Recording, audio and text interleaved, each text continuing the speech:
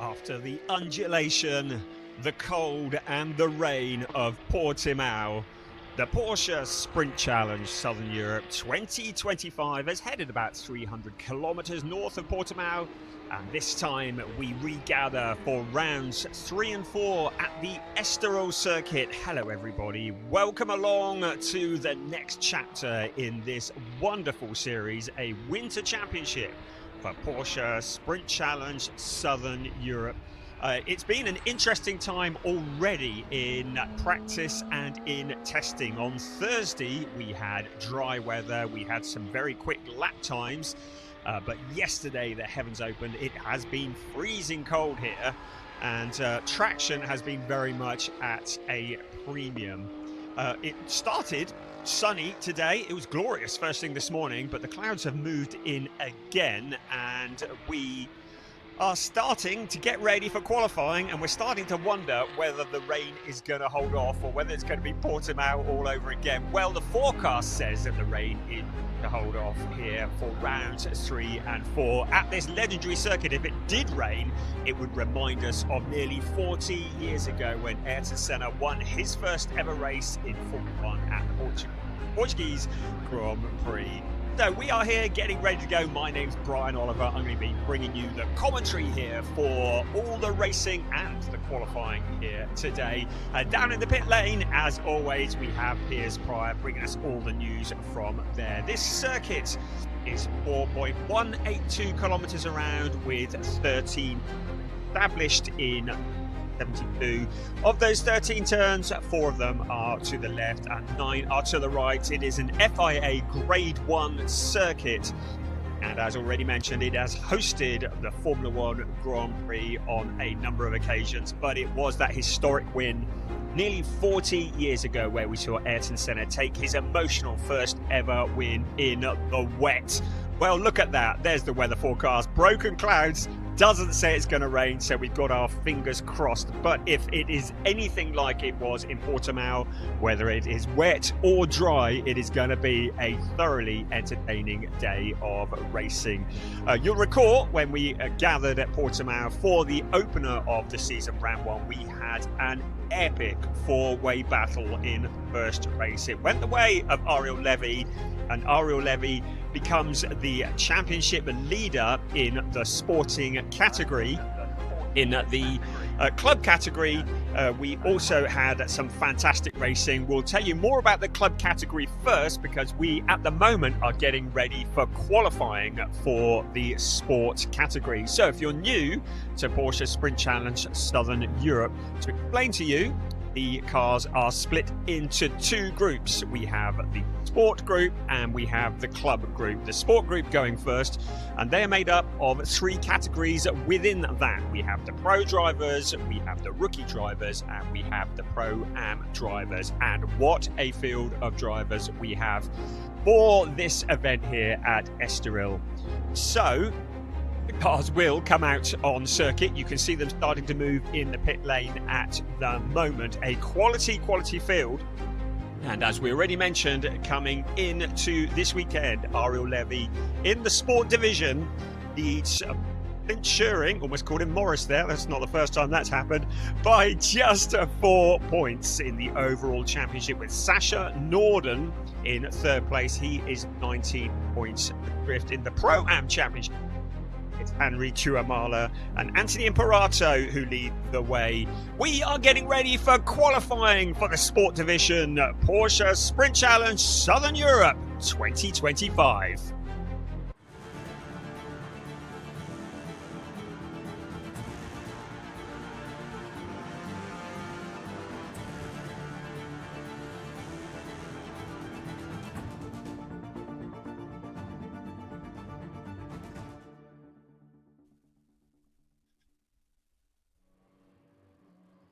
So with the cars coming out on track, and as we look down the pit straight, you can see, well, it is a little bit wet. There are some dry patches appearing.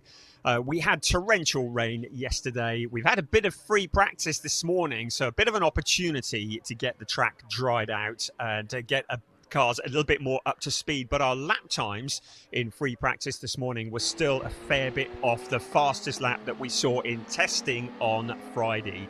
On Thursday in the testing session, and in that session it was Ariel Levy who was the quickest of all. We had 4 sessions on Thursday for the sport division, and out of those, Ariel Levy was quick 2 of them, ensuring quickest one of the others, and Jelte Hofner was quickest in the first of those, which shows you how competitive this series is. The quickest time that we had on Thursday, the 1:38.516. And you can see the surface there with those slippery patches. We are going to probably struggle to get anywhere near the 1:38.5s, but we have 30 minutes of qualifying ahead of us. So, if you're new to Porsche Sprint Challenge Southern Europe, well, firstly, we say welcome along, prepare to be entertained. And I know there are a lot of people from around the world who are watching. There are people watching on television, people watching online, and also we've got a lot of people watching at the circuit as well. We know you're going to be entertained. So we start the day off with qualifying. It'll be qualifying for the sport division, and that's going to be for the next half an hour. Then it will be a very short break, and then we will have qualifying for the club division, and then it will be 2 races for each category this afternoon, as we see a bit of a lock-up heading into turn 1. The car's just struggling for that traction, just building the heat in the tyres. So in this 30-minute qualifying session for the sport division, all of the cars will be looking to record their fastest time. It is called a qualifying session. Well, every car has qualified for the race already, with the one exception, and that is if a driver is more than 120% slower than the fastest lap time, they would need to get special permission from the race steward to start the race. But it is called qualifying, but the next half an hour is all about determining where on the grid the cars are going to start for the races this afternoon. There are 2 races. The first one, which will be round 3, and that grid will be determined by the fastest lap time that is set during this session. So the driver's fastest lap time will determine where they start for round 3, the first of 2 races this afternoon. The second race this afternoon, round 4 of the championship, will be determined, the grid positions will be determined by the driver's second fastest lap time. So it's not about just putting in 1 quick lap, it's about putting in certainly at least 2 quick laps. It's also about tyre preservation, because tyres are strictly limited. Just 2 new sets of tyres for qualifying and for the races today here in Estoril. So the drivers need to be looking after the rubber on the cars.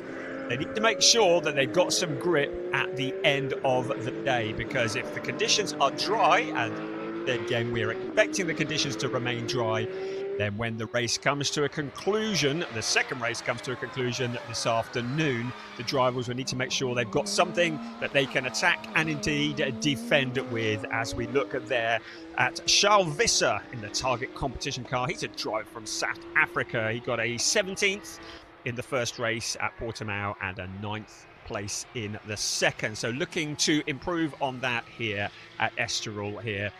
Today, as he goes round with already nearly 5 minutes of this session gone. You can see him weaving as he heads down the pit straight, just trying to build the heat into the tyres and into the brakes. When you get heat into the brakes, the heat transfers through the wheel rims and into the tyres as well. And this is very much about getting it right, getting the tyres into the window. It's not about half an hour of going flat out. It's about building the temperature. We have the out lap when the cars come out of the pits initially. Then we have the build laps, and that's the stage that a lot of these drivers are in at the moment.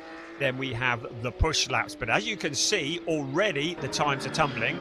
1:43.924, so that is already quicker than our quickest time this morning, set by championship leader and indeed defending champion Ariel Levy. He had a 1:52.720 this morning, but was still a long way off his fastest time that was set in session 4 on Thursday, the 1:38.516. But as the track dries out, as the tyres get more heat into them, we're going to see these times tumbling down, and it may well be in this qualifying session that our fastest time is going to come in the absolute closing stages of this session, because that is potentially when the track is going to be at its quickest. It will be at its driest. There will be rubber laid down from the cars that have been circulating around, and the tyres will be, in theory, in the operating windows. So a lot of drivers will want to wait until late in the session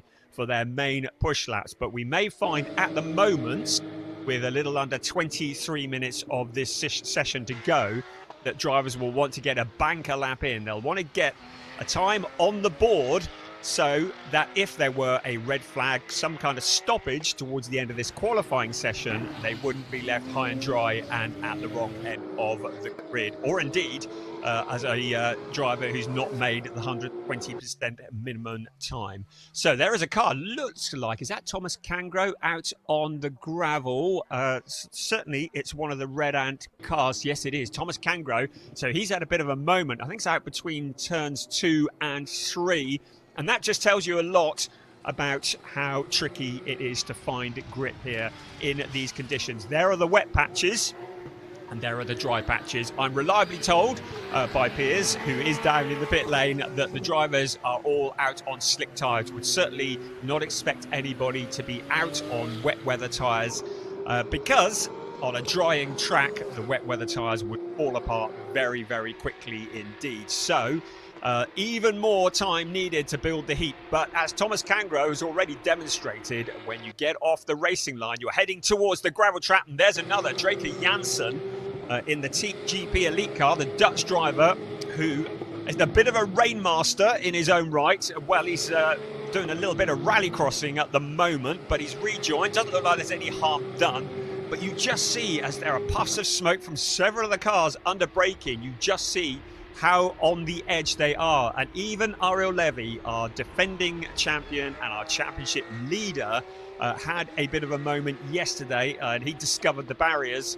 Didn't do too much damage, but certainly just goes to show that even the high and mighty are going to struggle in these conditions a little bit. Ariel Levy, at the moment, he's on build laps himself, just getting the heat into the tyres and into the brakes. It's Draker Janssen with a 140.985 at the moment. So that's our initial benchmark. We'd expect to see certainly a fair bit of time taken off that as this session progresses.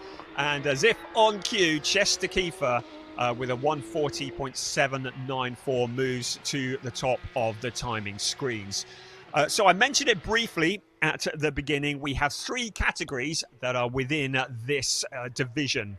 We have the pro drivers, we have the pro-am drivers, and we have the rookie drivers. The rookie drivers are denoted by the blue boxes. And if you're watching on screen, it looks like somebody in the background there's a lot of smoke up there. I don't know if that's from the track or from somewhere else.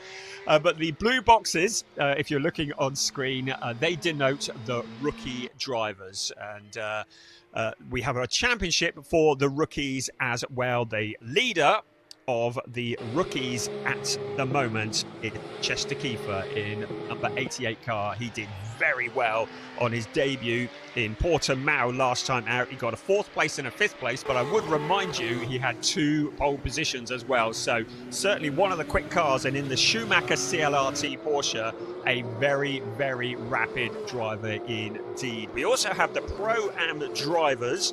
And in the Pro-Am Championship, it's Henry Chiuamala who leads Anthony Imperato by 10 points. With Ziad Giris in 3rd, he is 18 points adrift in that championship. So we have effectively, as we see, a lockup from Rodrigo Almeida, the FAC Autotech car going into the corner.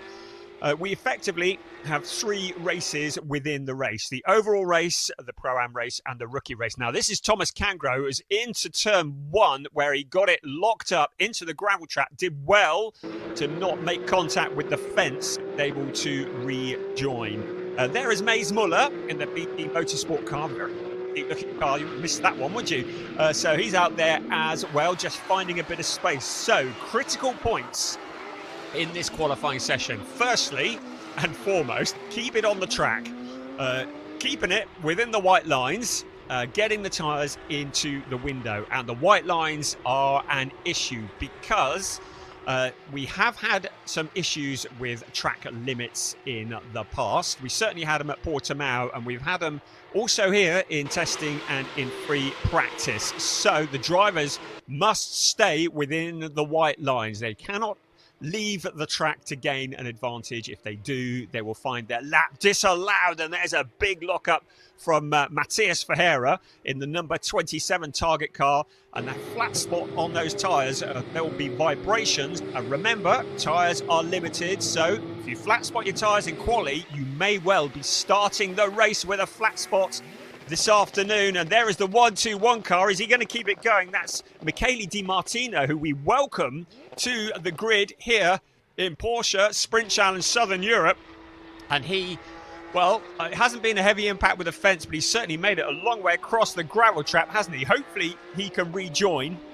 And it's exactly moments like that why drivers who leave it till late in the session for their push lap are dicing with fire just a little bit, to mix the metaphors, because if it's late in the session, they're on their push lap and suddenly a red flag comes out because of a stranded car, their laps will be disallowed. There's another driver that we welcome this year, Sören Spreng for Team GP Elite, the German driver. He is the 2 times champion on the Pro-Am category in Porsche 6 Carrera Cup Germany. A legendary driver. Great to have him here joining the grid in Porsche Sprint Challenge Southern Europe here at Estoril. Has a good fan club as well, and really good to have him here. And there's a driver who really shone at Portimao last time out, Sid Smith, the driver from Great Britain in the Team Parker Racing Porsche. To everybody who's watching in Great Britain, we hope you are shouting at your screens as we see Sid Smith looking to improve on a P7 at the moment. While all that's been going on, Ariel Levy has jumped to the top of the timing screen to 140.149. So still a couple of seconds off his quickest time on Thursday, but maybe that's as good as we're going to get in these conditions. Having said that, I reckon there are going to be some improvements coming. Chester Kiefer has currently gone the quickest of anybody in Sector 1.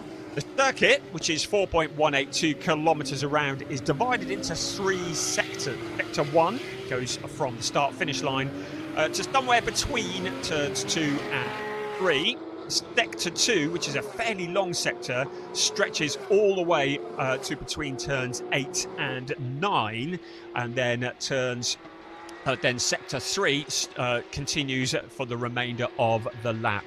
So we have the drivers recording times in sectors. We get a sector time for each one, and the quickest of anybody in Sector 2 on the last lap was Draker Janssen. That moves him up into P2 in the standing. Still, Ariel Levy leading the way, a 140.149. He is our championship leader by just 4 points over Flint Schuring. Flint currently in 6th place with a 140.438, so he's about 0.289 slower than Ariel Levy at the moment. But we are now approaching the halfway point of this qualifying session, so still plenty of time to do something about that. And as this session now moves into its second half, the cars we expect to get quicker as the track continues to dry out. You can see those dry patches as the cars head along the pit straight. And we look once again at Mace Muller. There's Ariel Levy just behind, Matthias Ferreira behind them. But finding space out on track for the qualifying session is important. You're tripping over other cars. Chester Kiefer is once again pushed out of the garage into the fast lane. And you can see him just rejoining to try and improve on his time that currently has him in P3. While all that's been going on, Jonas Greif has jumped up into P4. Jonas Greif, who has been in Porsche 6 Carrera Cup Germany for a couple of years. He took a year out last year to do GT Masters. It was good to see him in a different discipline, but we know he's serious this year because he has signed for Team GP Elite. And the number 4 car, keep an eye on him. He's going to be going places this year. Another driver going places, Rodrigo Almeida. You see him there in the number 18 FAC Autotech car from Mozambique. He was very, very quick in the second race at Portimao last time out. He got a 4th place. Another driver who's come from other disciplines. We've seen him in the ADAC GT4 category in the past, but has certainly shone here in Porsche Sprint Challenge Southern Europe when we were at Portimao last time out. So he, with FAC Autotech, another legendary team run by Alex FAC Senior and Alex FAC Junior, who is a driver in his own right. So in fact, he is the Pro-Am champion in the ADAC GT Master Series that is predominantly in Germany. So they know a few things about running a Porsche, and with Rodrigo Almeida as their driver, they've got some hopefully some great results ahead of them. You can see on the graphic that Ariel Levy and Jonas Greif are in the pits at the moment. Chester Kiefer's out on track, and with quite a few of the cars in the pits at the moment, and as I say that, there's quite a few of them now starting to move, it does mean there is space out on track, and that's exactly what Matthias Ferreira is taking advantage of. He's in a 9th place at the moment, and he will be looking to improve on that. 140.863, so he's about 1.1 second down from Ariel Levy. I've just seen a notification that Draker Janssen's lap was deleted for track limits on turn 10. So we said track limits might have something to do with it, and if you're using your rubber up and you're using your resources up and you exceed track limits, you're not going to have that level of grip and that level of power available to you on subsequent laps. So really important to keep it within the white lines, and Matthias Ferreira also exploring the outer reaches of the Estoril circuit. So to remind you once again, we are in qualifying at the moment. I know we have a lot of new people watching Porsche Sprint Challenge Southern Europe, and it's great to be on television and streaming online around the world as well. The only Porsche Winter Championship in Europe. What is often known as a training championship, but it is a championship that the drivers want to win. But if you're new to this, and a lot of people are, to explain once again, this is qualifying. This is to determine grid positions for the races this afternoon. The fastest time will determine where the driver starts on the grid for the first race this afternoon, and the second race this afternoon will be determined by the driver's second fastest time. So if things remain as they are at the moment, it would be Ariel Levy who would start on pole position with Jonas Greif alongside him, an all-team GP elite front row. Another driver who has had a lap time deleted for track limits on turn 4, I beg your pardon, is Luciano Martinez, the Argentinian driver for Ombra Racing. So it's another one who's had a lap time deleted. Nothing too spectacular at the moment. Draker Janssen has gone quickest of anybody, just as I say that, in Sector 1, and 19.839 in Sector 1. Which is very quick indeed. He's into Sector 2 at the moment, so expecting him to improve from his 12th place that he is at the moment. To remind you, he did have his last lap time deleted for exceeding track limits. But he's got a bit of work to do to catch the 139.742. So that is the quickest time now for Ariel Levy, a 139.742. The first driver into the 39s, still 1.2 seconds slower than he was in testing on Thursday.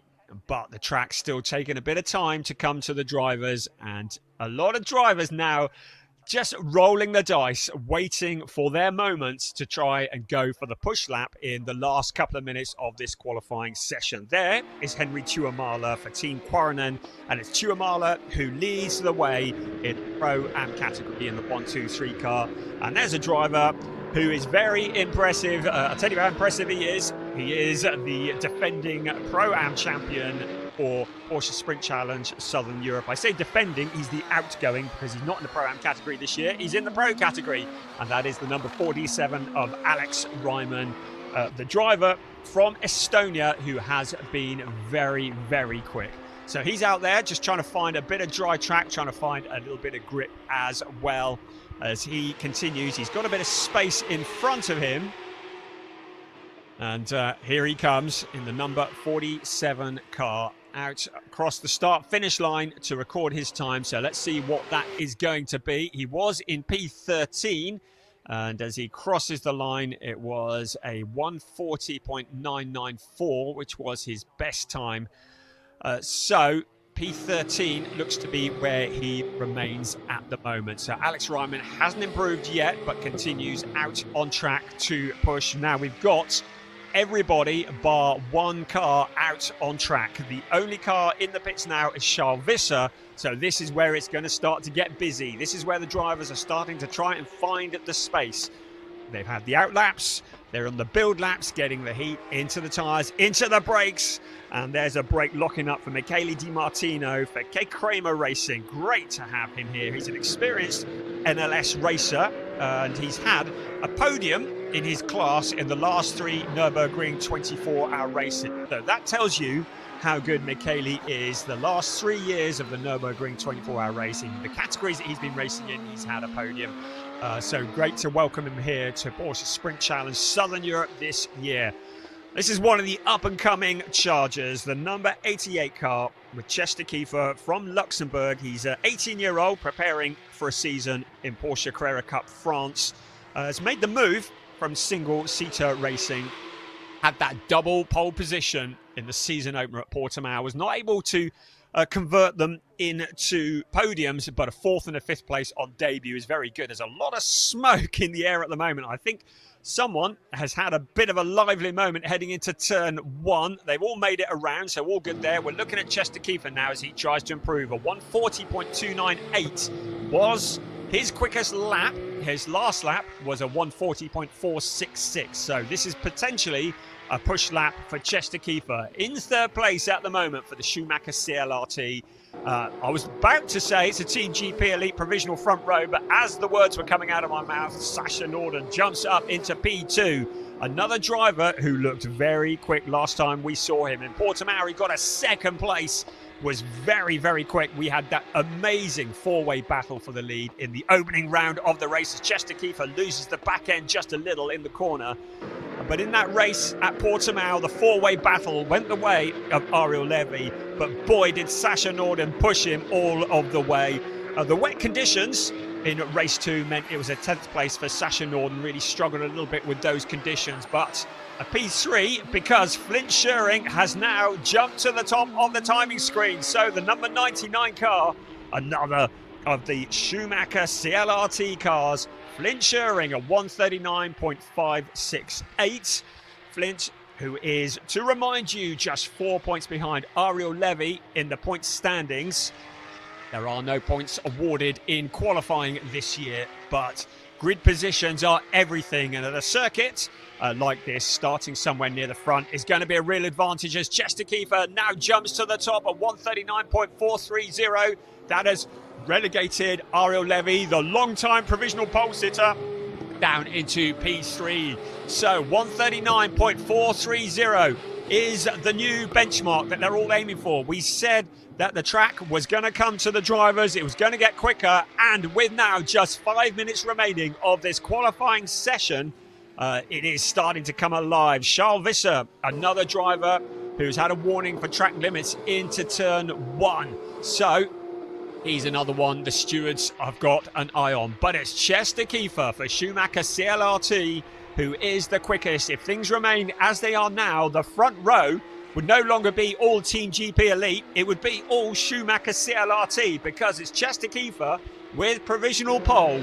His teammate Flint Scheuring alongside him, just 0.138 slower. Then it's Sasha Norden in 3rd place, but Flint Scheuring responds at 1:38.895. That is a fantastic time, pulling over half a second on his teammate. So Flint Scheuring starting to come alive in the last 4 minutes of this session. Chester Kiefer, Every race so far this season has been started with Chester Kiefer on pole position. Can he keep that record going? Can he make it 3 poles in 3 races? Well, Flint Schuring doesn't seem to think so, does he? Because he is at the top at the moment, a 1:38.895. I'm looking at the sector times for Chester Kiefer. Doesn't look like this lap is going to do anything to jump him to the top. It doesn't. So it was a 1:39.427. So it was his quickest lap last time around, as that Søren Spreng, who's into the gravel for the Team GP Elite, and he's keeping it going. The good bit is the gravel does allow the drivers an opportunity to just skim across the top. He's onto the grass, so he's able to rejoin, but it's going to take him a fair bit of time to get those tyres cleaned up, to get the heat back into them and get back up to speed. So Søren Spreng scattering gravel all around turns 8 and 9. Drivers behind him won't be thanking him for that. But Søren Spreng is able to rejoin. Doesn't look like he's done any damage, but it will have thrown him. Once again, Thomas Cangro under braking, yet another lock-up in front of him, and Cangro going very deep into the corner. So Thomas Cangro currently down in 16th place. He's done a personal best in Sector 1, but it's still a little way off the best of Schuring. Our current provisional pole sitter, as Draker Jansen now jumps up into P2. Draker Jansen with a 1:39.379, but still getting on for half a second slower than Flint Schuring. That really was an epic lap from Flint Schuring that put him to the top of the timing screens. I don't have a record of the driver's second fastest times, but to remind you once again, the driver's second fastest times will determine their starting positions for race 2, which will take place this afternoon. That will be round 4 of the championship. At the moment though, for round 3, as Søren Spreng peels off into the pits, his session is done. For round 3, Flint Schuring currently on provisional pole position. Now, who can do anything about it? Ariel Levy has responded quickest of anybody in Sector 2, a personal best in Sector 1. So Ariel Levy into Sector 3 at the moment. Can he do anything about Flint Schuring as Domas Radonis jumps up into P2, just over 3/10 slower than Flint Schuring. But we've got one eye on Ariel Levy as he continues on his lap. He jumps through to the top of the screens in the closing stages. He turned that personal best and a purple in Sector 2 into a fastest lap of all. And Ariel Levy retakes his position at the top of the timing screens at 1:38.889. That bumps Flint Schuring down into second place. So first, second in the championship are first and second on the grid at the moment. I'm looking to see if anybody's improving. Draker Jansen's done a personal best in Sector 1. So he has still not done yet. We're into the last minute of this qualifying session. It's still all to play for. We thought the track was going to come alive as the clock ticked down. That's exactly what is happening because the cars are getting quicker and quicker. A personal best at Ariel Levy in Sector 1. He wants to cement that position in provisional pole position. There is Draker Jansen in car 17. He's done a personal best in Sector 1, waiting to see how he does in Sector 2. His Sector 1 time was a 19.827. That's about a tenth slower than Ariel Levy was in Sector 1 last time around. Levy now goes the quickest of anybody in Sector 2, so stretching his legs at the front. Draker Jansen is going to struggle to tackle the pole position time, but he could move up the grid. He could improve on that P4. It wasn't a particularly spectacular Sector 2 for Draker Jansen, but he's still pushing hard. He's out in P4 at the moment. He could improve. We're going to see what happens as he comes across the line. Draker Jansen crosses the line, and he doesn't improve. So he's up into P4 as the clock strikes 0. It is Ariel Levy who is on that provisional pole position. Any drivers that are on a lap at the moment will be allowed to continue, and that lap will count. But if things remain as they are now, it is Ariel Levy who will start on pole position for round 3 this afternoon, with Flint Schuring alongside Domas Radonis in P3. Good job from him. Draker Jansen in P4. Then the 27 of Matthias Ferreira, who is the quickest next up in P5. And then it is Chester Kiefer in the 88 car, also in the rookie category. So, Kiefer, just double checking that he is in the rookie category. He is. So the quickest of the rookies is Matias Ferreira, and he is in P5. There is Rodrigo Almeida just continuing his laps through the very windy turns 9, 10 and in towards 11. Then the sweeping 12 and 13. There's Alex Ryman in the 47. He's in P15 at the moment. So our quickest rookie, Matias Ferreira, in P5. Our quickest Pro-Am driver, Henry Tuamala, and he's in 12th overall.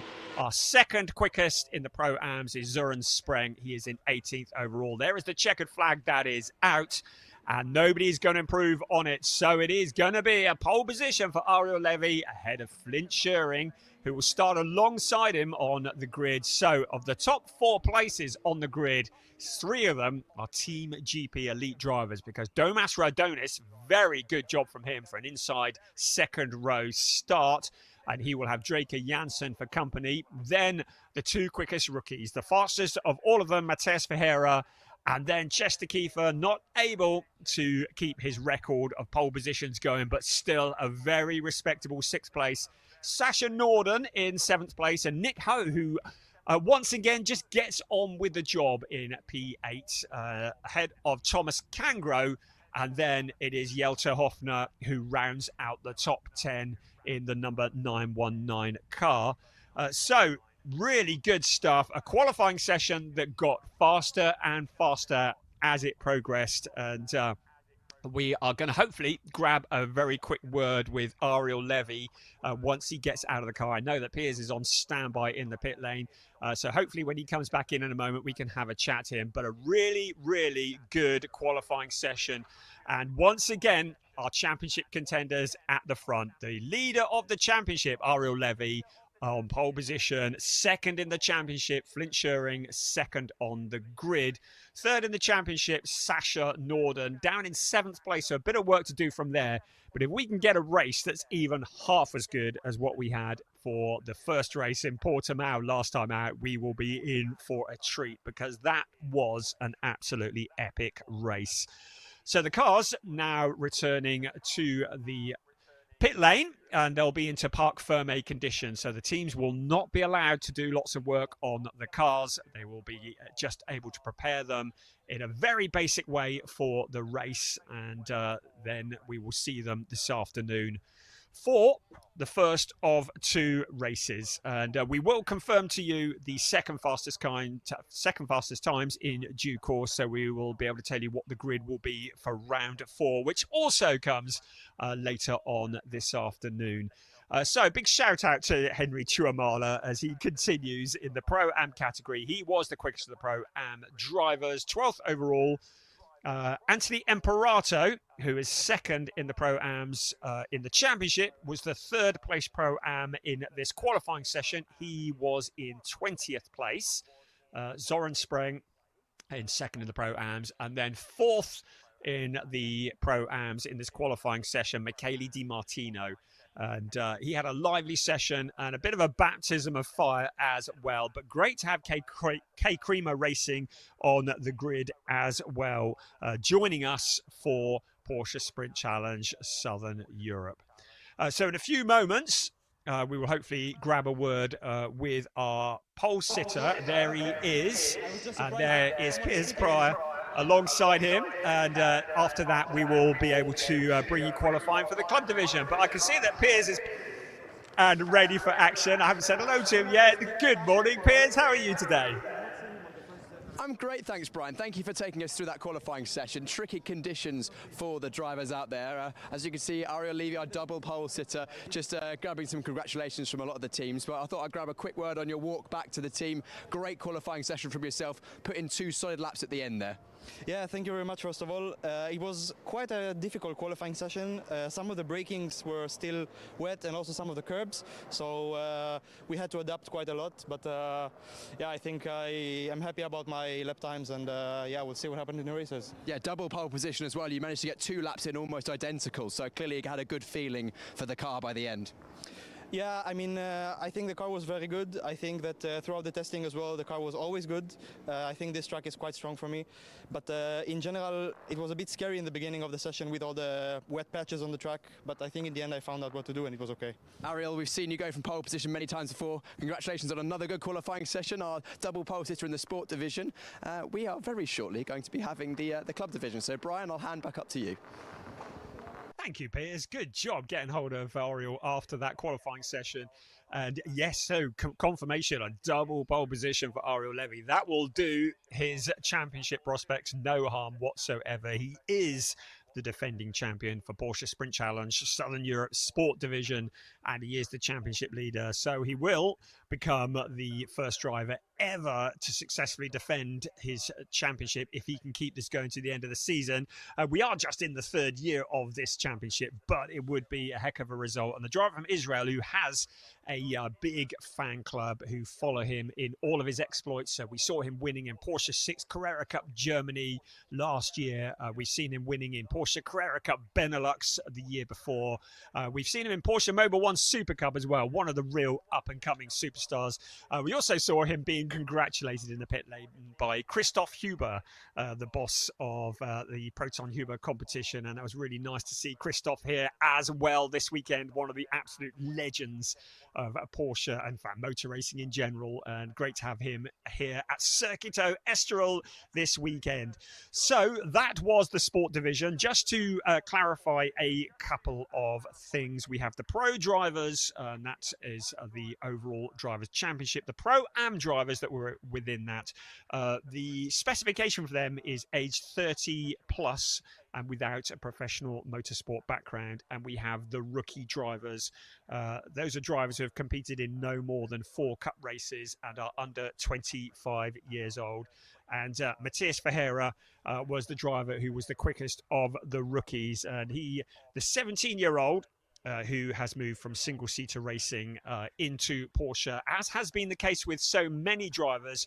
They move from single-seaters into the Porsche Sprint Challenge and the Porsche Carrera Cup, and they really find their feet. And we certainly saw that with Robert De Haan. There's a name that many of you may be familiar with, who started off in Formula 4 and has become an absolute superstar in Porsche Carrera Cup racing along the way. We are part of the Porsche Pyramid. It's a great system that is set up by Porsche, where customers come in and they can take part in motorsport driving events like the Porsche Sport Driving School and other club sport events. Then they go into the One Make series, contested in the Porsche 911 GT3 Cup cars like you've just been seeing. Also the Carrera Cup, the GT3 Cup Challenges, the Porsche Mobil 1 Super Cup. And then after that, up the pyramid, they come into factory racing, and we see Porsche drivers in the World Endurance Championship. We saw a Porsche winning in the 24 of Le Mans this year in the GT category. We see Porsche in the IMSA Sport Car Championship. We saw a Porsche we saw a Porsche win in the 24 Hours of Daytona. A Porsche 1-3, let's put it that way, the Daytona 24-hour race just a couple of weeks ago. We saw Porsche taking a second place in the Bathurst 12-hour race last weekend in the Pro-Am category. So that's all part of the Porsche pyramid. And then lastly, at the top of the pyramid is the pinnacle of Porsche racing, where we see the hypercar, the LMP1 car.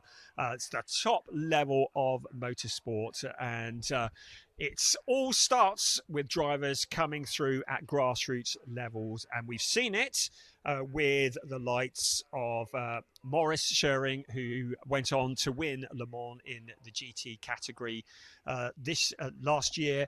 We've seen it with Thomas Preining, who's come through the pyramid, who went on to become the DTM champion last year. We've seen it with Bastian Boos. There's a driver who's come through the ranks, a young driver. He went on to become the Porsche Junior, and we're very excited to see him. Look at all the fans there. And I'm going to tell you a bit about those fans in a moment. I'm just going to finish this line first, because Bastian Boos, who's been announced as a racer in the DTM for Allied Racing this year. We're very excited. Jan Kasperlik has murdered him, and he has brought him through the ranks. Right, we are getting ready for qualifying for the club division.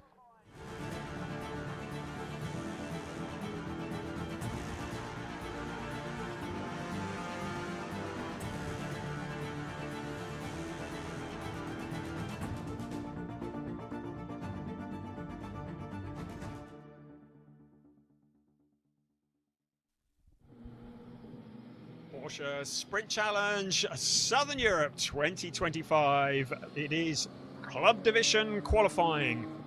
As with the sport division that we have just witnessed, it is 30 minutes of time for the drivers to come out and to record their fastest and second fastest laps to determine grid positions for their two races, which will take place this afternoon.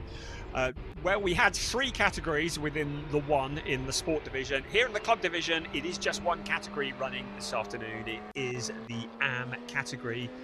And all these drivers running in the same category. We haven't got any GT4 drivers here this weekend, but still lots to play for here in the AM Championship. So the AM drivers are all aged 14 years or over, no professional motor racing background. So this really is heading towards more of that kind of grassroots driver that we were just talking about. But don't be fooled. These are very, very competitive drivers, very, very quick indeed.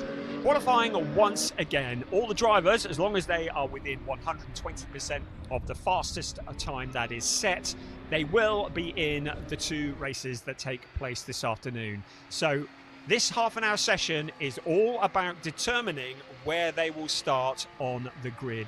The driver's fastest time will determine where they start in the first race this afternoon in round 3. The driver's second fastest time will determine where they start in the second race in the club division this afternoon, and that will be round 4. Their times are compared to each other, and that is where the grid is formed. That is how the grid is determined. I know a lot of new people are watching this, and I know there's an awful lot of people who are joining us from India. You saw a number of fans leaning over the garage in the shot just prior to the start of this session.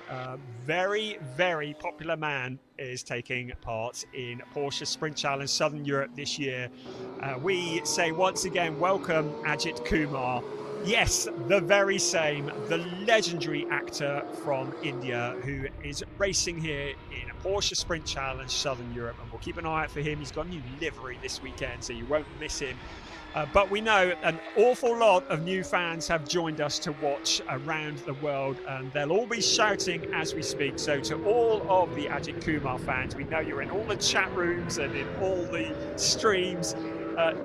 Watching your man, we say good morning to you. Hope you are going to be thoroughly entertained, and we hope your man is going to do you proud. But there are a whole load of other drivers out there that are also going to be fighting for position, none more so than Philippe Wills, who is the championship leader. He leads Evgeny Leonov by 14 points, and he's going to extend that, all being well here, because Evgeny Leonov is not here at Estoril this weekend. Third in the points is Javier Ripoll Jr. He is 26 points back from Philippe Wills, and he is here this weekend. Lot to play for there in the championship. And Philippe Wills, who is very, very quick. And there is Andre Fernandez getting it all wrong into turn 1. The car goes backwards. Well, you can see the splitter is trailing from the front of the car. So if he can get that moving, we'll be able to keep this session going. But if he can't, we're going to see a red flag. A red flag means an end. Now, was that another car losing it in the background? Yes, it was.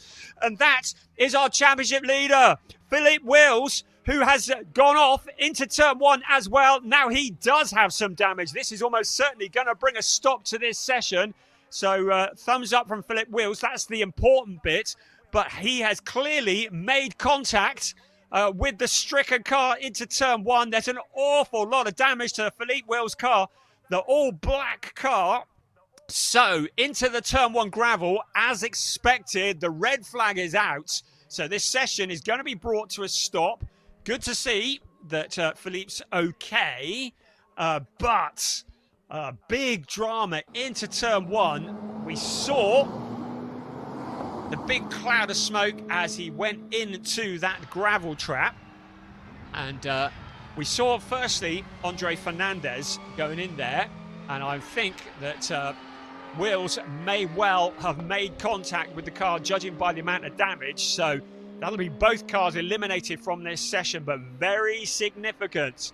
Philippe Wills, the championship leader in the club division, Well, I say looks to be out. There is no chance at all that he's going to be out for this qualifying session now. He got a second place in the first race at Portimao, and he got a first place in the second race at Portimao.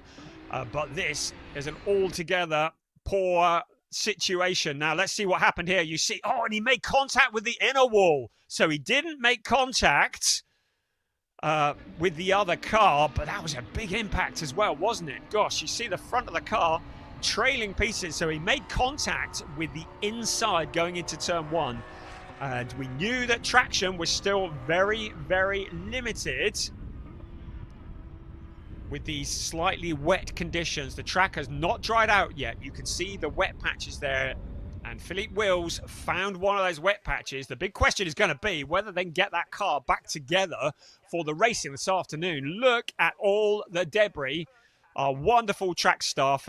Good morning to all of you who work so hard. Thank you for all that you do, and picking up bits of wrecked Porsche at the moment is your task, and they'll want to pick up all the shards of bodywork there because those could easily cause a puncture. There's a man with a leaf blower as well there doing a very good job, but that was a very big impact with the barrier. You see the dent in the barrier as well. I'm presuming that is going to be okay. In fact, there's a bit of bodywork wedged in the barrier.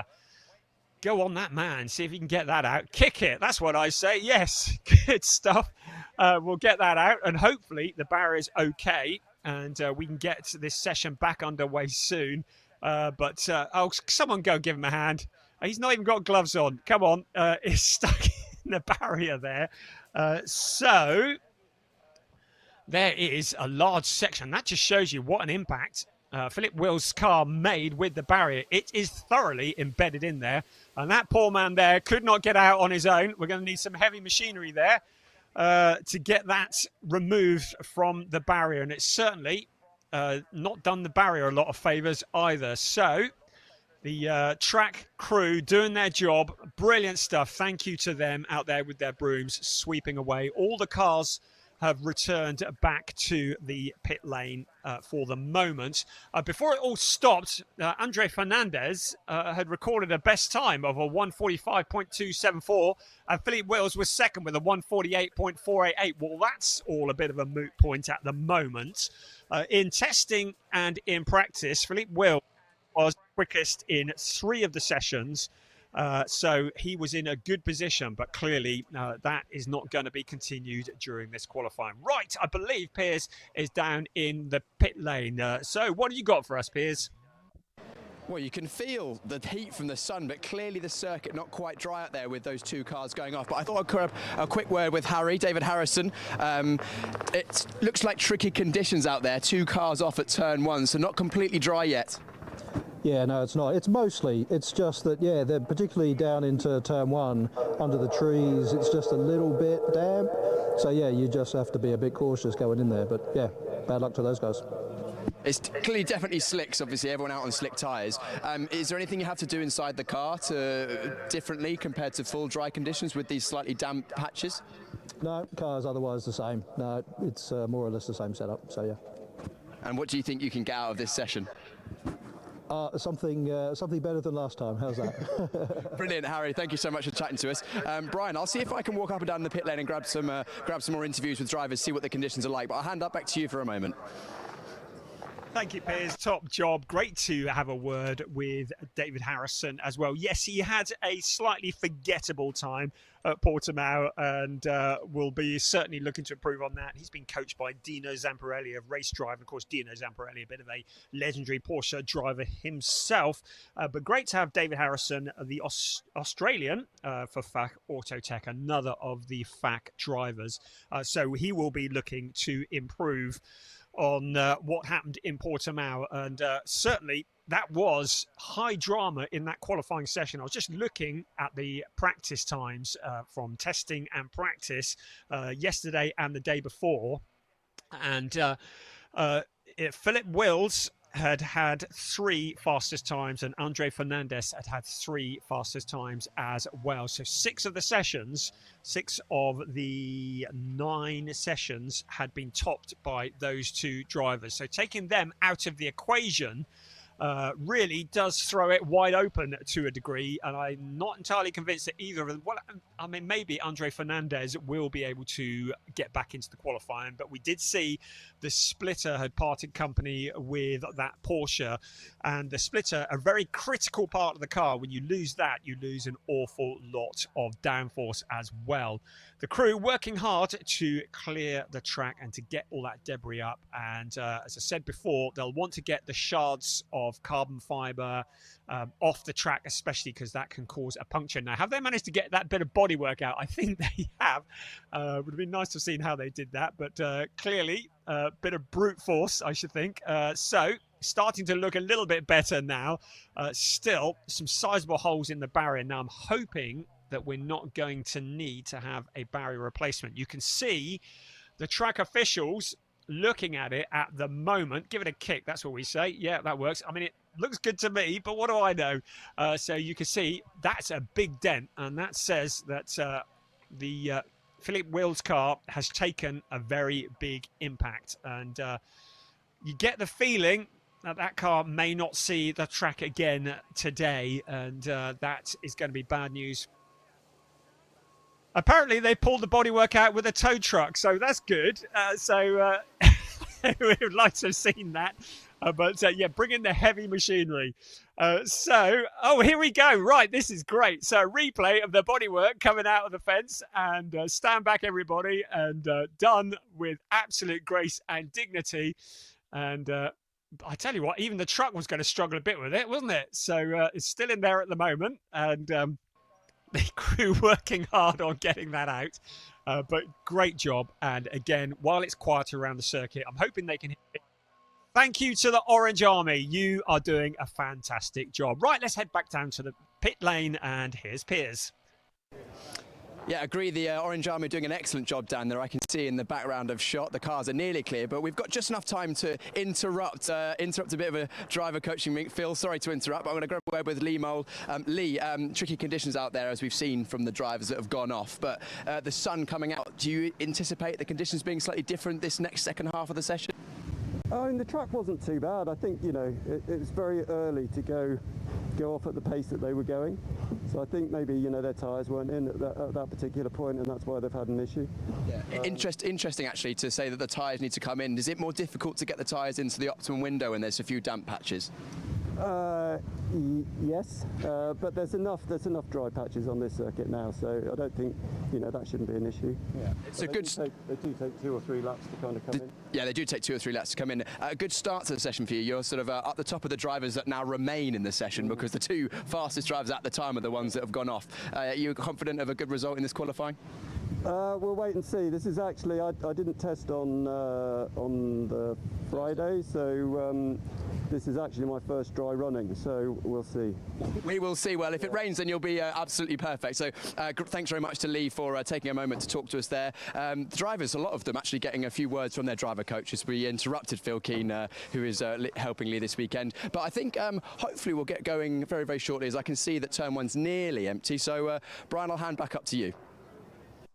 Lovely. Good job. Thank you, Piers. And thank you, Lee, for that insight as well. Really, really good to hear from him. He made his Porsche debut last year in Porsche Carrera Cup Great Britain in the AM Championship, and won it with 11 wins. He's a driver that we often see racing around the streets of Monaco in the historic Grand Prix in those wonderful machines. A very wise head.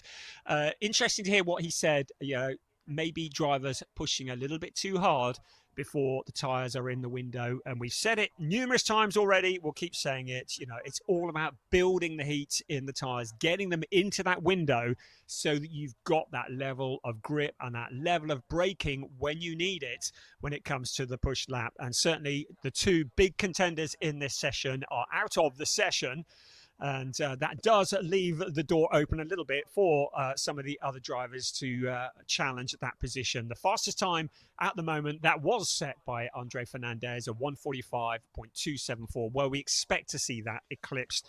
Looking at the dry times from Thursday's session, the fastest of all was Philippe Wills with a 1:39.202. In warm-up this morning, it was Philip Wills again with a 1:43.629. So it is a track that is starting to get quicker and quicker as the sun comes out. And as Piers said, you can feel the heat just starting to burn through a little bit. The clouds are starting to break, so I'm hoping that any fear of rain will pass quickly. A pleasant spring-like day here in Estoril as the green flags fly. Once again, the clock starts to tick and the cars come out. So it was a while ago that we started this qualifying session. It stopped because of two incidents. Firstly, Andre Fernandez went spinning into the gravel trap, and then a much bigger incident. It was Philippe Wills who made contact with the inside barrier heading into turn 1, did an awful lot of damage to the Proton Huber competition Porsche. That brought out the red flags. It means that of the runners and riders, Lee Mole is currently the quickest at 1:49.761. But we'd expect to see that eclipsed as time goes on. There is Lee Mole in the distinctive, is that a yellow, green, yellowy car with the orange base. But great to have him here out on track once again, building the heat back into tyres, getting back up to speed. And the drivers, to remind you, not just their quickest times, but their second quickest times will count when it comes to grid times and to grid positions. So cars out on track at the moment, and it'll be a few moments before we see the time starting to tumble. So, looking down towards Devon, cars come, and not as many in the club division as we saw in the sport division, so hopefully traffic not so much of an issue for these drivers, but they'll want to find some space out on the track, and a lot of these drivers will want to get that banker lap in early on, just so that they've got a time on the board and they are ready to go. There is Lee Mole from Great Britain for Team Parker Racing. He got an 8th place and a 10th place in Portimao, so looking to improve on that. And I hear a rumour that he might be looking at Porsche Carrera Cup Italy this year, so a good warm-up for that, if that is indeed the route that he chooses to go down.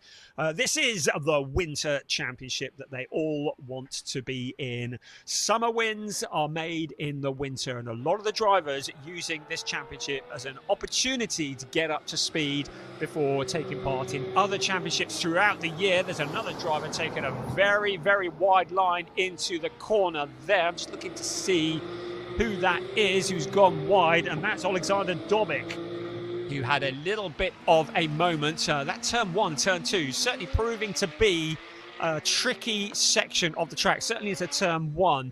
So traction very much at a premium, and it's at a very fast part of the circuit. When the cars are up to full speed, they're going to be approaching that corner somewhere close to 270 kilometers an hour. So it is a tricky turn, that turn 1. It's a second gear corner taken at about 85 kilometers an hour when the tyres are up to temperature. But of course the tyres are not up to temperature at the moment. So the build process begins once again. And we look there at Carsten Creamer. Great to have him for K Creamer Racing. He's the team boss. He's been racing since 2016, very much a Nordschleifer specialist.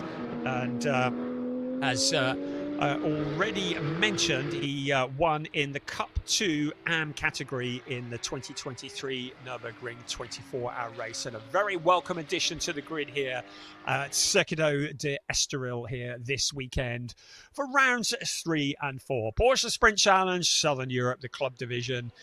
So there is Lee Mole once again, and he now moves to the top of the time sheets, and he beats the time that was originally set by Andre Fernandez, a 1:44.151. But with still 20 minutes remaining of this session, we'd expect to see that time eclipsed. Well, Lee will hopefully hope he'll be the one that does the eclipsing, and he at the moment just running out on track. He's got a nice clear track in front of him. In fact, he's got nobody in front of him. The next car up the road is right up, just finishing the lap at the moment. That's Eric Wagner, a driver who's being coached by Sam Yongyan this weekend. And those who follow Porsche Carrera Cup Benelux will be familiar with the name Sam Yongyan, and he's doing a sterling job with Eric Wagner, just helping him to get up to speed in the Enrico Fulgenzi racing car. That's the man that Piers spoke to in the pits a little while ago. A little lock up there in the FAC Autotech car. David Harrison just continuing at the moment, and very much wanting to put the memories of Portimao out of his mind. Well, we won't keep mentioning it then, will we? Just behind him, there's Ernst Indebitzen. He got a 15th and 11th at Portimao last time out, and Ernst is another one in the FAC Autotech car. So great to have FAC here doing the business in Porsche Sprint Challenge Southern Europe. And there is Ernst Indebitzen, the Swiss driver, in a Swiss team. And of course, he was in Porsche Sprint Challenge in 2023 and 2024. He got a 7th place in the AM Championship in 2023. We've also seen him in Porsche Sport Challenge Suite in 2024 as well. So clearly a very useful pilot, and gaining some good mileage here out on track. He's currently in P7 and 147.114, so some 4 seconds off the time, but still pushing the heat into the tyres and into the brakes, getting everything up to temperature. David Harrison out there, he is once again in the 151 car. He's currently in 12th place. His last lap was a 151.633, so plenty of time to be found there, but he crosses the line now. Let's see what he does. It's going to be an improvement. It moves him up to 11th, a 147.519. So he's taken a few seconds off his previous lap, but still just building that heat. There's Ernst Indebitzen once again into what is proving to be the very tricky turn 1. Out of turn 1 in towards turn 2, and everybody with plenty of space out on track at the moment, and everyone out on track, certainly those that are running. Obviously no Philippe Wills, and I said I didn't know if he was going to make it or not. Well, the answer is yes, because I can see from the screen the number 917 is circulating. Not only is he circulating, he's gone to the top. Andre Fernandez, after that moment on turn 1, well, I saw the splitter coming off the car. I think they've probably fitted another one, because Andre Fernandez, not only is he back out on track, but he's quickest, a 142.098. That is nearly a second on Lee Mole. So 142.098. What a great job from the team turning that car around. The number 917, the green car that you can see there. The last time we saw that car, it had Philippe Wills heading towards it in pieces at high speed, but they managed to get that one back together very, very quickly. He's out on track, and a sterling job there from Veloso Motorsport getting that car back out. The Portuguese driver, of course, on a home circuit, enjoying it here, has done a few laps around here, but he'll be delighted about that. And not only that, goes straight back to the top of the timesheets. A little under 16 minutes remaining for all the Ajit Kumar fans who will no doubt be yelling at their screens at the moment. He is still just building speed. He was in the pits for quite a long time, but he is back out on track now, currently in 13th place. So a bit of work to do there for the number 28 cars, but we expect to see him improving as this session goes on. But at the moment, Andre Fernandez, Javier Ripoll Jr. moving up into 2nd place, but a little over 0.6 of a second. Then is Lennart Heemstra in 3rd place ahead of Alexander Dobik, and then Lee Mole, who was quickest, and now in 5th place. There is the aforementioned Eric Wagner. We spoke about him earlier. He has improved. He's up into 10th place. His last lap was a 143.999. So he still needs to find a little bit of time, but there's another car into the barrier. That's a big impact. This is going to bring out a red flag, I have no doubt. That's Lennart Heemstra in the 969 car, who has made heavy contact with the barrier. Now, I'm not entirely sure where that is out on track. I think it's up between turns 8 and 9 maybe. But certainly the red flag is out. Lennart Heemstra, big impact with the barrier. That has seriously made a mess of that Porsche. Up over the tyre barrier he has come, and that's going to need to be removed. As expected, the red flags fly once again. Glory be. So the cars will once again come back to the pit lane. But wow, what a big impact that looked like it had been for Lennart Heemstra. He was in third place, 141.764, so he'd just done his personal best, and very quick time, but he is not going to go any further, is he? So the 969 car, he had a non-finish in race 1 in Portimao, but had a 5th place in the second. Just pleased to say the driver is okay and out of the car, so that is the important bit. But that was a proper wall of death he's done there, isn't it? So good to know the driver's all okay. He's out of the car. But hey, deja vu. The clock stops once again. We're just about at the halfway point of this session. We're hoping to get it finished sometime before it gets dark. And the cars are once again back into the pit lane. So Andre Fernandez quickest to 141.128. And Javier Ripoll Jr. is second. All the cars just peeling back into the pits. Then it was Lennart Heemstra, but he clearly is not going to be going any further. Then Lee Mole. There's Javier Ripoll Jr.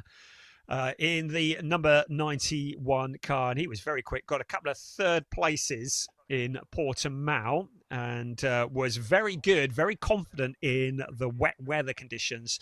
Venezuelan driver for Est1 Racing, which is really good to have on the grid. I've just had another confirmation just to reassure people that Lennart Heemstra is all okay after that moment. So yes, Javier Ripoll Jr., definite championship challenger, and he was third in the AMS in last year's championship, last year's Porsche Sprint Challenge Southern Europe. Venezuelan, living in Miami, living the dream. Races Porsche on the American scene. And there is Ajit Kumar. Been waiting to see him. He has a legion of fans here at the circuit. This weekend, he has legions, and I mean many hundreds of thousands of fans watching online. In fact, I would say millions of fans watching online and around the world. The Indian superstar actor, and certainly brought a lot of new interest to Porsche Sprint Challenge Southern Europe. And we say welcome along to all the people that are experiencing Porsche racing for the very first time. And I hope you are enjoying what you are seeing here. Right, I believe that Piers is going to get hold of Javier Ripoll Jr. Waiting for indication. Yes, he is down in the pits with Javier Ripoll Jr. Over to you, Piers. Thank you, Brian. Yes, I thought we'd take this opportunity. Unfortunate to see cars, of course, going off circuit and causing a red flag. We're hearing that Lennart Heemstra is okay. Heemstra is okay. He's out of the car. Car not looking so good, but Javier Ripoll Jr. is currently sitting second at the moment in qualifying. Happy to have a word with us. Javier, another car going off. What are the conditions like out there? I mean, the track is pretty dry now. It's just few after the end of the main straights. You have to keep the line or maybe in the middle. If you move outside a little bit, you're going to try to pass somebody. It's still a little bit damp. So that's basically the accident that happened in turn 1 and then what happened in the back. I mean, that's basically what's going on. Besides that, the track is pretty dry. I don't think we're going to do the lap times that we did in the practice, but it's getting drier. You're doing pretty well at the moment, currently sitting second at the red flag. Of course, still nearly half the session to go. So I assume you're hoping to at least hold or better that position. So they were talking to me in the radio, but yeah, well, hopefully, according to this, we have 15 minutes. The clock is stopped. We need to put a second set and to see if I can improve at least 2 laps. And hopefully Phillips as well. He might race with the other car eventually. And the other car that just hit right now was not that big. The accident, but it looked bad, but it's not that big. Oh, okay. That's good to hear because we saw the car sort of half on the tyre barrier. Yeah, I have both recorded here. The first one, the second one. We'll come to you and get that footage later on. Javier, thoughts for the last 15 minutes, of course. Second set of tyres to go on. I can feel the heat of the sun is beaming down now. Is that going to make much difference to the way you need to approach this second half? Oh yeah, definitely. 100%. The tires will warm up faster. Also the temperature. The pressure. We need to lower the pressure a little bit more to grab it. And basically, it's 2-3 laps that we have. There's nothing else. So. Well, you better get the job done then, I suppose. Yeah, we've done enough. Javier, thank you so much for taking the time to chat to us. I'll let you refocus, ready for the session. I'm sure it's going to be a few minutes. I don't know if do you want to leave that open? Yeah, we'll leave it open. Get some cool air in there. Brian, back to you. I'll see if I can grab a word with anyone else. Get the cool air while he can.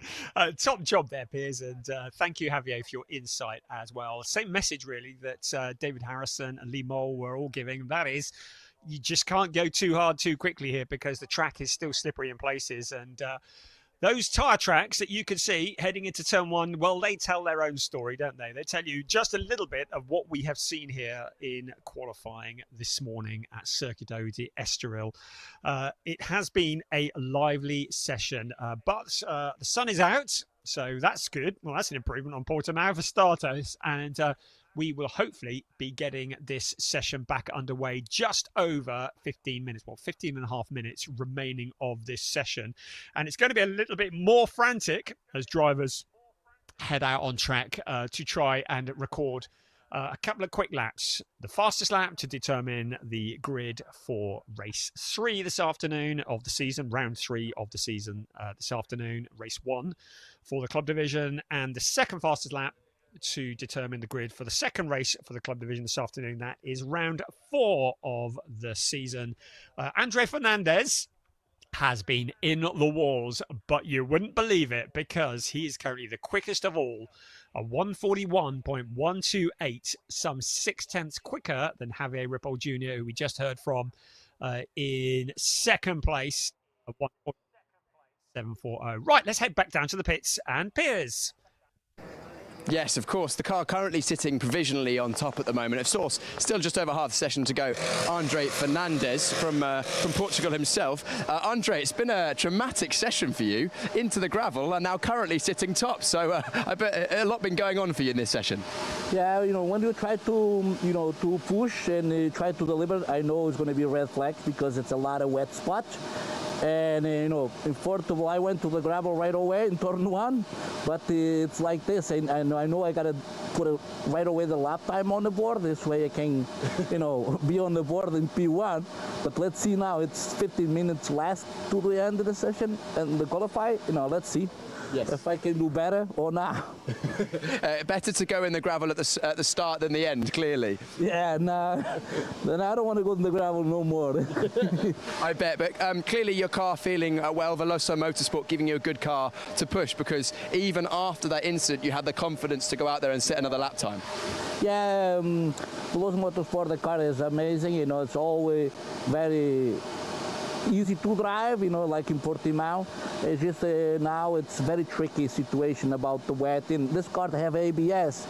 You try to commit to ABS, but sometimes you got to back up a little bit, like the pros, back up a little bit and don't be so full in ABS, because ABS is not cleaning the track anyway. It makes you easy, but you got to be careful, don't use it too much. This is what happened in turn 1. I tried to push and squeeze the ABS, but it's no good. You got to be easy.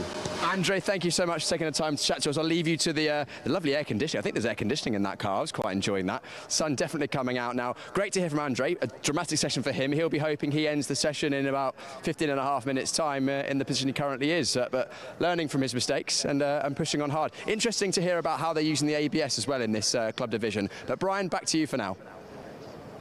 Thank you, Piers. Stealing second-hand air conditioning, whatever next. Yes, I hadn't mentioned this earlier, and I should mention this now. In the club division, the cars are permitted ABS. In the sport division, which we saw earlier on this morning, no ABS or traction control is permitted. But in the club division, they are able to use ABS. The other difference between the two categories in the... Oh, good heavens, look at that fence. That's taking a bit of repairing, isn't it? In the sport division, you will see this afternoon both their races will be a standing start, weather permitting. But in the club division this afternoon, both of their races will be a rolling start. So that's a couple of the main differences. They're all running the same car, the Porsche 911 GT3, based on the 992 generation, a legendary car. I believe one of the most successful racing cars ever built. Porsche are, in fact, the most successful manufacturer in Le Mans history. And the car is 510 brake horsepower, 4 litres naturally aspirated, water-cooled flat six boxer engine, of course, mounted in the rear of the car. That in itself can create problems because, of course, all the weight of the car is at the rear. It means it's quite easy to snatch a brake at the front of the car when the tyres are cold, especially because all the weight is to the rear of the car. But they are wonderful cars, 6-speed transmission, control tyres, restricted setup options, but provide us with wonderful, spectacular racing. And I have to say, if you've never seen a Porsche Sprint Challenge or a Carrera Cup race in real life, you really need to do it because it is something to behold. Right, let's head back down to the pits and more from Piers.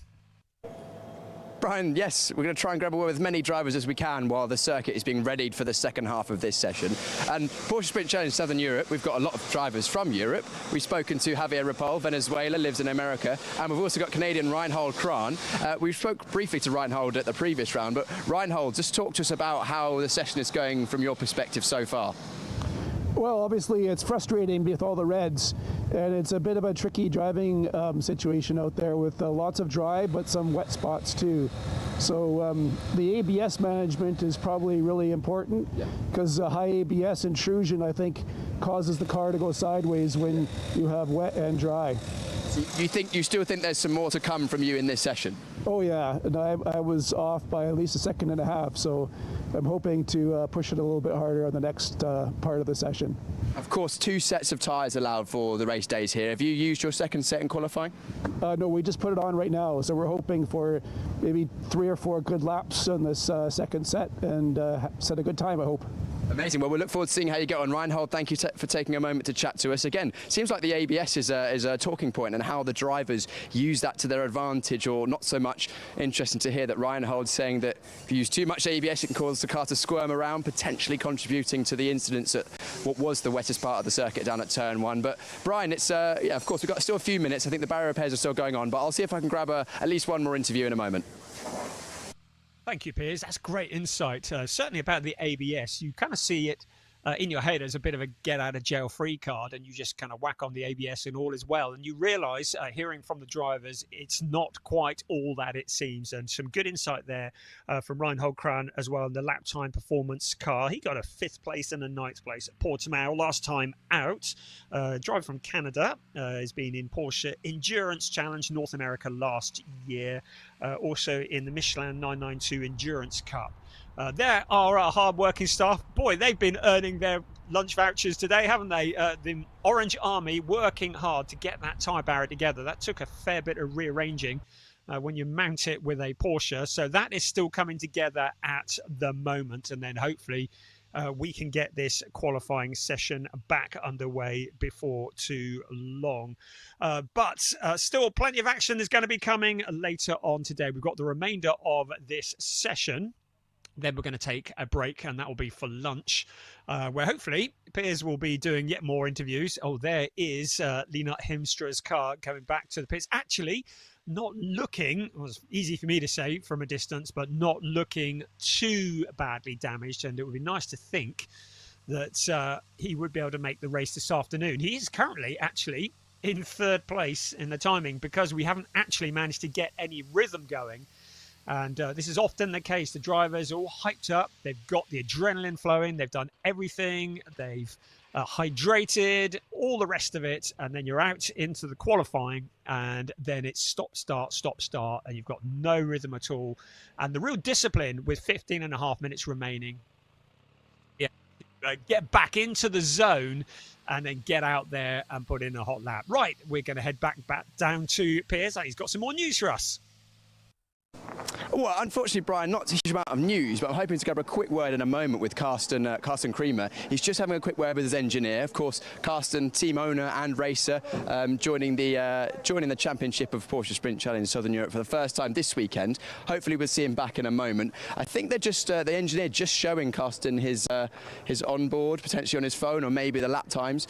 Once they've had a chat about that, I'll jump in and grab a word and see how his Porsche Sprint Challenge Southern Europe experience is going so far. I'm hoping I can just jump in and interrupt. Sorry to interrupting, guys. Carsten, first time in the championship this year. Things are going okay so far, but tricky conditions for your introduction, eh? Yes, well, but it's a beautiful track, and I love to be here. Yes. And how is it feeling on circuit in terms of, getting up the most out of the car possible? Are you finding it okay?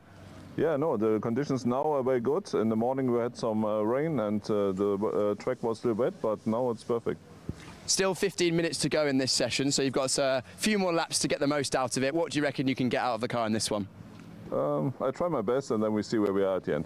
Brilliant. Carsten, thank you so much for having a chat to us now and joining us in the championship. We're also hopefully going to be able to chat to Carsten and potentially his teammate Michele Di Martino over lunch, as well as lots of the other drivers and personalities up and down the pit lane. Of course, after this session, there'll be a brief break after we go through the results, and then you've got time to go for lunch, but hopefully you can leave us on in the background and I'll be doing my normal half-time show, a pit lane walk, and grabbing a word with a lot of the drivers and finding out what they're like behind the helmet. Of course, you can see what they're like on circuit, but it's good to see some of their personalities. But Brian, I'll head back to you. Hopefully we can go green sometime soon. It looks like some of the cars have been retrieved that have left the circuit. Yeah, looking forward to the second half of this session. Thank you, Piers. Yes, we can get going soon. We've just had confirmation that qualifying will restart at 12:35 local time. It's currently just about 12:32, so in about 3 minutes' time, the lights should go green, and once again, the cars will be back out on track and having spent all that time getting the heat into the tyres and into the brakes. They've all just been sat in the pit lane cooling down, so they're going to have to do it all again.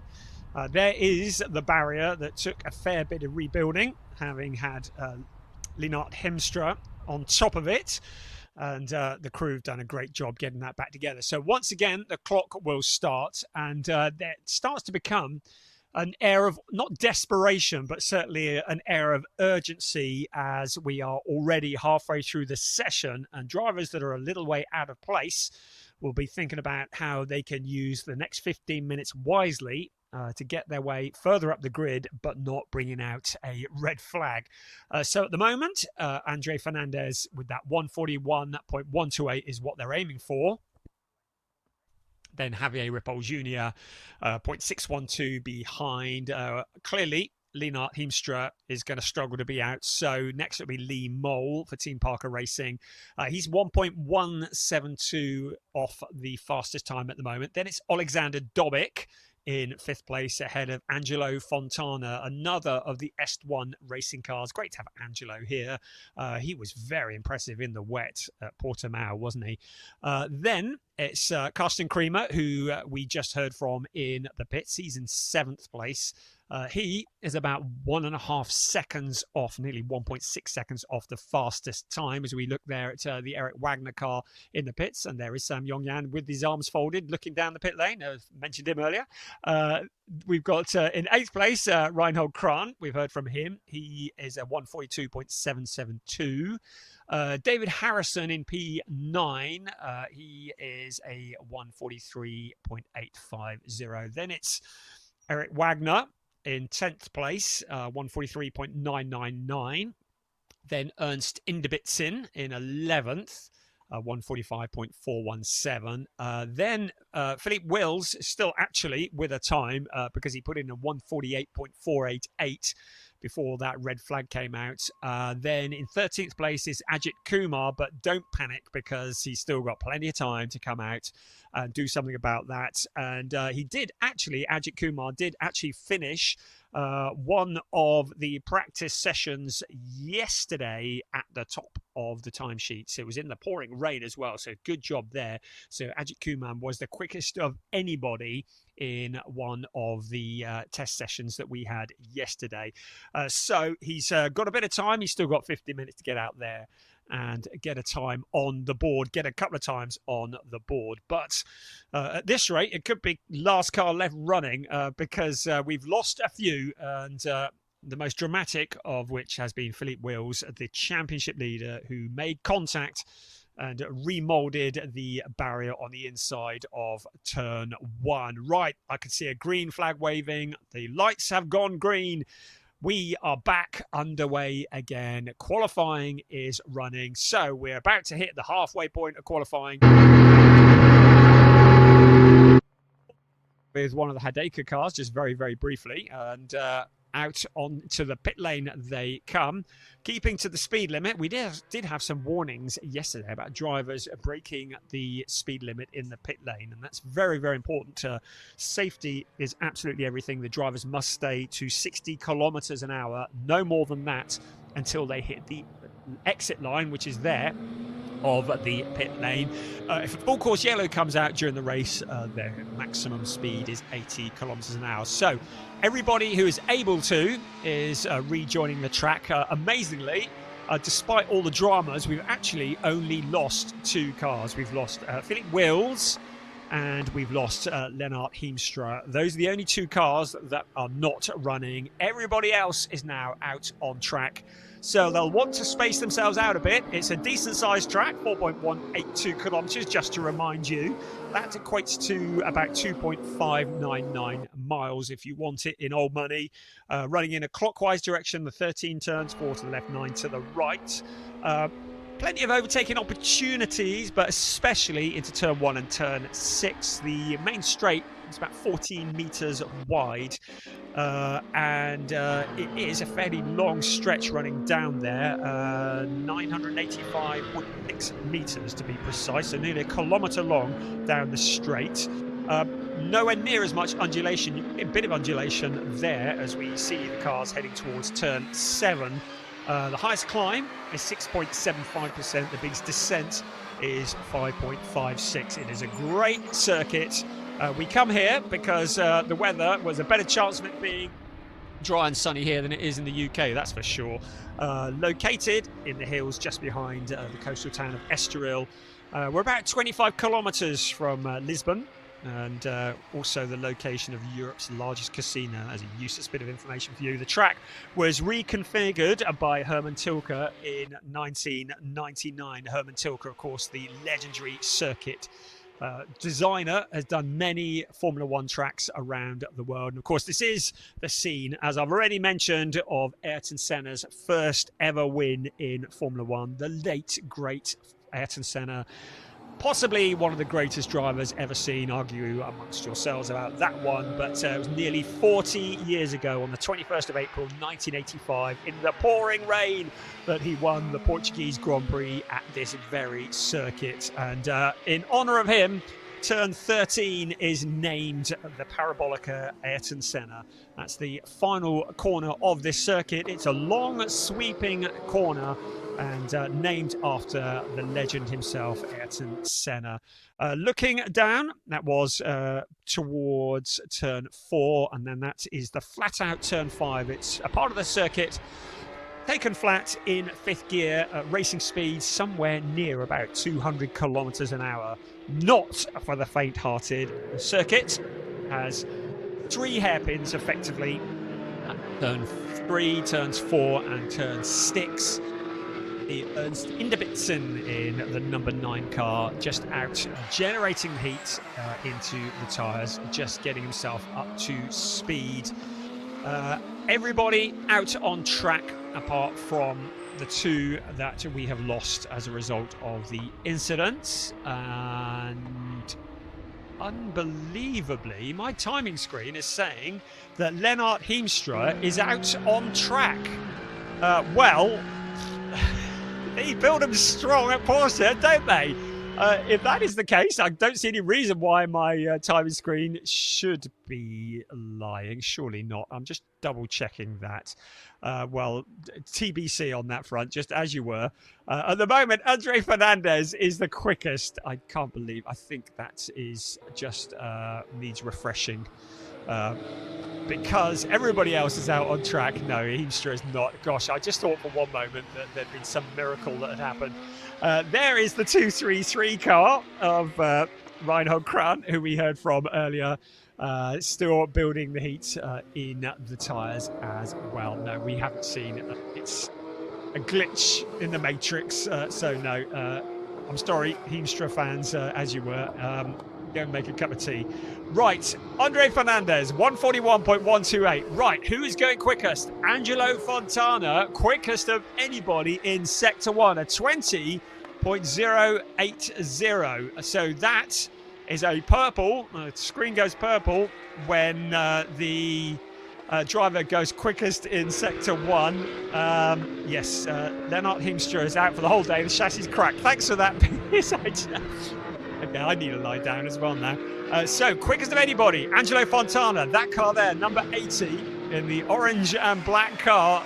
Into sector 2, also a best of anybody. So this could easily, if he can hang it all together for sector 3, this could easily put him to the top of the timing screens. Angelo Fontana currently in 7th place at the moment, into the final sector of the track through the windy turns 8, 9 and 10, then into 11, and then it's the Ayrton Senna Parabolica, the long sweeping corner that feels like it goes on forever, but out onto the pit straight he comes. Is this going to be a new provisional pole position? It is indeed. Angelo Fontana, a 140.967. So bumping Andre Fernandez down into P2.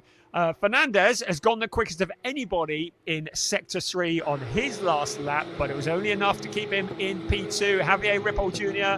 is bumped down into P3. So a new provisional pole sitter, Angelo Fontana, who appeared to get better and better as the weekend went on in Portimao, eventually mastering those monsoon conditions for a 2nd place in the 2nd race, and clearly fancies an opportunity of taking a first ever win in Porsche Sprint Challenge Southern Europe. As we look there as Andre Fernandez, now that is one that did rejoin after that moment into turn 1, now looking to respond. It was 0.161 last time around. I'm looking at his sector times. He's done a personal best in sector 2, but it is about 3/10 off the best of Angelo Fontana in sector 1, should I say. So he's into sector 2 at the moment. He's done a best of anybody in sector 2, but that's immediately stolen away because Angelo Fontana has gone quickest of anybody in sector 1 and sector 2 again. So Fontana looking to extend that gap at the top. Fernandez, personal best in sector 1 and sector 2, but not able to respond to car number 80, currently provisionally on pole position into sector 3, into that final corner. He's going to extend his gap at the front if things remain as they are. 140.967 last time around, 140.368, but that is a 140.030, should I say, and 140.368 to Andre Fernandez. So 0.3 of a second is the gap between first and second. Angelo Fontana, what pace he has got, getting close to being in the 39s. So there is Javier Ripoll Jr. just making a bit of space for the cars behind. He's still in that 3rd place at the moment. But Angelo Fontana on provisional pole position. We've got about 7 minutes and 20 seconds remaining, and he still in a very solid position. Andre Fernandez trying to respond. It was a personal best last time around, but not enough to unseat the pole sitter. This time around, still slower in sector 1. So it doesn't look to me like Andre Fernandez has anything that he can bring to Angelo Fontana on this lap. He's got a bit of traffic in front of him as well. That's Ernst Inderbitzen, who very kindly moves to the side to let him through. There's Javier Ripoll Jr. as well. He did a personal best on the last lap, but not enough to challenge for that pole position. At the moment, it's Angelo Fontana with provisional pole position, 0.338 ahead of Andre Fernandez. Angelo Fontana, the man in the number 80 car, looking for his first ever pole position and potentially a first ever win for Est1 Racing in Porsche Sprint Challenge Southern Europe. You can see how hard he's pushing as he comes out to complete another lap. I don't think this will be an improvement. 140.030, no, it's a 140.476. So potentially he's taken the best out of the tyres on the previous lap. A lot of strategy going on here. To remind you, it is just 2 sets of tyres for each driver. That has to last both qualifying sessions, or the qualifying session for both races, should I say, and both races.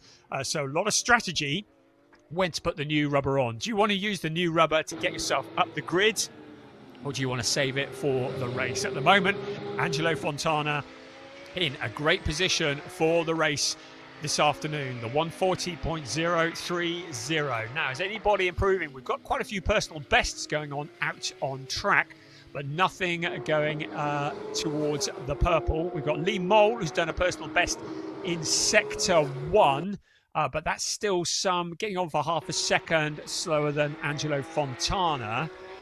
Also Reinhold Kran and also Carsten Creamer, they've all recorded personal bests in Sector 1. Personal best also for Alexander Dobic in Sector 2. But nothing is going to challenge that pole position at the moment. But potentially could Alexander Dobic get up on the front row. We're looking at Eric Wagner. He's in 9th place at the moment. He's not improved on his best times on this lap, but still pushing hard in the number 23 Enrico Fulgenzi racing car. So he comes out to complete that lap. Looking at Reinhold Kran, he moves up to P4, so 141.277 moves him up into 4th place. So good job from Reinhold Kran. And there is our provisional pole sitter peeling off into the pits. You get the feeling we have seen the best from him, and this is him probably done and dusted because he's not going to have enough time to get out, put in an out lap, get the tyres into the window, and then do another quick lap. So you get a feeling that he's pulled the pin and done as best as he can. A 140.030. Have we seen the best yet, though, from Andre Fernandez? It was 0.338 was the gap last time around. He's done a personal best in Sector 1, but not as quick as Angelo Fontana was in Sector 1. He's out into Sector 2 at the moment, so just pushing as hard as he can. That flat out turn 5, he just nails that one beautifully. Then the heavy braking into turn 6, one of the hairpins, a 180-degree turn, and then back out onto the accelerator he comes, picking up the speed as he heads towards turn 7, reaching about 205 kilometers an hour in 5th gear before another fairly heavy braking turn 7, then out in towards turn 8. Then it's the fairly windy section of the circuit. Taken in 3rd, 1st, 2nd gear, this little section of corners, quite a technical part of the circuit before heading out into the S's, which is turn 11 and 12, taken in 3rd gear, and then into the parabolic at Ayrton Senna, turn 13, a 4th gear corner, just building the speed gradually as you come out of the corner, out onto the pit straight, then absolute flat out across the line. It was a 140.3. Well, I've lost that already. It's a 140.030. It's a 139.792. So it was quicker. So in the closing stages of that lap, Andre Fernandez jumps to the top of the timing screen. The first driver, possibly the only driver to make it into the 39s. Andre Fernandez into provisional pole position, bumping Angelo Fontana down into P2. Fontana's in the pits, also P3, Javier Ripoll Jr. also in the pits. But at the moment, by 0.238, it's Andre Fernandez who jumps to the top of the timing screens. Angelo Fontana, if things remain as they are now, will start on the front row alongside Fernandez. But what a lap that was. It wasn't especially, well, he wasn't setting purples in the individual sectors, but he just strung it all together, just quick across all 3 of the sectors rather than just in 1 or 2 places on the circuit. And that was enough for provisional pole position. And looking at the timing screen, I can't really see anybody getting anywhere near that at the moment. 139.792 for Andre Fernandez for Veloso Motorsport. To remind you, that car started this session pointing in the wrong direction with the splitter hanging off, and here he is now 0.238 quicker than Angelo Fontana and in provisional pole position. Lee Mole has just improved as well. He's up to P5. A good job from him, a 141.438, but still 1.6 down from this car as he crosses the line once again. He hasn't been able to improve. That was a 140.434. That 139.792, that just, where did that come from? Caught us all napping. We're into the last minute of qualifying. As with the previous session, any laps that drivers are on, they can continue and the lap will count. So they're able to continue on that lap as we see him just manhandling the car around the corner, and the time will count until they cross the checkered flag once the clock strikes 0. As we look back again towards turn 4, still out there, Andre Fernandez still feels as though he can improve clearly, but sector 1, a 19.727 last time around, and that's Eric Wagner, who's had a bit of a moment. He's pointing towards the barriers. That's between turns 2 and 3. Finds reverse gears, able to get the car going again. Hopefully no one else coming along. It was all clear behind him. As we look once again, Andre Fernandez, the clock strikes 0. So now every car that's out on a lap is able to continue it. So the first to pick up the checkered flag is going to be Alexander Dobic, currently in 7th place, and he's about to come across the line to receive the checkered flag. 7th is as good as it gets for him, a 141.705. But still looking to improve, Andre Fernandez, but he really doesn't need to push because his pole position looking pretty safe. He may be thinking about a second fastest time. Can he make it a double pole? That'll be the question. His main challengers, as he peels off into the pits now, Angelo Fontana into the pits in P2. He's there already. Javier Ripoll Jr. also in the pits. He's in P3. So it looks like it's going to be pole position for Andre Fernandez. A phenomenal job, and what a story he has there. Having started this session with that drama into turn 1, narrowly avoided being collected by Philippe Wills after his big moment. There is Ajit Kumar. For all the people that have been waiting to see him, he's a little bit off the pace at the moment, about 8.7 seconds off the pace, but looking to improve on this. The car looking spectacular in that new livery, looking to just see if he can find something else in the number 28 car. He's around the final parabolica, turn 13 at the moment, out onto the pit straight. He's currently in 13th place. Let's see if he can improve on that. He's done a personal best in sector 2. So out onto the pit straight will come Ajit Kumar to receive the checkered flag.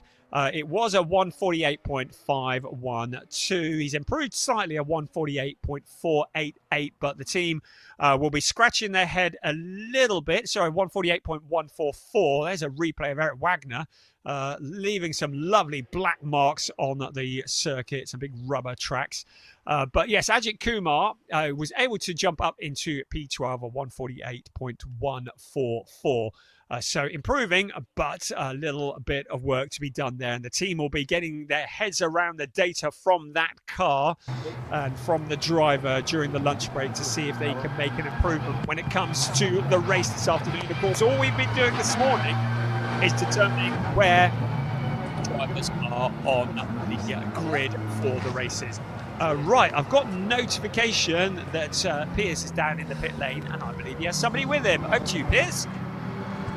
Yes, I thought I'd grab a word with our pole sitter. We chatted to Andre Fernandez very briefly during the session, but he managed to continue that form he had during the session after the second red flag into the final part of the session, and will start on pole position for Club Division Race 1. I'll just let him have a quick debrief with the team.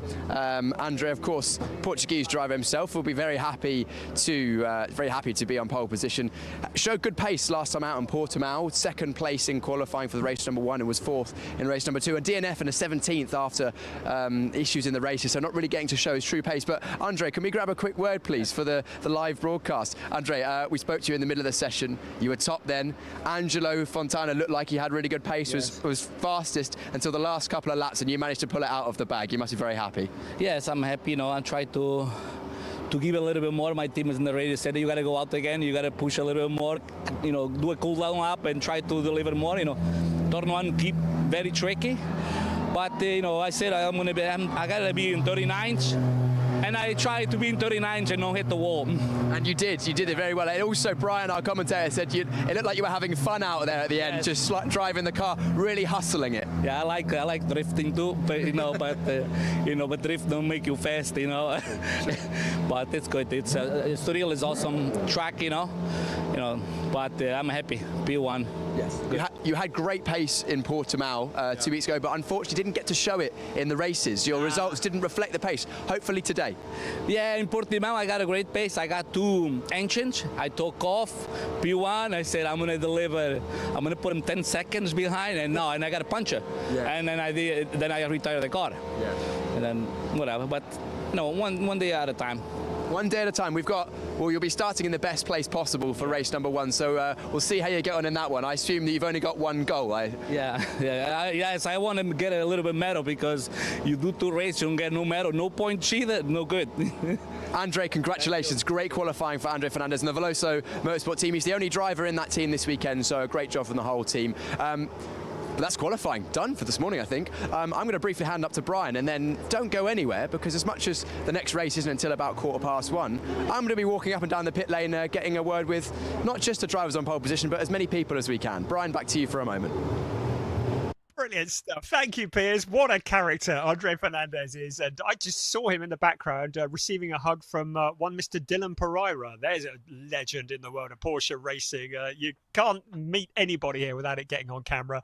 Yes, great job from Andre Fernandez. And if he is getting any advice from Dylan, then that would be very good indeed as well. But yeah, drifting, not necessarily the quickest way around Circuito Estoril.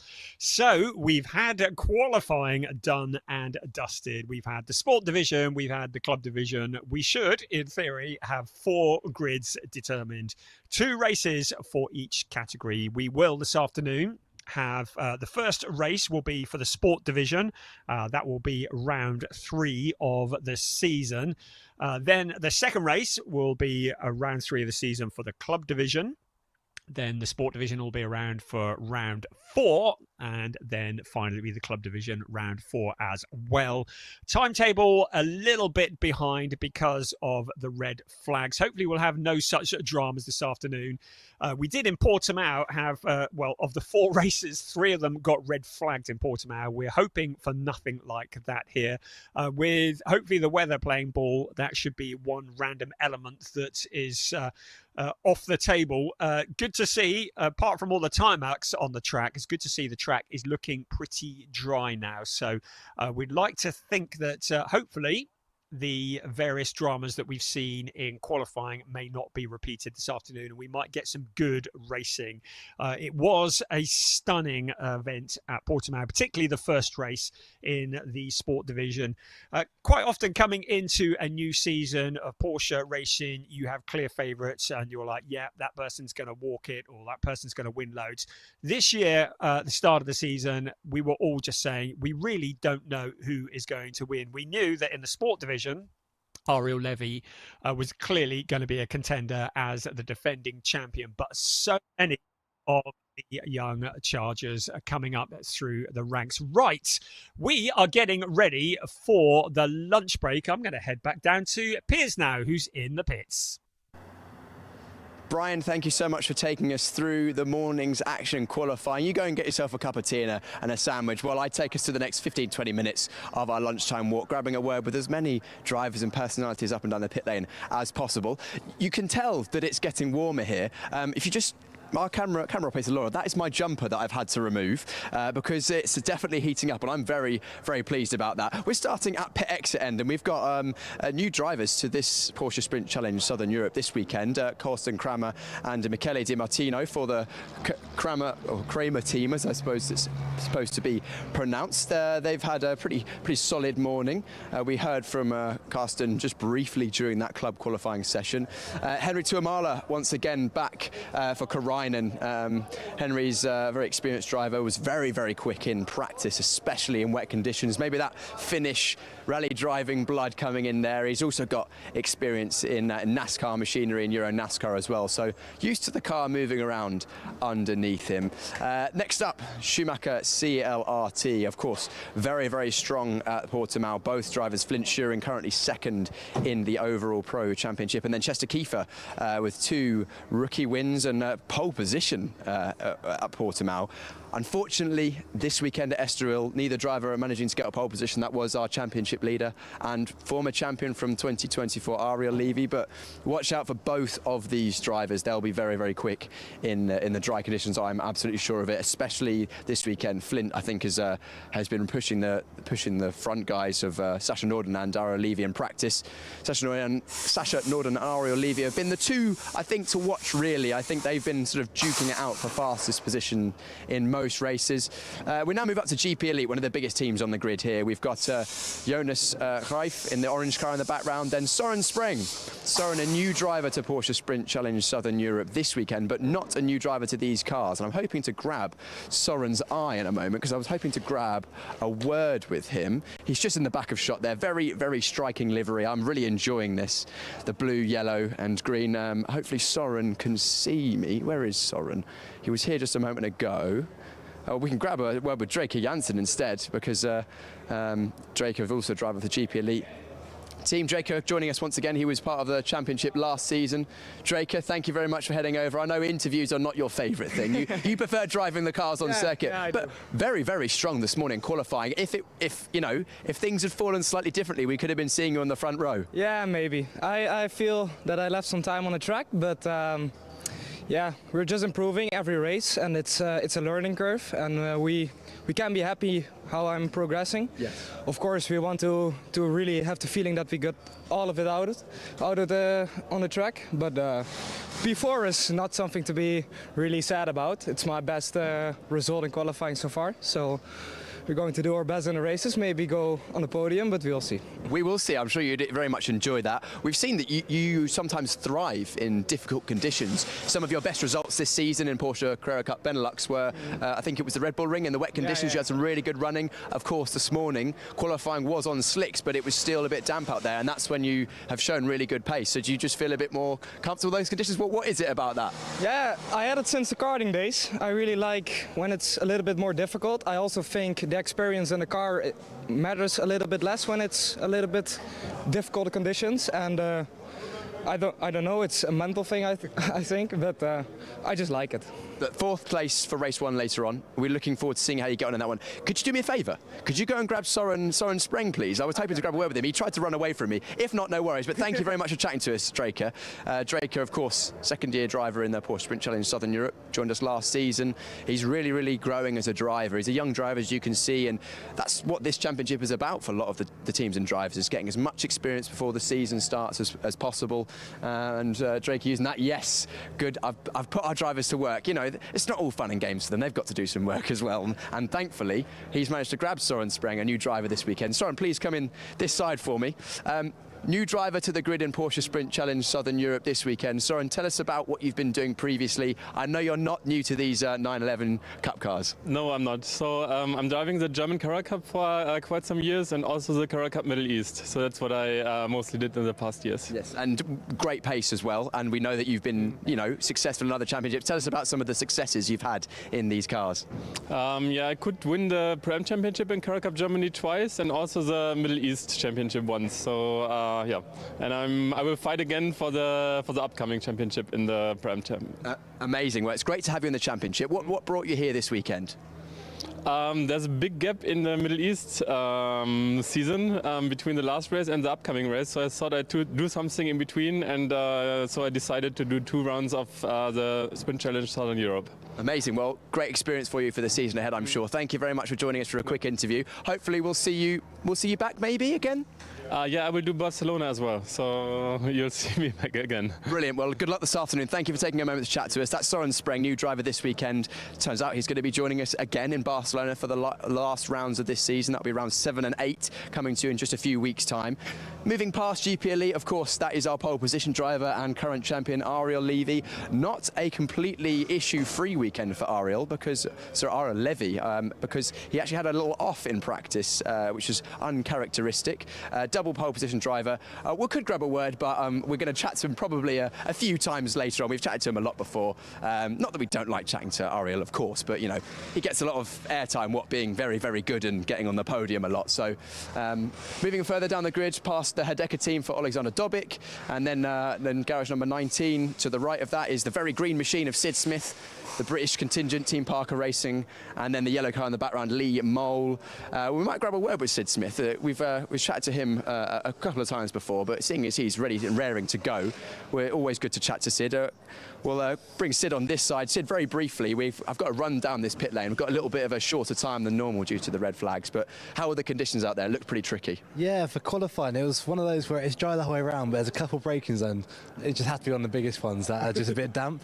So that kind of like chucks things up a bit, cools down the tyres and makes it a bit interesting, but I don't think we maximised it, but it's not too bad. We'll have a good race anyway. Yeah, remind everyone where you're starting for race number 1 at least. Yeah, starting P11, which it's a bit unfortunate because we were hoping for top 3 really, but it is what it is. We can't change that now, so we'll be coming through, and it's going to be fun in the car, so that's all we can do. I look forward to that. Easily spotted in the bright green livery. Sid, we'll leave you to your lunch and preparations for the race. Great to hear from Sid as well. Could have grabbed a word with Lee Mole, but we chatted to him, of course, just in that final club division qualifying session.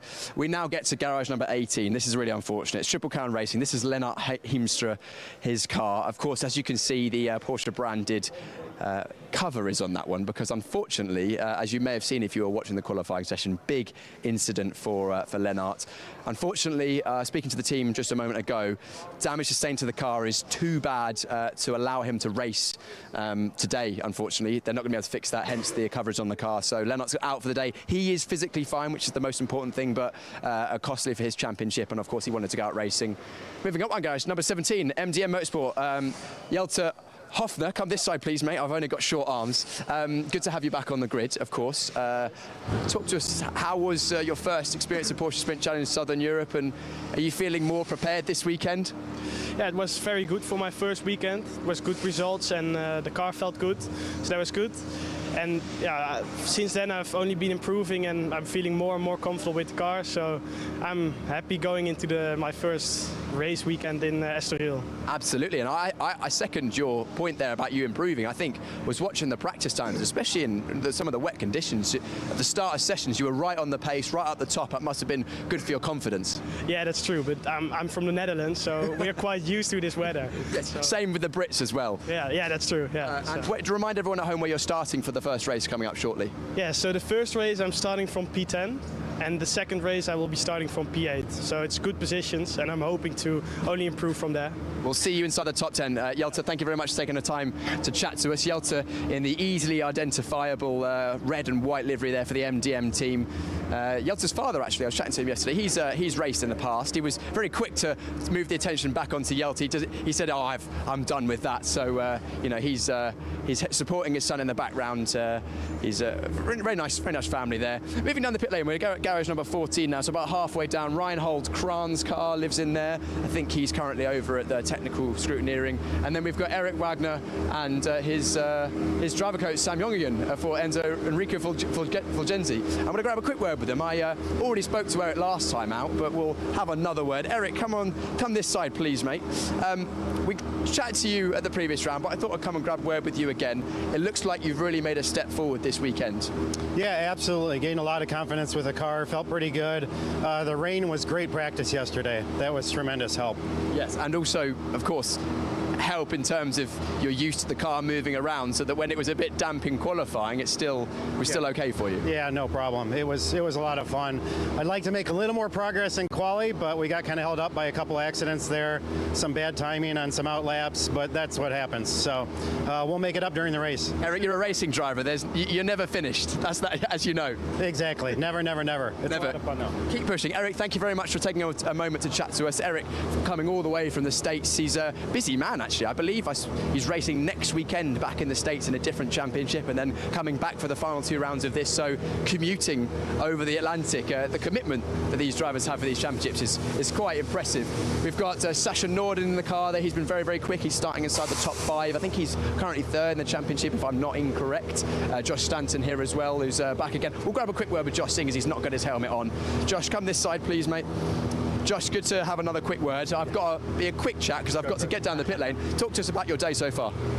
First time out in the dry here for a year, so started off on the back foot a little bit, but yeah, I think we've got the pace in us, so looking forward to going ahead and cracking on, really. Top 10, top 5, top 3? Top 1.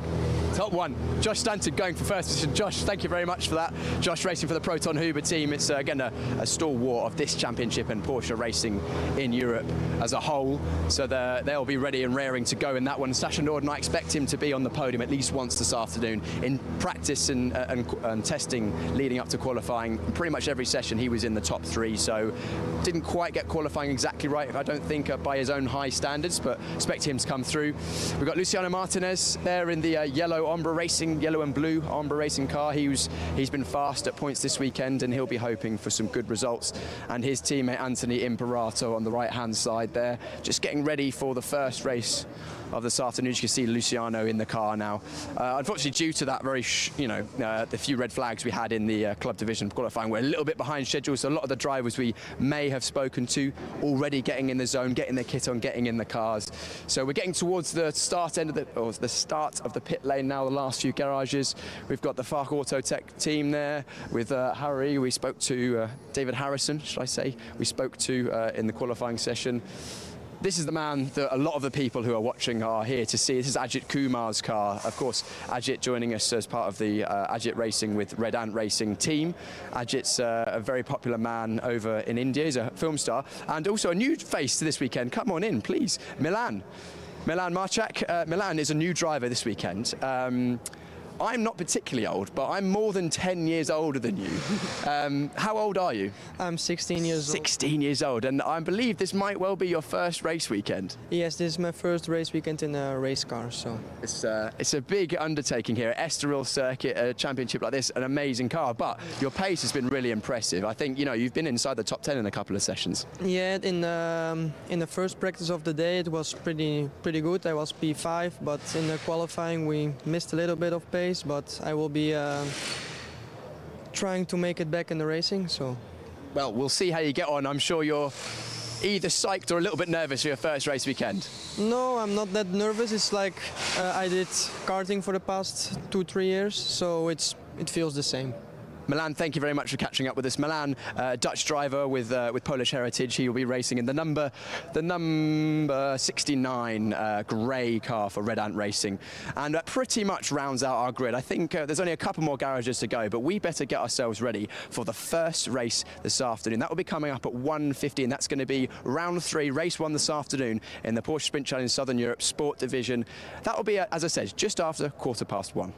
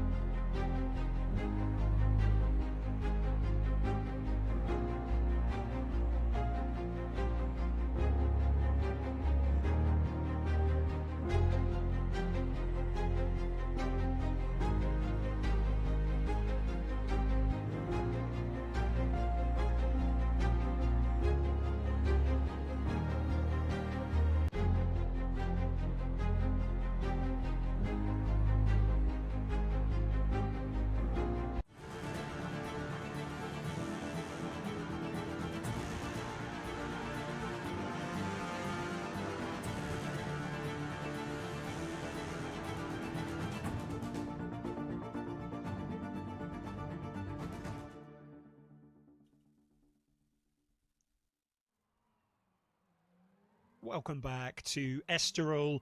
We are getting ready for round 3 of Porsche Sprint Challenge Southern Europe. It has been an exciting day so far. This morning's qualifying session, certainly plenty to be talking about. We had qualifying for the club division, but before that, it was a lively one, I have to tell you. Before that, we had qualifying for the sport division. The fastest lap time recorded during that qualifying session will determine pole position for the race that is about to commence. The driver's second fastest time determined their grid position for the second race, which will happen a little later on this afternoon. So qualifying is all done and dusted. All cars are indeed qualified and grid positions are determined.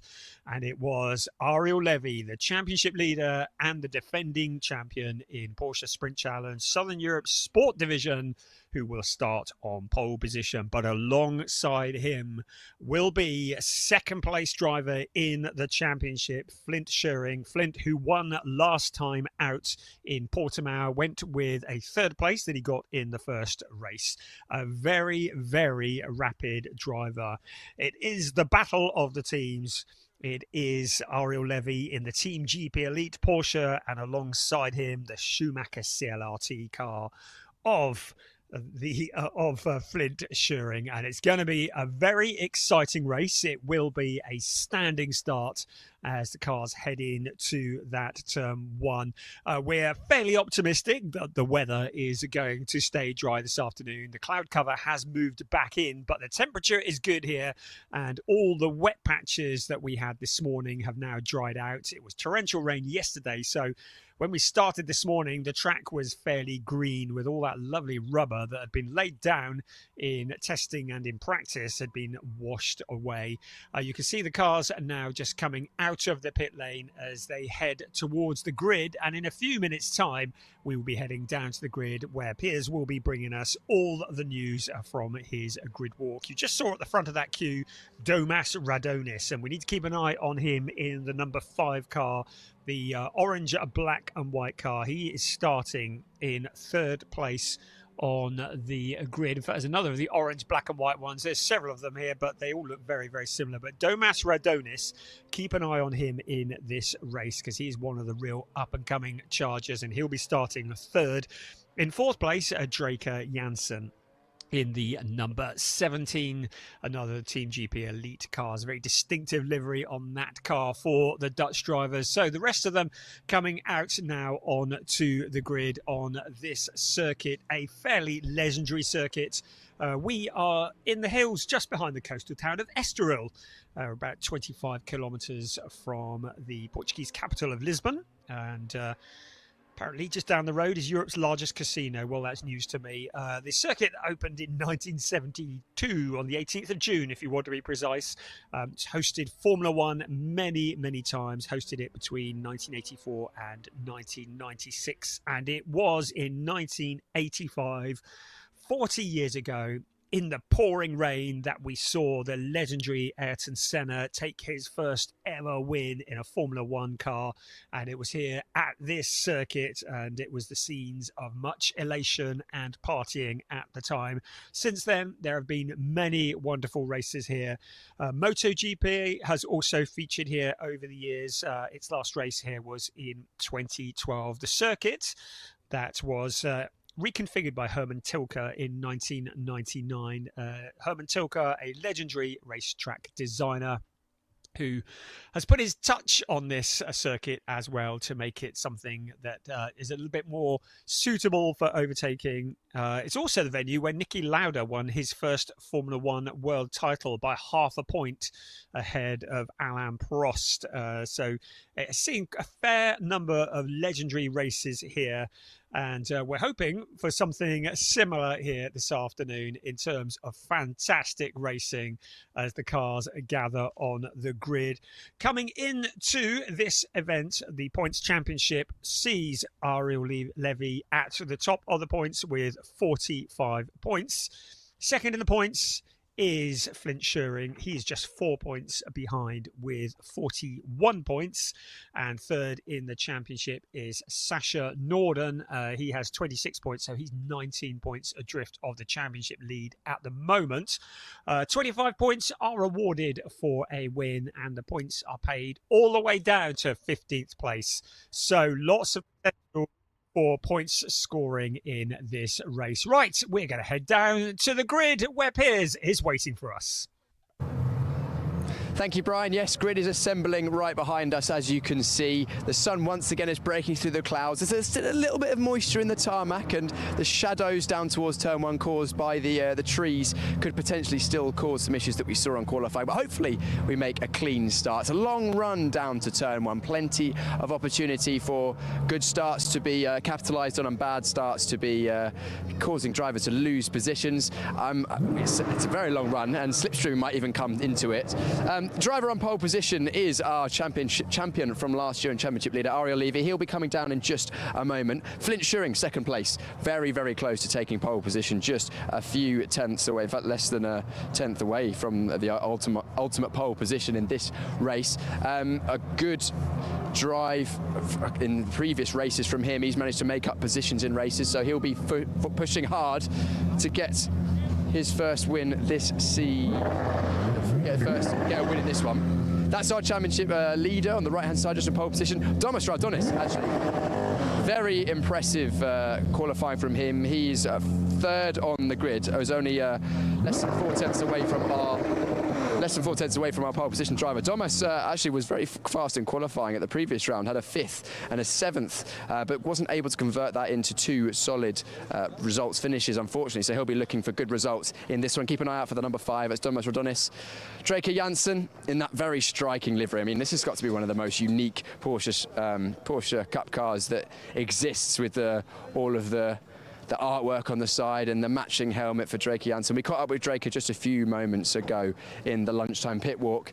He was ready for a race. He wanted to get going.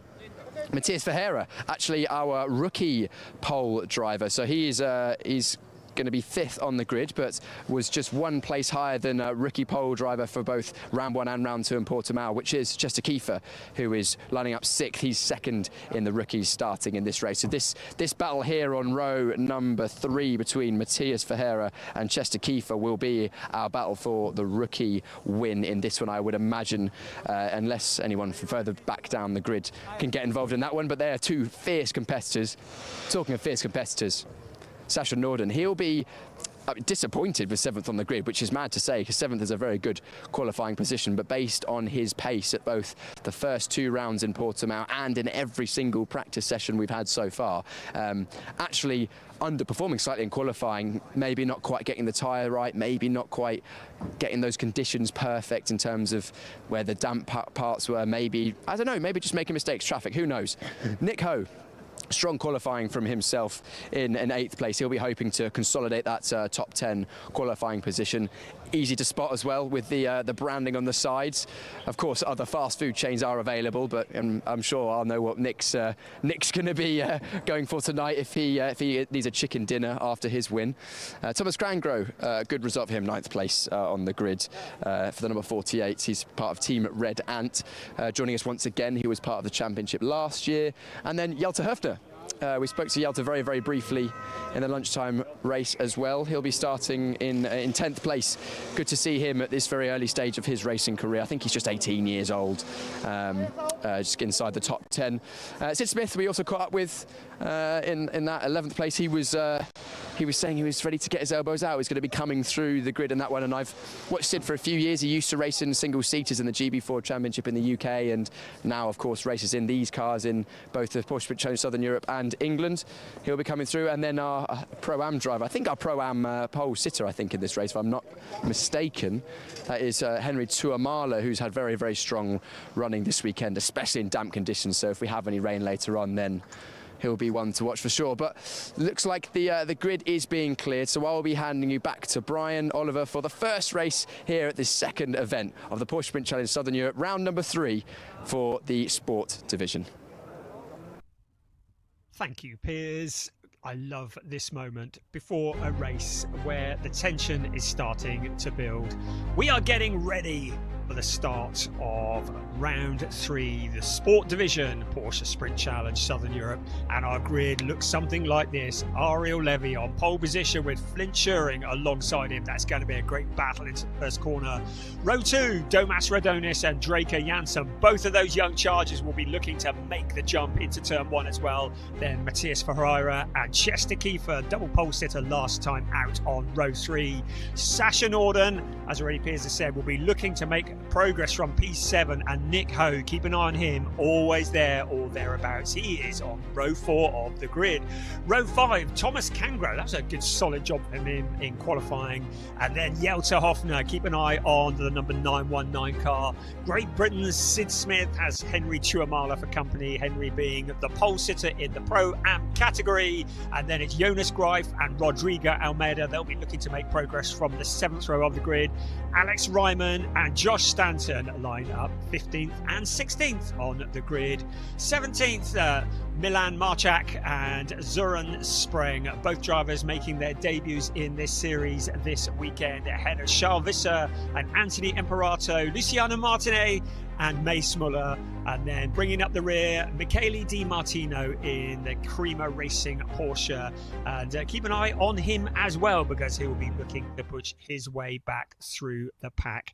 But it is that moment before the race where it's just silent. The grid is clearing and there's a real air of tension. I have news that 121 has dropped out. So Michele Di Martino has a problem of some sort, so looks like he is not going to be able to make the start of the race. I said keep an eye on him. Well, don't, because sadly he's not been able to take the start of this race, which is a real shame. Hopefully we'll see him for round 4, race 2 for the Sport Division later on this afternoon. But the cars now on the grid. The grid is clearing. The indication has been given for all of the mechanics to now clear the grid, and very, very shortly the engines will burst into life and we will start the formation lap. It will be a very important lap where the drivers will be working hard to get heat into the tyres and into the brakes. Then we will come back round to these exact positions, and then it will be a standing start, a clutch start for these cars, and it will be 30 minutes plus 1 lap of racing, and then we will discover who the winner will be. Will it be Ariel Levy? Will it be Flint Schuring? Domas Radonis, Draker Janssen, both looking for their first wins, but keep an eye on Chester Kiefer in the number 88 car as well. He was a double pole sitter last time out at Portimao, is very, very eager to end up on the podium, but also there is Sasha Norden. Those, just that shot of cars you can see there, all of them contenders for the win.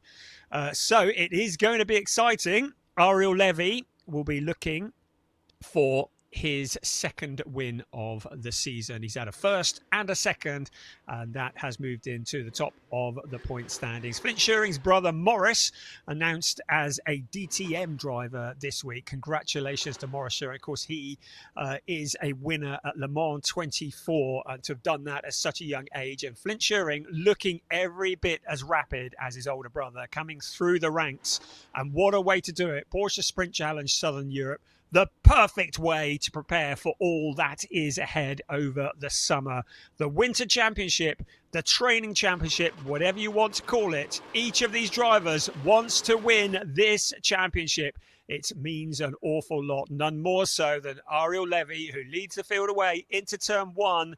Still looks like there could be a couple of little damp patches on the circuit. If you weren't watching qualifying this morning, we had a couple of fairly dramatic moments in the club division qualifying. You can see the dent in the barrier on the left-hand side into turn 1. That was where Philip Wills had a big moment, did a big impact with the barrier. Just shows that the traction into turn 1 especially appears to be a little bit at a premium. So this lap, even more so important, because no tyre warmers allowed. The heat has to be generated manually. So lots of weaving and lots of braking. Ariel Levy will be very keen not to get to the grid too early, because when the car is stationary, the tyres and the brakes are going to be cooling down. So he'll want to be on the grid, but not a long way ahead of the person bringing up the rear, which in this case is Mace Muller in the number 67 car.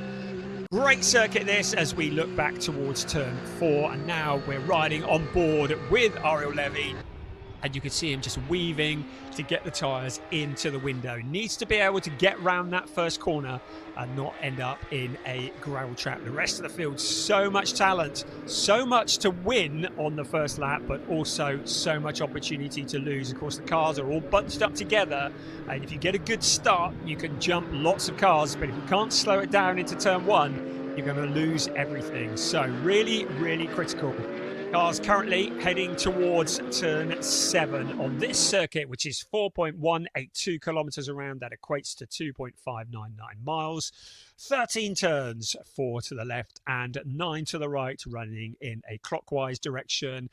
Fair few overtaking opportunities, the main ones into turn 1 at the end of the pit straight, and into turn 6 as they're heading towards the Parabolica interior.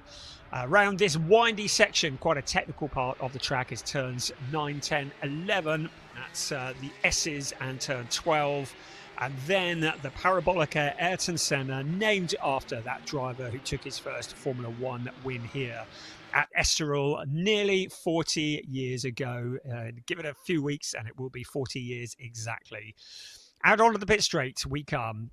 And Ariel Levy has not left the group behind, so he's done all that he intended to do. The other issue here, track limits. The drivers need to keep it between the white lines. Otherwise, the race stewards might well get involved, and we don't want to see any races decided in the stewards' box. So they're just forming up at the back. Once the cars are in position, we will have indication by means of a green flag, just to let us know that everybody is in position with engines running and we are good to go. And then we will have 30 minutes plus 1 lap of racing. So when the clock strikes 0, the driver will continue the lap that they have been on, and then it will be 1 more lap after that. So the cars now settled on the grid. You can see the heat rising, the engines up to temperature. In theory, the tyres are up to temperature as well. There's the man with the green flag. We're just waiting for indication from him that all is good. He says, yes, we are ready to go. So keep your eyes on that front row, because that is a car that has long since gone. That was Jelte Hufner, very, very eager out of the blocks. The rest of the field is going now. It's Ariel Levy who heads into turn 1. A great launch from him. Flint Schuring having a look on the outside, but I get the feeling that Jelte Hofner may well have been a bit eager on the accelerator. The rest of the cars coming through now.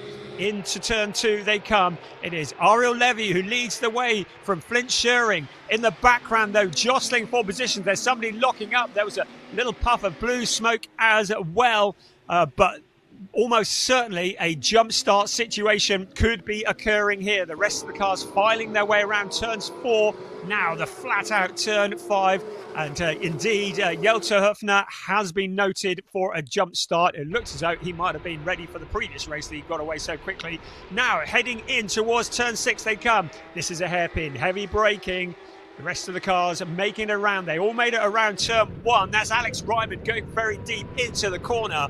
But Ariel Levy leading the way. Flint Schuring in second place.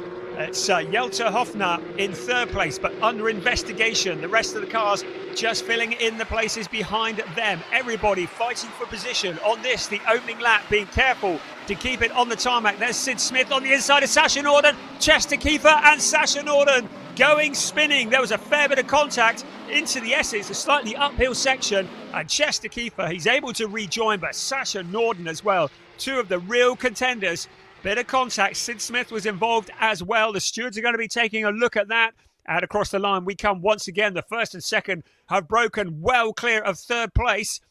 Looks like that might have been Draker Janssen up into third. Yes, it is. So Janssen up into third place. But Flint Schuring putting the pressure onto Ariel Levy.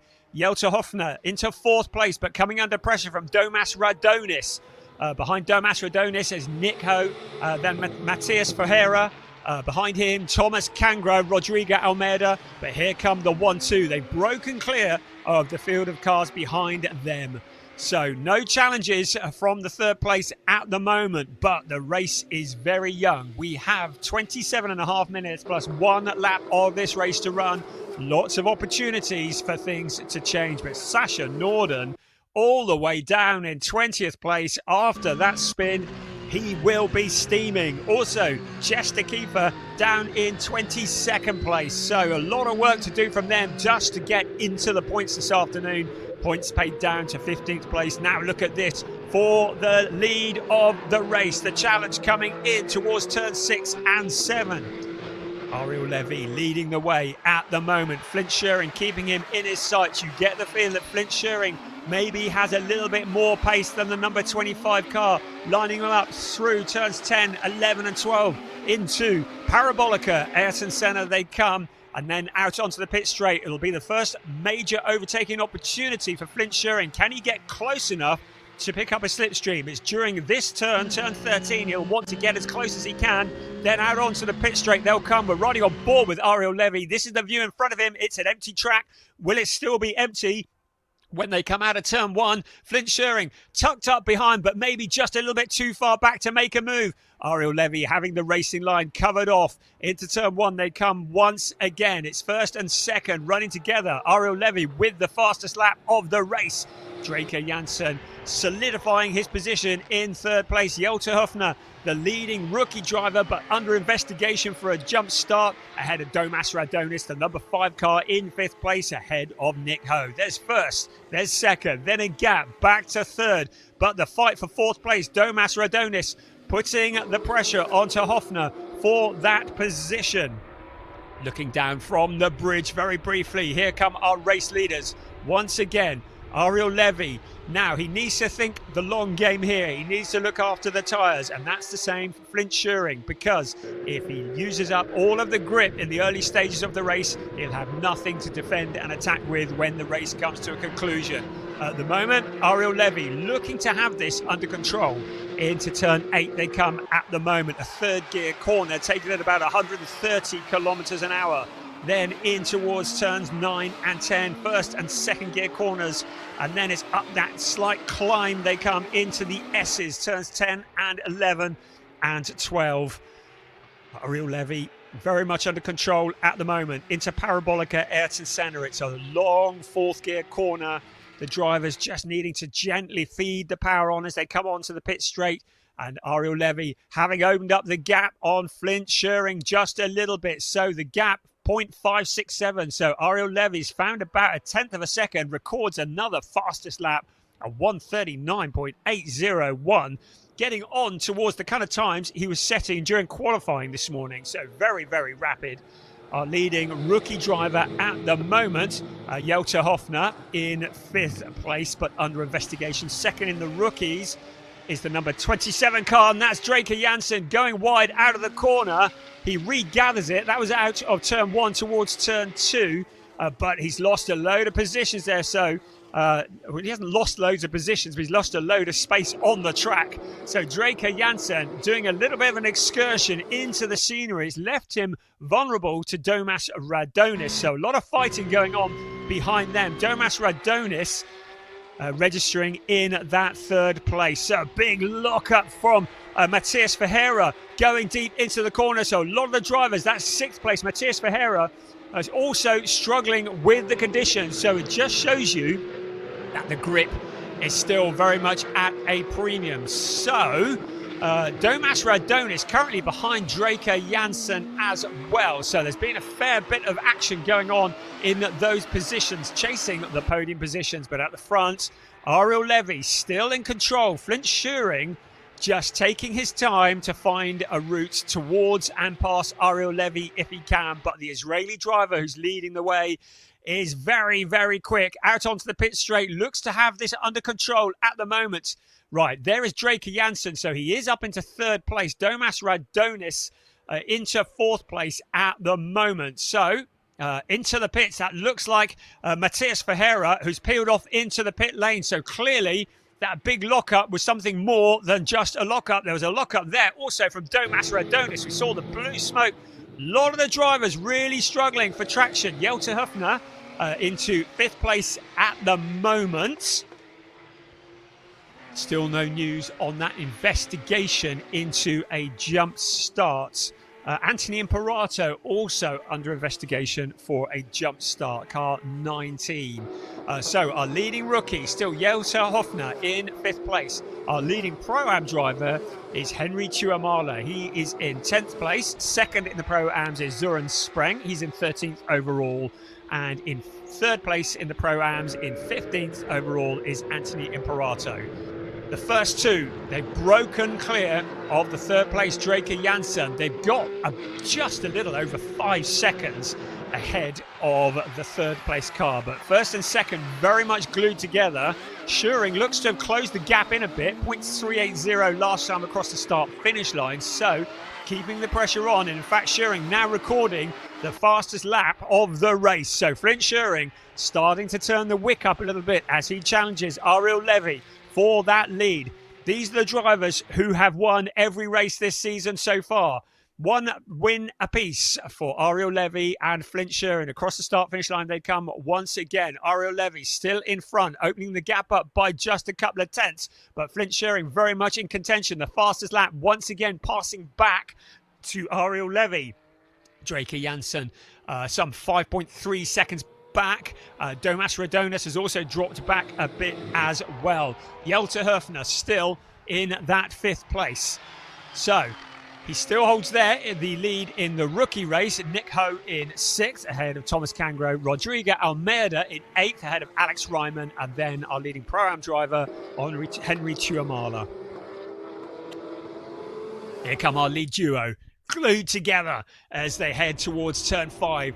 The corner that is taken flat out in 5th gear at about 200 kilometers an hour. Now this is the bit where there's the heavy braking from 240 kilometers an hour 6th gear down to something like 88 kilometers an hour on the exit in 2nd gear. Then back up to speed again as they head towards turn 7. A corner that is taken at just over 200 kilometers an hour just prior to that in 5th gear. Then it's down to about 90 kilometers as they go round that corner. Then into turn 8, a 3rd gear corner, and then into the S's. It's a 1st gear in turn 9, 2nd gear in turn 10, and into turn 11, and turn 12 is 3rd gear, and then into 4th gear as they head into the Parabolica Ayrton Senna once again, just picking up speed. And Ariel Levy looking to have just opened up a bit of a gap now on Flint Schuring. So is Flint Schuring biding his time? Is he waiting? Has he taken too much out of the tyres, or is he allowing Ariel Levy to just take all the life out of his tyres before he launches his attack? We're going to find out, certainly in the next 20 minutes or so, as they head into turn 1 once again. So there's 3rd place Draker Janssen. Domas Radonis in 4th place, just behind him. And then Jelte Höfner. Nick Ho in the 6th place. There is Nick Ho in the yellow, black and white car in a solid 6th place, just staying there. Thomas Cangro has been very much there or thereabouts all day today in qualifying and now in the race in that 7th place. Rodrigo Almeida still in 8th. Then Alex Ryman. Then the leading Pro-Am driver, Henry Tuamala, well clear of Anthony Imperato because Søren Spreng has dropped down into 19th place. So Søren Spreng has clearly had a bit of a moment. So he's dropped down into 19th place overall and 3rd in the Pro-Ams. There is Nick Ho. And he's loving it in car 98. Riding on board with Nick now. You can see the view as he heads towards turn 7, down the slight hill and in towards turn 8 he will come, and then the windy S's coming up. You see the car just pitching as he hits the brakes, bumping up onto 2 wheels. These cars can afford to be absolutely hustled over the curbs. They're built strong, they're made to race properly. These amazing Porsches 911 cars, the 992 generation. And there is Nick Ho in that 6th place at the moment. Ahead of him, Jelte Höfner. And behind him, Thomas Cangro. Across the line we come once again. There is Drake Jansen in a fairly solid third place. We saw him having a bit of an excursion earlier, but Domas Radonis having his fair share of problems as well. A lock-up from Jelte Hofner into turn 1. That's going to have flat-spotted those tyres. So Jelte gathering it all up again, the 919 car. He had 2 second places in the rookies at Portimao, and it was 11th and a 6th overall. Holding it together at the moment in 5th place. I've still seen no news on anything to do with jump starts. So Hofner at the moment, it was very hard. We couldn't see the lights with the angle we were at, so it was very hard to know whether Hofner was just very eager on the accelerator or whether he did over-anticipate the lights. But we will find that out because our race stewards will have all the angles that they need. This is our lead duo. This one's going to go all the way to the flag, isn't it? Last time across the line, Ariel Levy had opened the gap up to 9/10 of a second. But it looks to me as though Flint Schuring has responded a little. He's gone the quickest of anybody in Sector 2 on this lap. So setting a purple time and heading into Sector 3. So Flint Schuring is responding to that 9/10 gap to the leader. We're not at the halfway point of the race quite yet. In all of it, we've lost Sid Smith. I see that he is into the pits. And we've also lost Matthias Ferreira in the 27 car. Across the line we come once again. So about 0.3 of a second taken out of the lead by Flint Schuring. The flashing of the lights. The attempts to distract the car in front. Get him to miss his braking point into turn 1 by filling his mirrors with bright flashing lights. But you've got to get up pretty early in the morning to put one over Ariel Levy. Heading into turn 1 also is Jelte Hofner with Nick Ho putting the pressure onto him. That is for 5th place, and behind them Thomas Cangro is a fair way back. So Nick Ho in a position where he can challenge. Somebody's had a bit of a moment in front. You can see the smoke. Nick Ho in a position where he can challenge Jelte Hofner without risking losing a position to Thomas Cangro if he were to try and make a move on the outside, because Cangro has got his own issues, and that is with Rodrigo Almeida in the number 18 car, who is closing in on him. So here comes our race leader once again, 1st and 2nd. It was about 7/10 between them last time across the line, but that is changing on every corner. Certainly Ariel Levy is not getting away from Flint Schuring. You just get that feeling that Schuring is potentially just biding his time, waiting for that moment, waiting for a potential mistake, waiting for the tyres to expire on the Ariel Levy car. At the moment, just keeping him within his view. Once again, through those S's. Back out onto the Parabolica. You can see Nick Ho has really caught up with Hofner now. Jelte coming under more and more pressure from the number 98. The Dutch driver has a little look to the outside of Hofner. It's Dutch driver versus Dutch driver. Into the Parabolica they come. Hofner looking very, very eager. But Nick Ho now making the challenge, heading along the pit straight. Once again, he'll pick up a slipstream as they head towards turn 1. In the background, there's Thomas Cangro. Nick Ho looks to the outside under turn 1. Can they get it slowed down without locking up? Nick Ho trying to go the long way around. Hofner has that racing line on the inside, but Nick Ho just keeping it all together, hanging it out there side by side around turn 2 and turn 3. The back end sliding on Jelte Hofner, but that's just allowed Thomas Cangro to close in. Now Thomas Cangro to the inside of Nick Ho, but Rodrigo Almeida trying to take all of them. Brilliant stuff from Rodrigo Almeida. Very opportunistic, can't quite make it stick.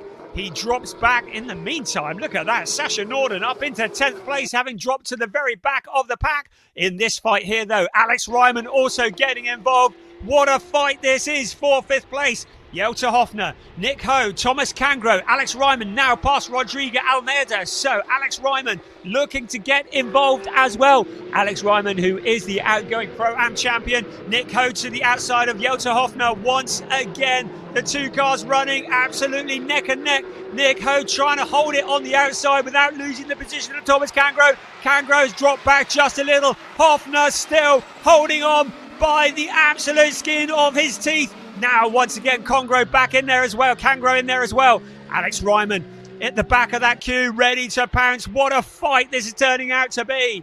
You get the feeling that if Jelter Hoffner gets muscled off the racing line, he could lose a load of position. So he is just making sure that the number 919 car is absolutely glued to the track in the best way he can. Out along the pit straight, these are cars all on the same lap, all fighting for 5th place. Less than 13 minutes plus 1 lap remaining. Once again, Nick Ho having a look to the outside, taking advantage because Thomas Cangro has Alex Ryman. Ryman, man on a mission, but look who's in there as well. Sasha Norden coming back through the pack. Still holding on at the front of this pack. Jelter Hoffner in 5th place, holding on, drawing on every bit of experience that he has to hold on to that position. Rodrigo Almeida, Sasha Norden running side by side as well. This is why we love Porsche Sprint Challenge Southern Europe. This is real racing here.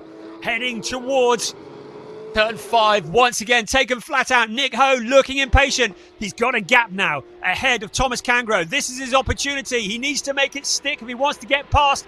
Looking to the outside, Nick Ho. Is he going to duck back to the inside? Yes, he is. Jelter Hoffner with a gap on the inside. Has Nick Ho made it stick? Yes, he has. Nick Ho through into 5th place now. Can he break clear? But Jelter Hoffner going to try and come back. Great stuff from the young 919 driver. The two cars make contact, but Nick Ho holds it together. Nick Ho just in front in that 6th place. Brilliant stuff. Nick Ho, Jelter Hoffner coming back. Thomas Cangro in there as well. Also Rodrigo Almeida. Sasha Norden in the fight along with Alex Ryman.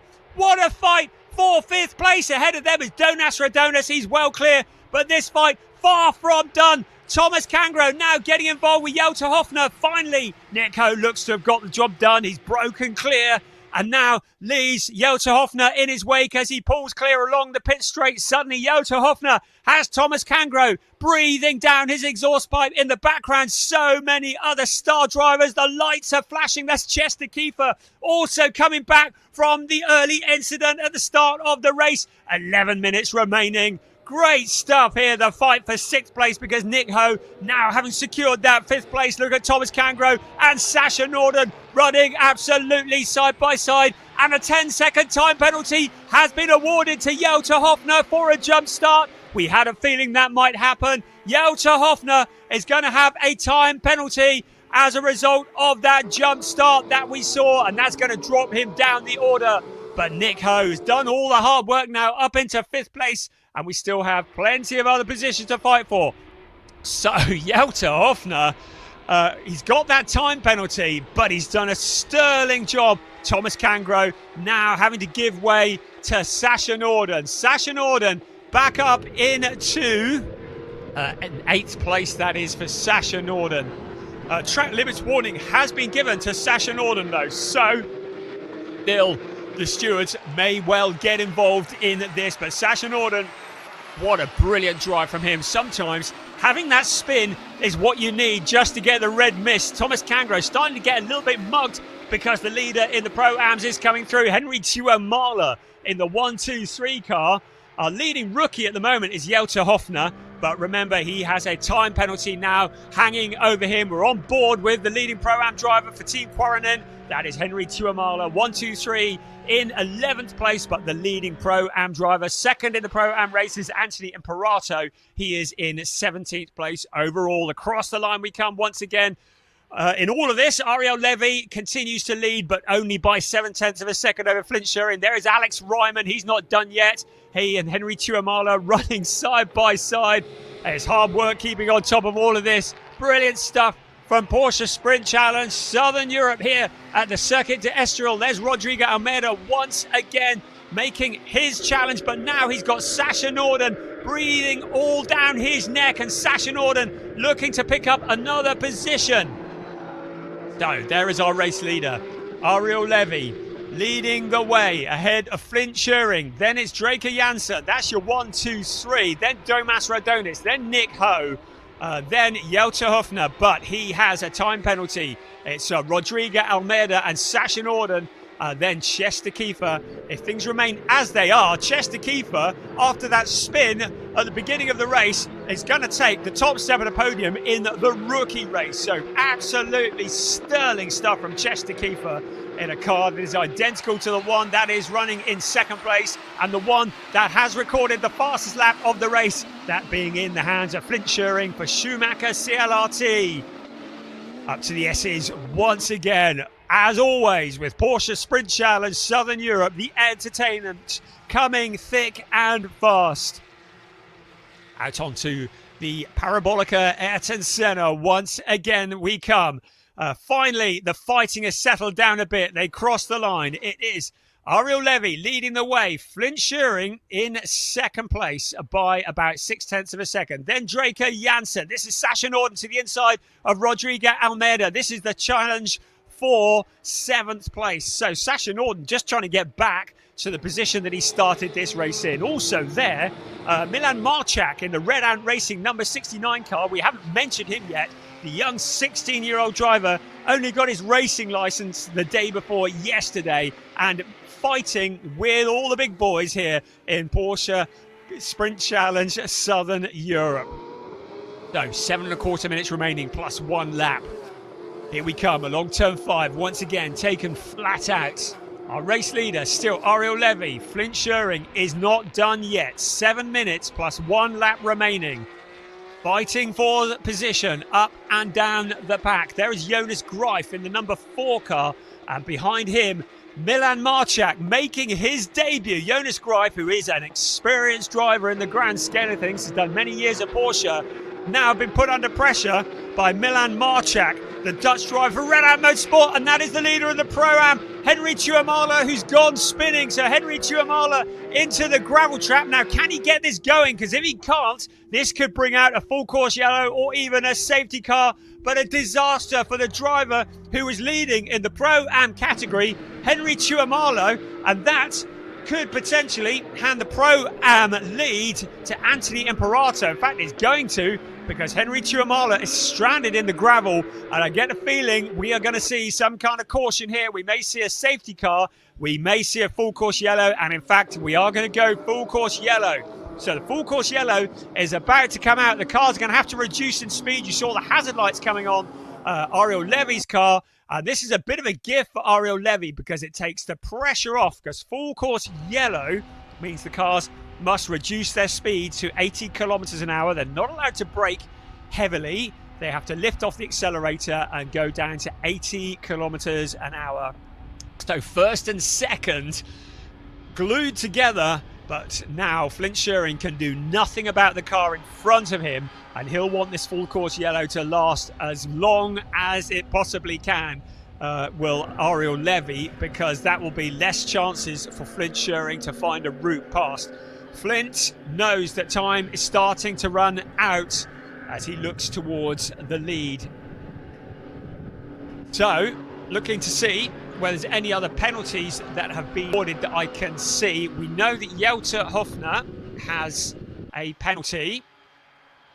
Just looking through the screens to see if there's anything else that is worthy of note. I've got nothing else that's popped up on my screen at the moment. Safety car looks like it's going to be deployed as well.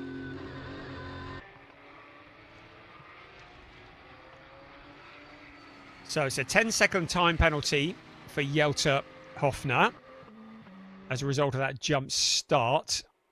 Now, we're back out onto the pit straight at the moment. The car's just weaving. Yeah, safety car has been deployed as well. So, safety car out on track. It means all the gaps are going to close up, and Draker Janssen will be pleased about that, because suddenly he will be moved into contention with the first two, and he will have potentially an opportunity to challenge for the lead, and Domas Radonis as well, and Nick Ho will be able to join in as well. The safety car is very bad news for Jelter Hofner, because that 10-second time penalty if the cars are all queued up behind him, means that he is going to be dropped an awful lot of places, potentially out of the points, with 3.5 minutes, a little over 3.5 minutes of this race remaining.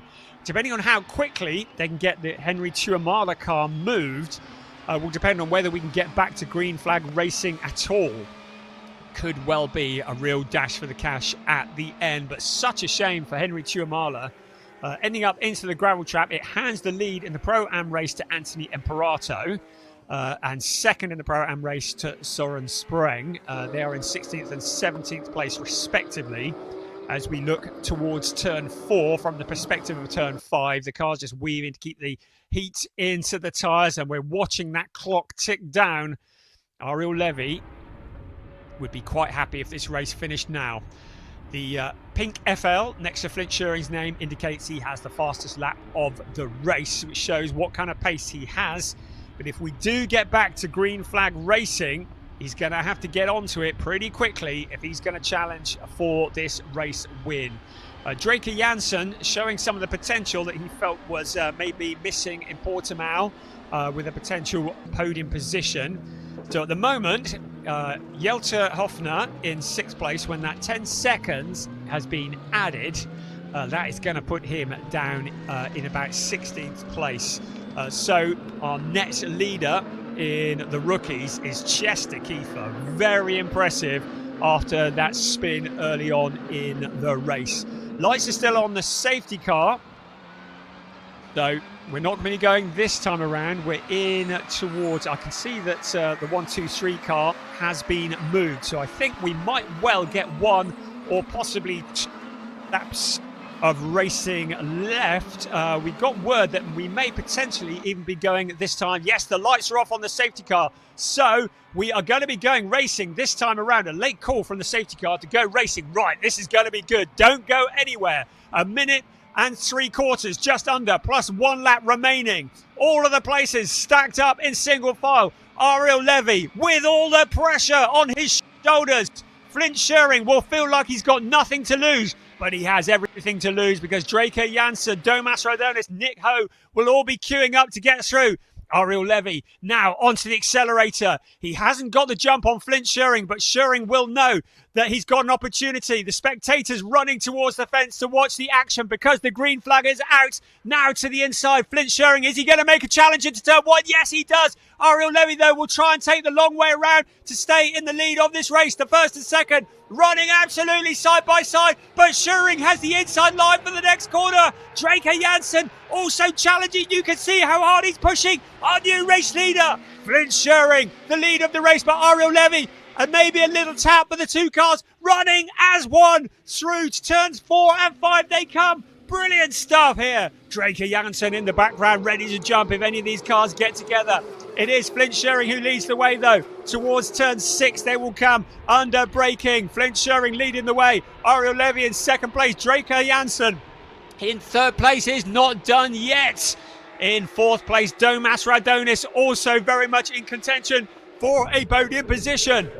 We are now into the last 15 seconds of this race. It will be what remains of this lap, plus 1 more. About a lap and a half remaining of this race. Round 3 of Porsche Sprint Challenge Southern Europe 2025. There's all sorts of challenges further back. We can see plumes of blue smoke rising up into the air. But at the moment, Flint Schuring, he made the most of the opportunity to get in front. But Ariel Levy's not done yet. We're riding on board with him. We can see the view of the race leader, Flint Schuring, just ahead of him. Has he got anything up his sleeve that he can do? Because there is now about to be just 1 lap remaining of this race. There's cars running all over the place. That's Alex Ryman who's taken to the dirt. Now along the pit straight we come. 1st, 2nd, 3rd, 4th, 5th. All running together in towards turn 1. We've got to get it slowed down into the last corner. There's a car going wide there. I think that was Milan Marchak who might have been going wide onto the grass. A bit of a lock-up into the corner. Flint Schuring still there, though.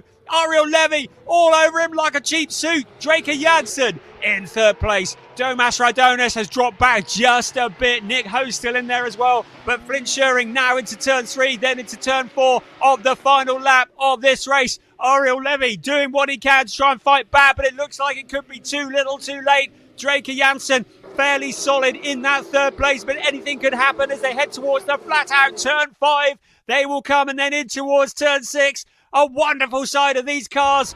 The final lap of the race, round 3 of the season. Flint Schuring leading the way. Ariel Levy, a lock up from Domas Radonis. It doesn't look like he's going to lose the position to Nick Ho.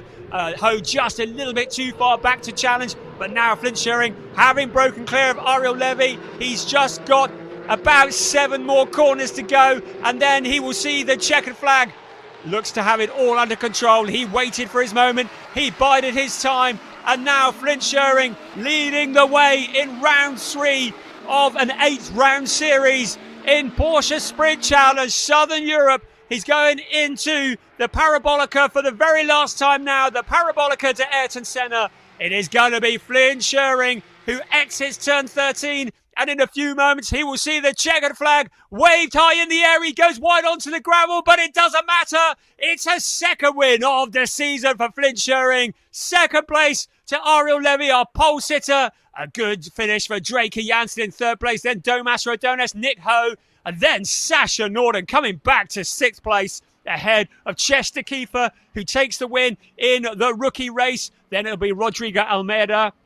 Jelter Hofner is next to cross the line, but he will have that 10-second time penalty. So Thomas Cangro will be promoted up into 9th place. So our winning rookie will be Chester Kiefer. Second in the rookies will be Mace Muller, with Charles Visser third in the rookies, finishing in 14th place. Phenomenal stuff. What great racing from Porsche Sprint Challenge Southern Europe. A win for Flint Schuring. He was in 2nd place for so long, but he picked his moment to take the lead from Ariel Levy in the closing stages of this race. Absolutely brilliant stuff. Pure entertainment from Porsche Sprint Challenge Southern Europe. So there's still a number of incidents to be looked at by race stewards, but I don't think it's going to be anything that will affect the 1, 2, 3. A number of drivers having excursions, looking for additional traction, maybe a little bit outside the track limits, but the 1, 2, 3, I think pretty solid as they are. A shame for Jelter Hofner with that 10-second time penalty, but it looked like a fairly slam dunk in terms of a jump start, and so with that 10 seconds added to his time, just looking to see where he will end up. It's going to be down in about, well, he's probably going to be out of the points, sadly, but good solid driving and a lesson learned. There's the rest of the results just scrolling through. Søren Spreng in the closing stages, taking the win in the Pro-Am race. So somehow, in all that carnage that we saw going on at the back, it was Søren Spreng who came out on top. Anthony Imperato in 3rd place in the Pro-Ams, and Henry Tuamala, after that moment that brought out the safety car, is still recorded in 20th place and 3rd in the Pro-Ams. So loads going on there, and that last couple of laps, phenomenal stuff. A lot of pressure and such maturity from Flint Schuring. He didn't just go for it, he waited for his moment, he bided his time, and then he jumped into the lead. And some good side-by-side racing, some good clean racing. There is the very unique Drake Jansen livery. Ariel Levy moving his door when I'm Flint Schuring sweeping off, thank you. There it's Flint in the gold black car. Ariel climb from the seat of his car. Flint Schuring receiving the applause.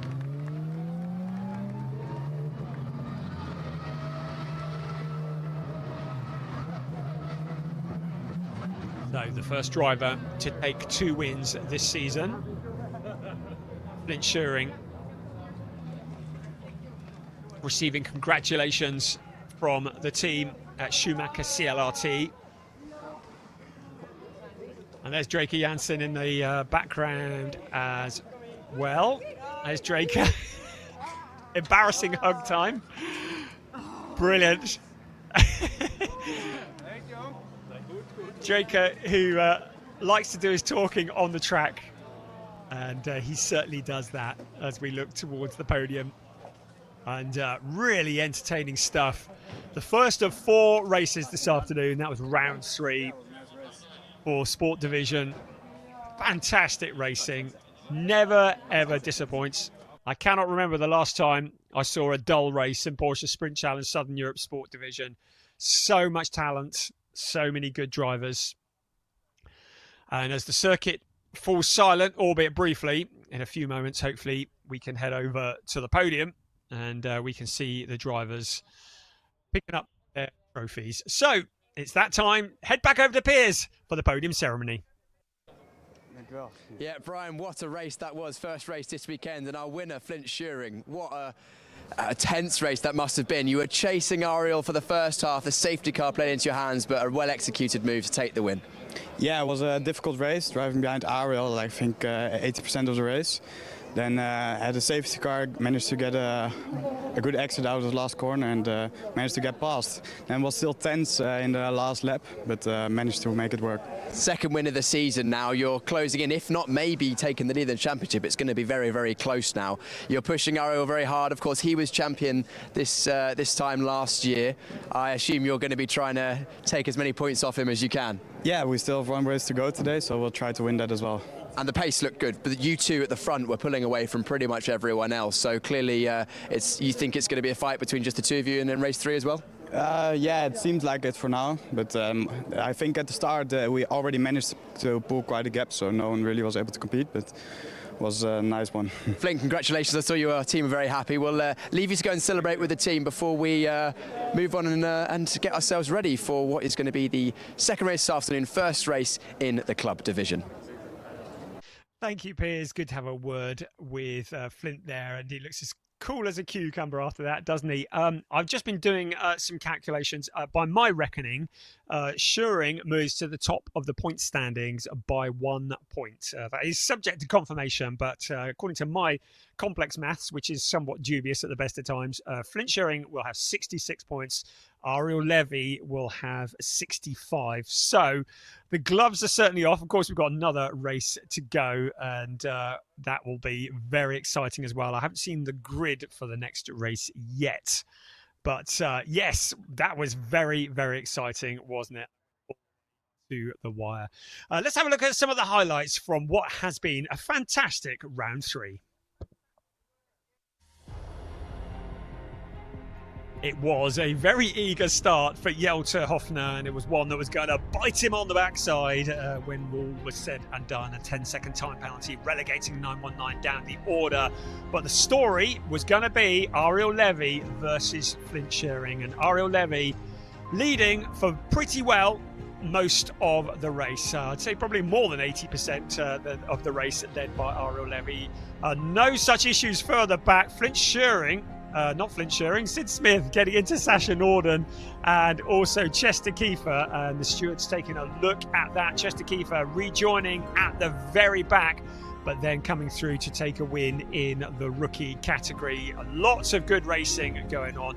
The number 69 car with Milan Marchak at the wheel, making his debut, the young 16-year-old, mixing it with the best and fighting his way through the pack. Sid Smith had been very much in the wars, but he holding it all together. It was Draker Janssen sliding it through the S's. Sasha Norden, after that spin, having to fight his way back up through the pack and eventually coming through to score some good points. That was the moment that Draker Janssen went wide, but somehow didn't lose a hatful of positions. Allowed Domas Radonis to close in on him, but Draker Janssen eventually bringing it home for the podium. Matthias Ferreira clearly having issues with the brakes, and it was an issue big enough to bring a retirement, and I think maybe that splitter going might have been something to do with his retirement as well. There was Zuren Spreng also doing some pirouettes, but he came home to still take the top step of the podium in the Pro-Am category. The race lead, though, was going to be a fight all the way to the end. Ariel Levy still keeping control of Flint Schuring. That was a whopper of a lockup for Jelte Hofner. The 919 car with tyres that would have resembled 50p pieces. And there was Sasha Norden on the inside of Henry Tuamala fighting his way back up through the pack, and I think the red mist may have descended, but it was very entertaining to watch. Lots of cars struggling with adhesion. Jelte Hofner had Nick Ho breathing down his neck, and eventually Nick Ho hanging it wide on the outside and keeping it all together to eventually sail past Jelte Hofner. But Hofner doing a sterling job. You see the back end stepping out as he fought as hard as he could to hold on to that position. Thomas Cangro showing great maturity. Rodrigo Almeida taking a little bit of a shortcut to try and stay in that battle. Little bits of tapping going on through the field, but that's why we love Porsche Sprint Challenge Southern Europe. The fight for positions continued, and this scrap, which was for 5th place, was very entertaining. At one point, maybe 8 or 9 cars involved in that scrap. Thomas Cangro, Alex Ryman, Rodrigo Almeida, Sasha Norden, all fighting for it. Nick Ho, well, we said he got past. This was the moment where he actually made it happen. He went to the outside, then ducked back to the inside, and this was the point where he stole that position away from Jelte Hofner. Hofner did try to come back at him, but Nick Ho had the position. There was a moment where the two of them looked as though they might get together, but they held it all together. Meanwhile, Chester Kiefer coming back to take the top step of the podium in the rookie standings after that spin as well. And it was a spin for Henry Tuamala with Alex Ryman getting very close.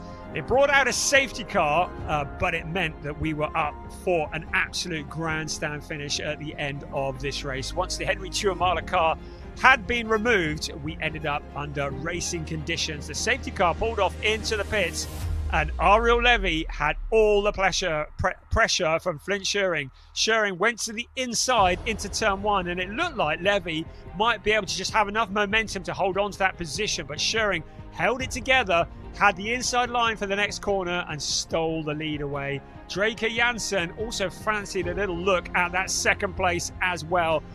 In the background, there were cars going wide. Jelte Hofner, one of them, and a spin for Anthony Imperato at the end. So flames coming from the exhaust pipe. That's why he dropped out of the lead in the Pro-Am race. The very impressive Milan Marchak also in the battles as well. But it was Flint Schuring who took the win ahead of Ariel Levy and Draker Janssen. Really, really good stuff.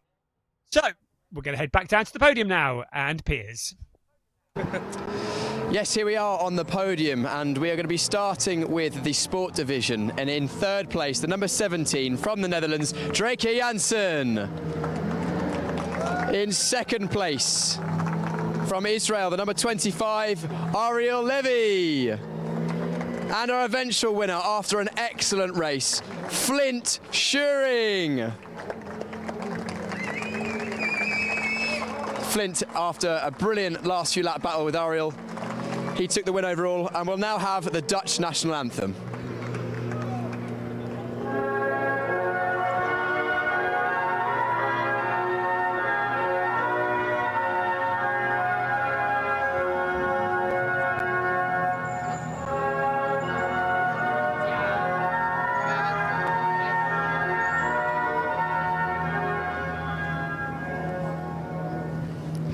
A brilliant first race of the day, round 3 of the Porsche Sprint Challenge Southern Europe.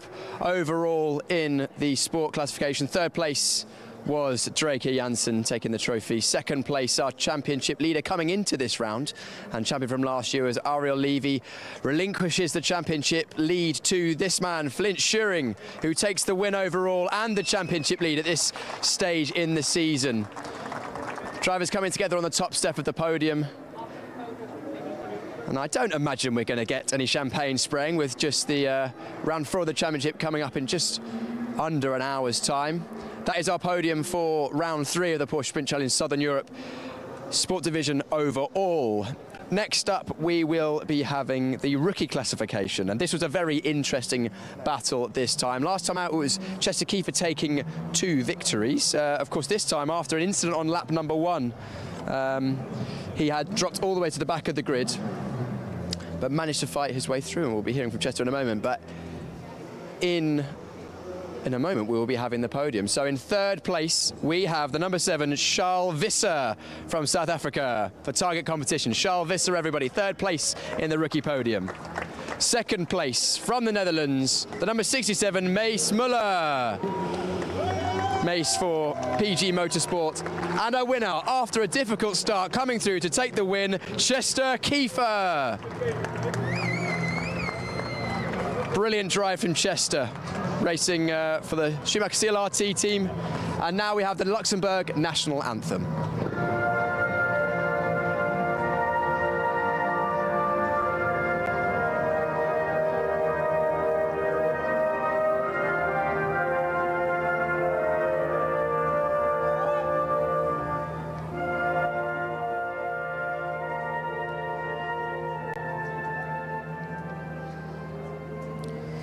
Congratulations to our podium drivers. Trophies now being handed out by Lars Plato of Series Manager.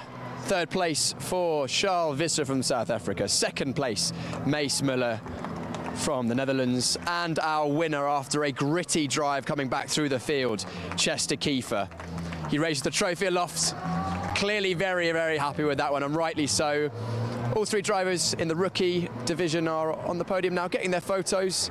Again, I think it's unlikely we'll get much champagne spraying at this stage. Maybe later on. We'll see. We'll see. Rookie drivers, you are free to leave the podium and get yourselves prepared for round 4 of the championship coming up, as I mentioned, in just under an hour's time. That just leaves the Pro-Am classification coming up once again. Drama in this race too, with drivers moving up and down the order. But we will start with our driver in third place, the number 123 from Finland, Henri Tuomala. Henry racing for Team Karainen. Second place, the number 19 from the USA, Anthony Imperato. Anthony racing for Team Ombra. And our winner eventually in the Pro-Am division, the number 197 from Germany, Søren Spreng. Congratulations, Søren. First race in this championship and a win in his division. We'll now have the German national anthem.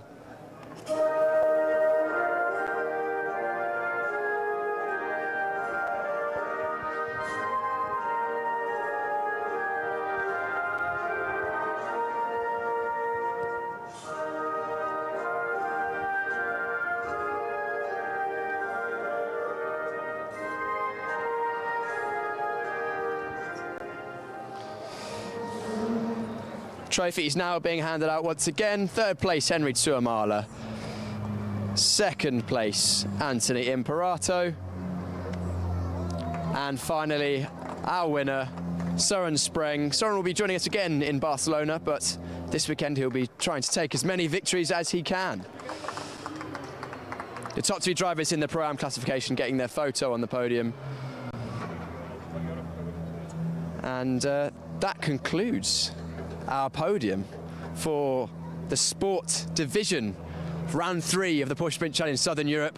Up next, in just a few moments' time, we'll be having the grid walk for the club division for round number 3. So I'll hand back up to Brian for just a moment, and then we'll be bringing you that race very shortly. Thank you, Piers. Great stuff. What a way to round off the first race of the afternoon, race 3 of the season, and really, really good stuff. We're going to take a short break now, and we'll be back with you in just a couple of minutes.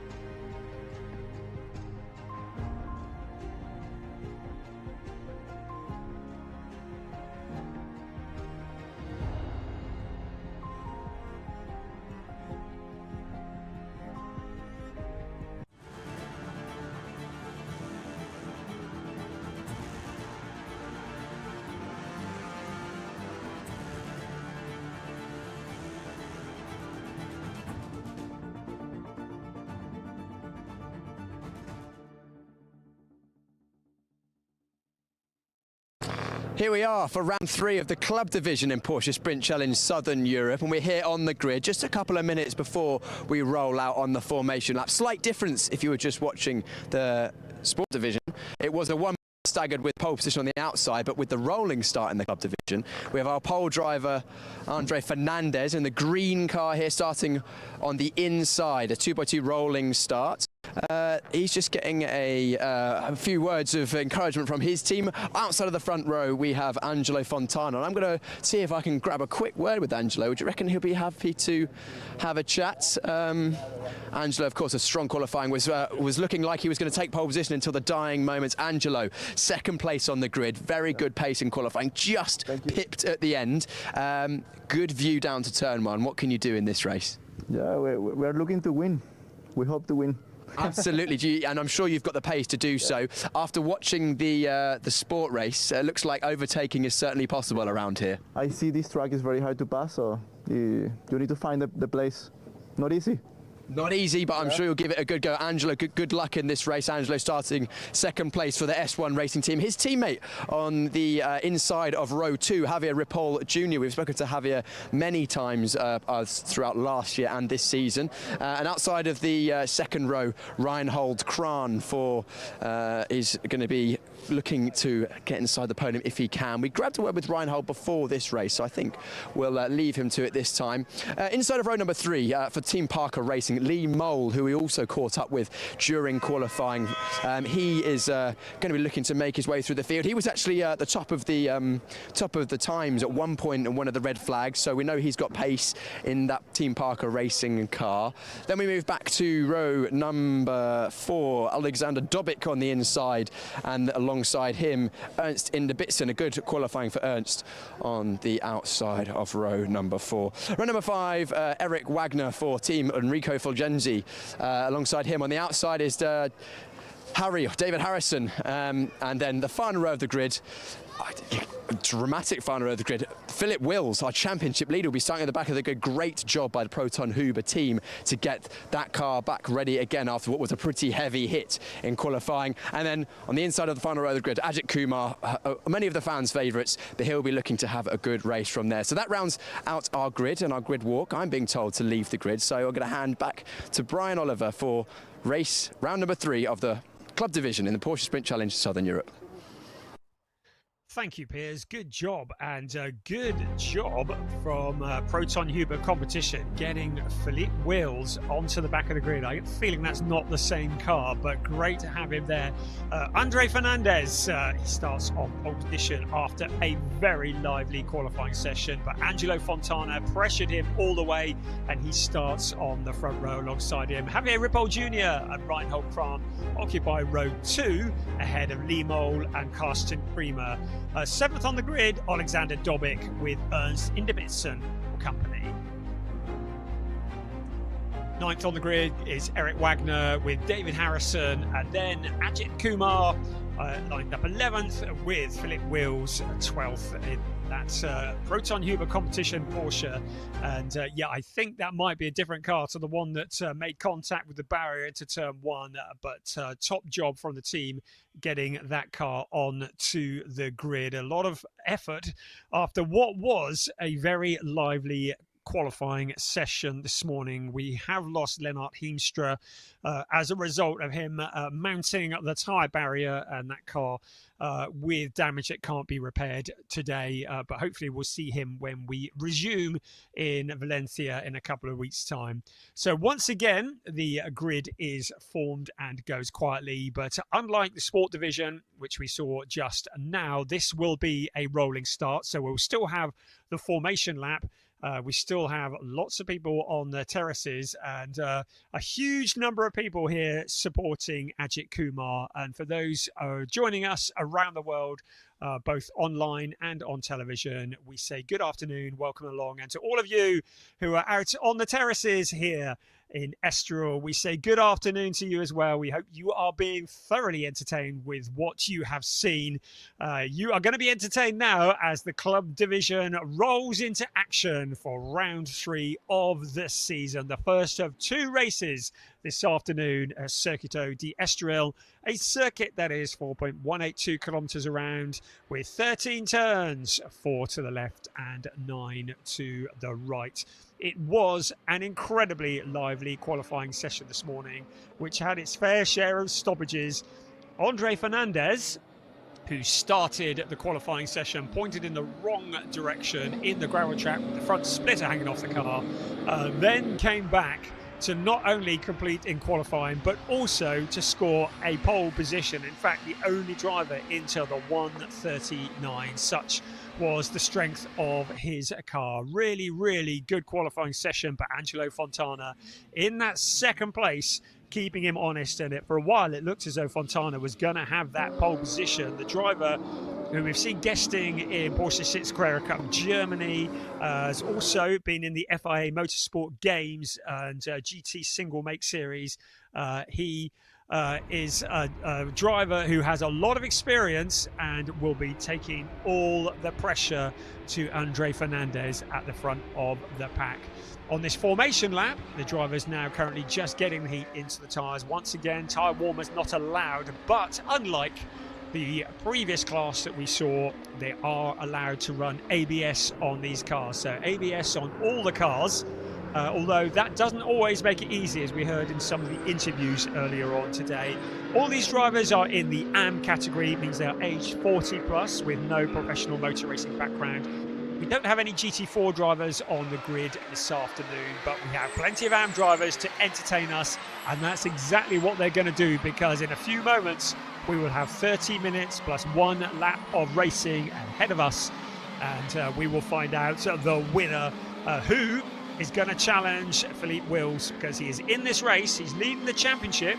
Evgeny Leonov, who's second, is 14 points behind, but he is not here today. So third in the championship, Javier Ripoll Jr., 26 points adrift and starting on the second row. So he's got a great opportunity to gain ground on Philippe Wills in the championship challenge. Philippe Wills will be fighting through from the back in the yellow and black car that just flashed through your screen. So, safety car with the hazard lights flashing, about to duck into the pit lane. And in just a few moments, we will be getting ready to go racing. The car's building the speed. They see the lights ahead of them. The lights are about to go green, and we are racing. And it's Andre Fernandez who steps off that pole position, leading the field in towards turn 1, 4 abreast into turn 1.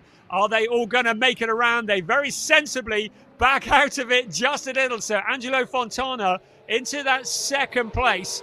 The rest of the cars just coming through at the moment, all fighting for those positions. But our race leader at the moment, Andre Fernandez. Everybody making it around turns 1 and 2. There's Ajit Kumar at the back of the pack at the moment, but he'll be pushing to make his way forwards through the pack. Javier Ripoll Jr. in third place, just falling back a little bit from the lead duo. Across the line they came, and they all made it into turns 1 and 2. Here we are into turn 5 now, and then into the braking of turn 6.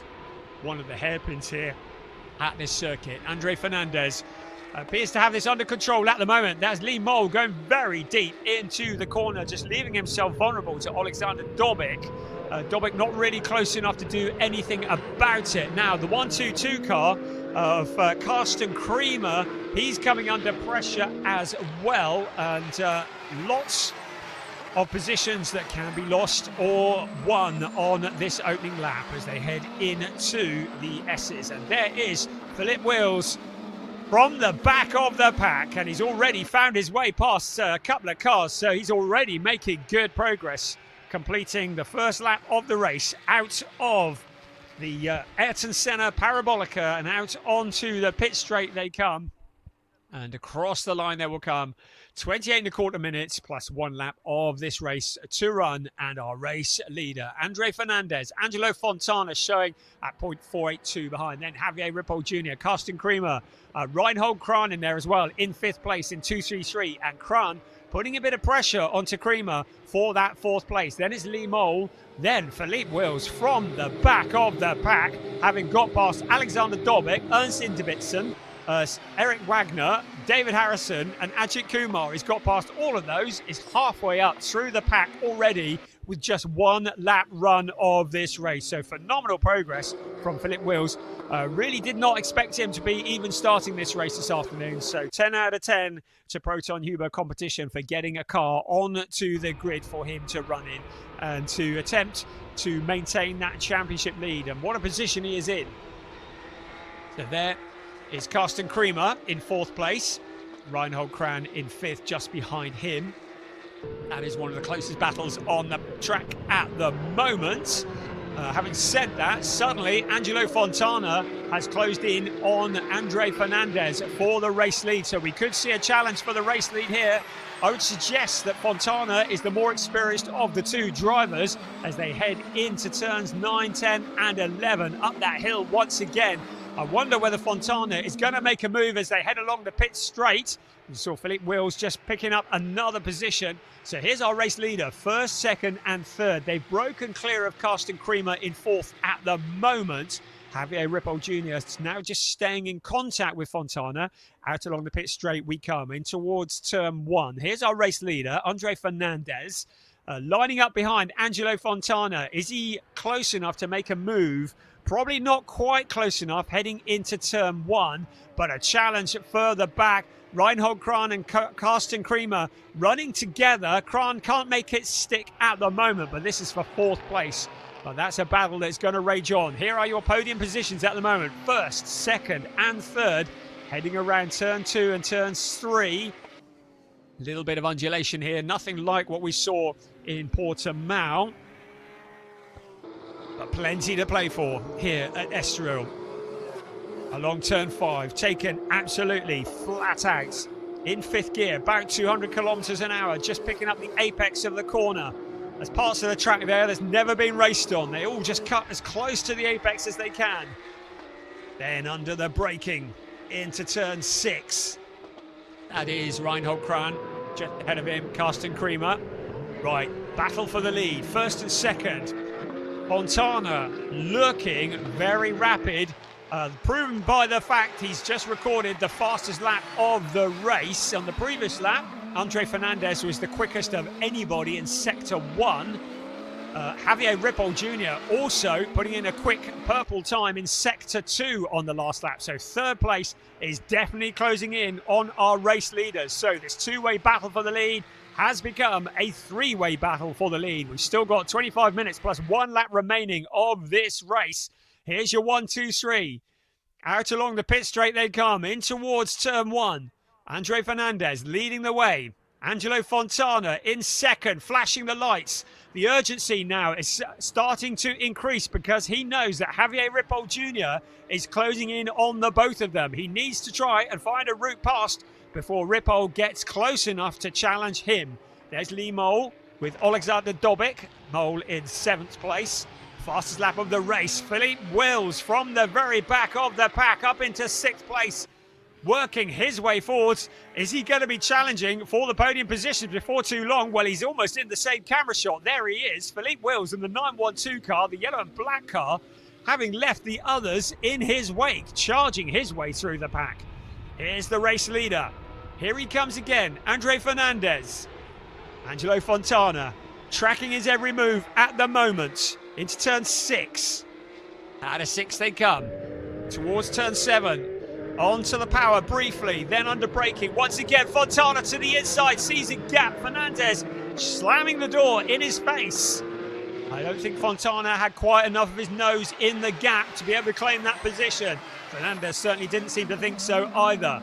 1st and 2nd, will they know that Philippe Wills is in 6th place, having recorded the fastest lap of the race as Javier Ripoll Jr. slides it up around the corner. Wonderful bit of drifting there from Javier Ripoll Jr. Here comes our race leader once again. Now suddenly Fontana has dropped back and into the clutches of Javier Ripoll Jr. Did Fontana make a mistake? Has he got a problem? Because Fontana certainly dropping a little bit back and into the clutches of 3rd place. Suddenly, that's given Andre Fernandez a bit of a get-out-of-jail-free card because Fontana is now under pressure from Javier Ripoll Jr. Into turn 1 they come.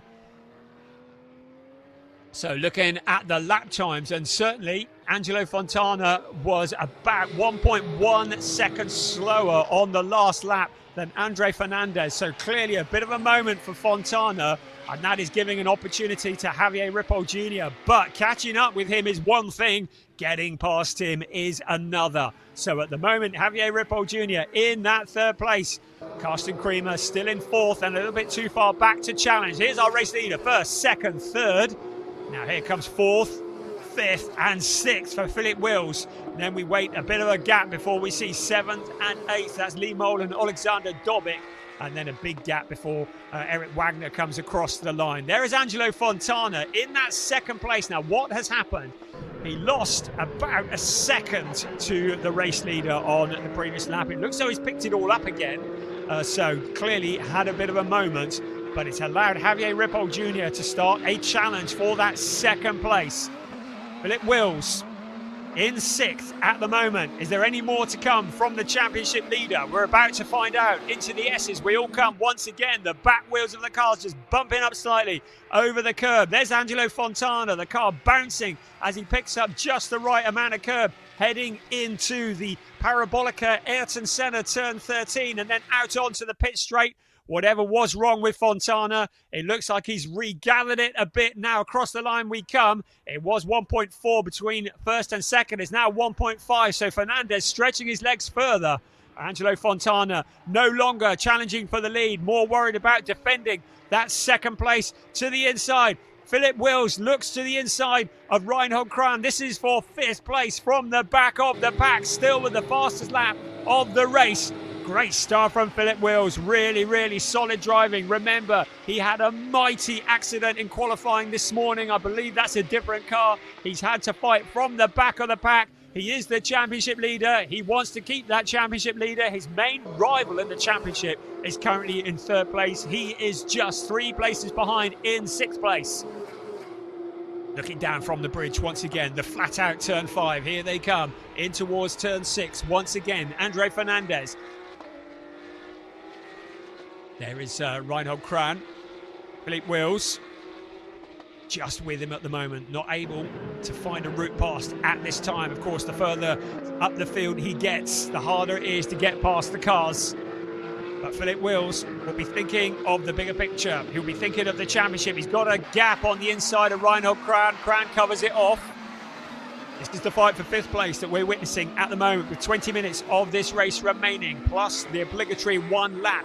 Philip Wills with a lot more traction coming out of turn 9, taking a tighter line. Here's our race leader once again, Fernandez. Now Fontana's closed back up, so whatever happened on that lap, clearly he sorted it because there is a challenge once again. Angelo Fontana has broken clear of Javier Ripoll Jr. is back with the race leader. 0.2 of a second is the gap between first and second to the inside into turn 1. Is he going to make a move? Can he get it slowed down? Fernandez pretty daring with shutting the door in front of Angelo Fontana. It works. Fontana with the fastest lap of the race. So Philip Wills' fastest lap now been stolen away by Angelo Fontana. This is the fight for the top step of the podium. Andre Fernandez being pretty bold with his defence. He sees the gaps on the inside and he shuts the door in front of Angelo Fontana. Fontana deciding that discretion is the better part of valour. Just backing out of it, waiting for his moment. Has he got anything left? We're not even at the halfway point of the race yet. Andre Fernandez leading the way. Angelo Fontana in that second place. Into turn 6. And then round to turn 7 they will come. Down a slight descent, under braking. First and second, broken clear of third place at the moment. Andre Fernandez will have an open track in front of him. But he will have one eye in front, one eye on the mirrors, because he knows that Angelo Fontana will jump if he sees just the slightest gap. If he's got one moment that he can get his car in front, he knows that that lead will be gone. The car's bouncing across the curbs, absolutely hustling it as they head around turns 8, 9 and 10, and then into 11, and then 12 and 13. The Parabolica Ayrton Senna out along the pit straight is now flat out up to something like 265 to 270 kilometers an hour in 6th gear in towards turn 1. Then the heavy braking for the second gear corner, taken at about 85 kilometers an hour. The fastest lap of the race belonging now to Angelo Fontana. So Angelo Fontana with the fastest lap. Philip Wills in front of Reinhold Kran up into 5th place. So Philip Wills now pushing his way forwards. Next up the road for him is Carsten Creamer. And then it will be his main championship challenger, Javier Ripoll Jr., who is his main challenger in 3rd place. Philip Wills up into 5th place now from the very back of the pack. So there is Philip Wills in the yellow and black car. Behind him, Reinhold Kran in the green and black car. As they head towards turn 5. Once again, absolutely flat out, riding on board. What a great shot from Reinhold Kran. We get his view as he heads towards turn 6 now. See how hard he's having to work around turn 6. And then turn 7 he will come. Great shots on board with these drivers. The Philip Wills, who's found the route past. Philip Wills, who is just 6.6 seconds back from the lead battle. About 7, nearly 8 tenths of a second between first and second last time around. But Fontana, with that fastest lap, continuing to push forwards as best that he can. There is second place, Angelo Fontana. There is the race leader. So the gap has opened up a bit once again. Fernandez responding every time Fontana puts in that quick lap. Well, the gap has remained about the same, marginally less between first and second, 0.76.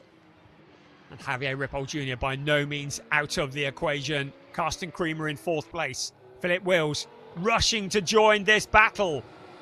Can it be that from the back of the pack, in an unfamiliar car, Philip Wills will be challenging for a podium? Angelo Fontana, looking impatient, has now closed back up with Andre Fernandez. Famous IndyCar driver, Adrian Fernandez. Don't get them mixed up. Fontana in that second place. Right, turn 5. They're heading into now, first, second. A little clear of Javier Ripoll Jr. Then to turn 6. Under braking once again. Still, Andre Fernandez has the lead of this race. Still, Angelo Fontana gets close, then sometimes drops back, then gets close again, then drops back. Needs to get close, particularly in this second part of the lap, because if he can do all the hard work now through turns 8, 9, 10, 11 and 12, he will set himself up to make a challenge out of 13 and along the pit straight, but he needs to stay as close as he can to Andre Fernandez through this section. Up the hill, and now into Parabolica Ayrton Senna they come. Is he close enough? Still maybe not quite close enough to challenge. This is the section where all the hard work is done, and then out onto the pit straight. Is he going to be close enough to make a challenge? It doesn't look like it. He will pick up something of a draft as they head past the pits, but not enough to make the challenge. Flashing the lights. Into turn 1 they come once again, deciding just to stick behind for the moment. Still got 14.5 minutes of this race remaining. Javier Ripoll Jr. about 1.9 seconds back from the lead battle, but keep an eye on the car that's behind Carsten Creamer. Philip Wills in 5th place and closing 6.1 back from the lead battle. And this is that lead battle.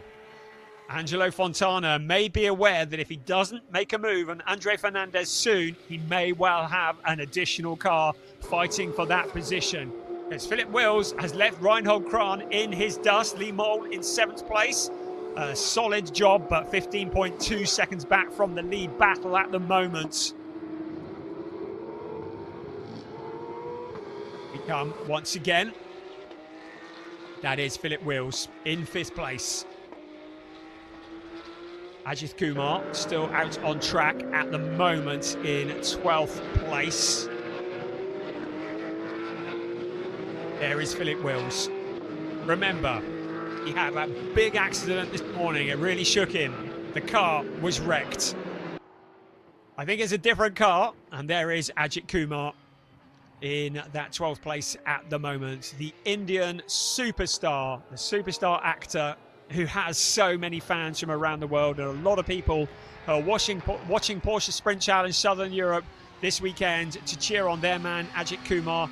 Perhaps not having quite as much pace as he'd hoped for, but still very much learning the ropes in this series.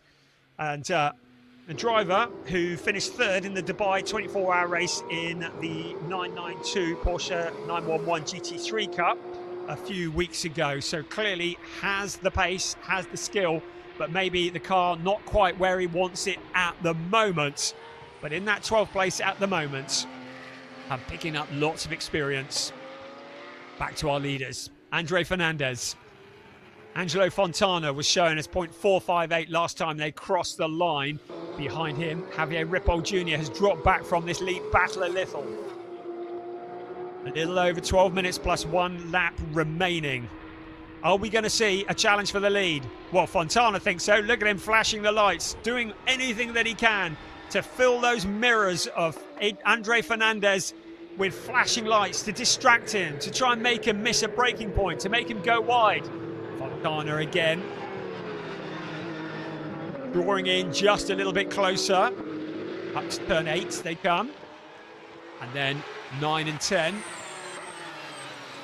It was 0.458 last time they crossed the start-finish line.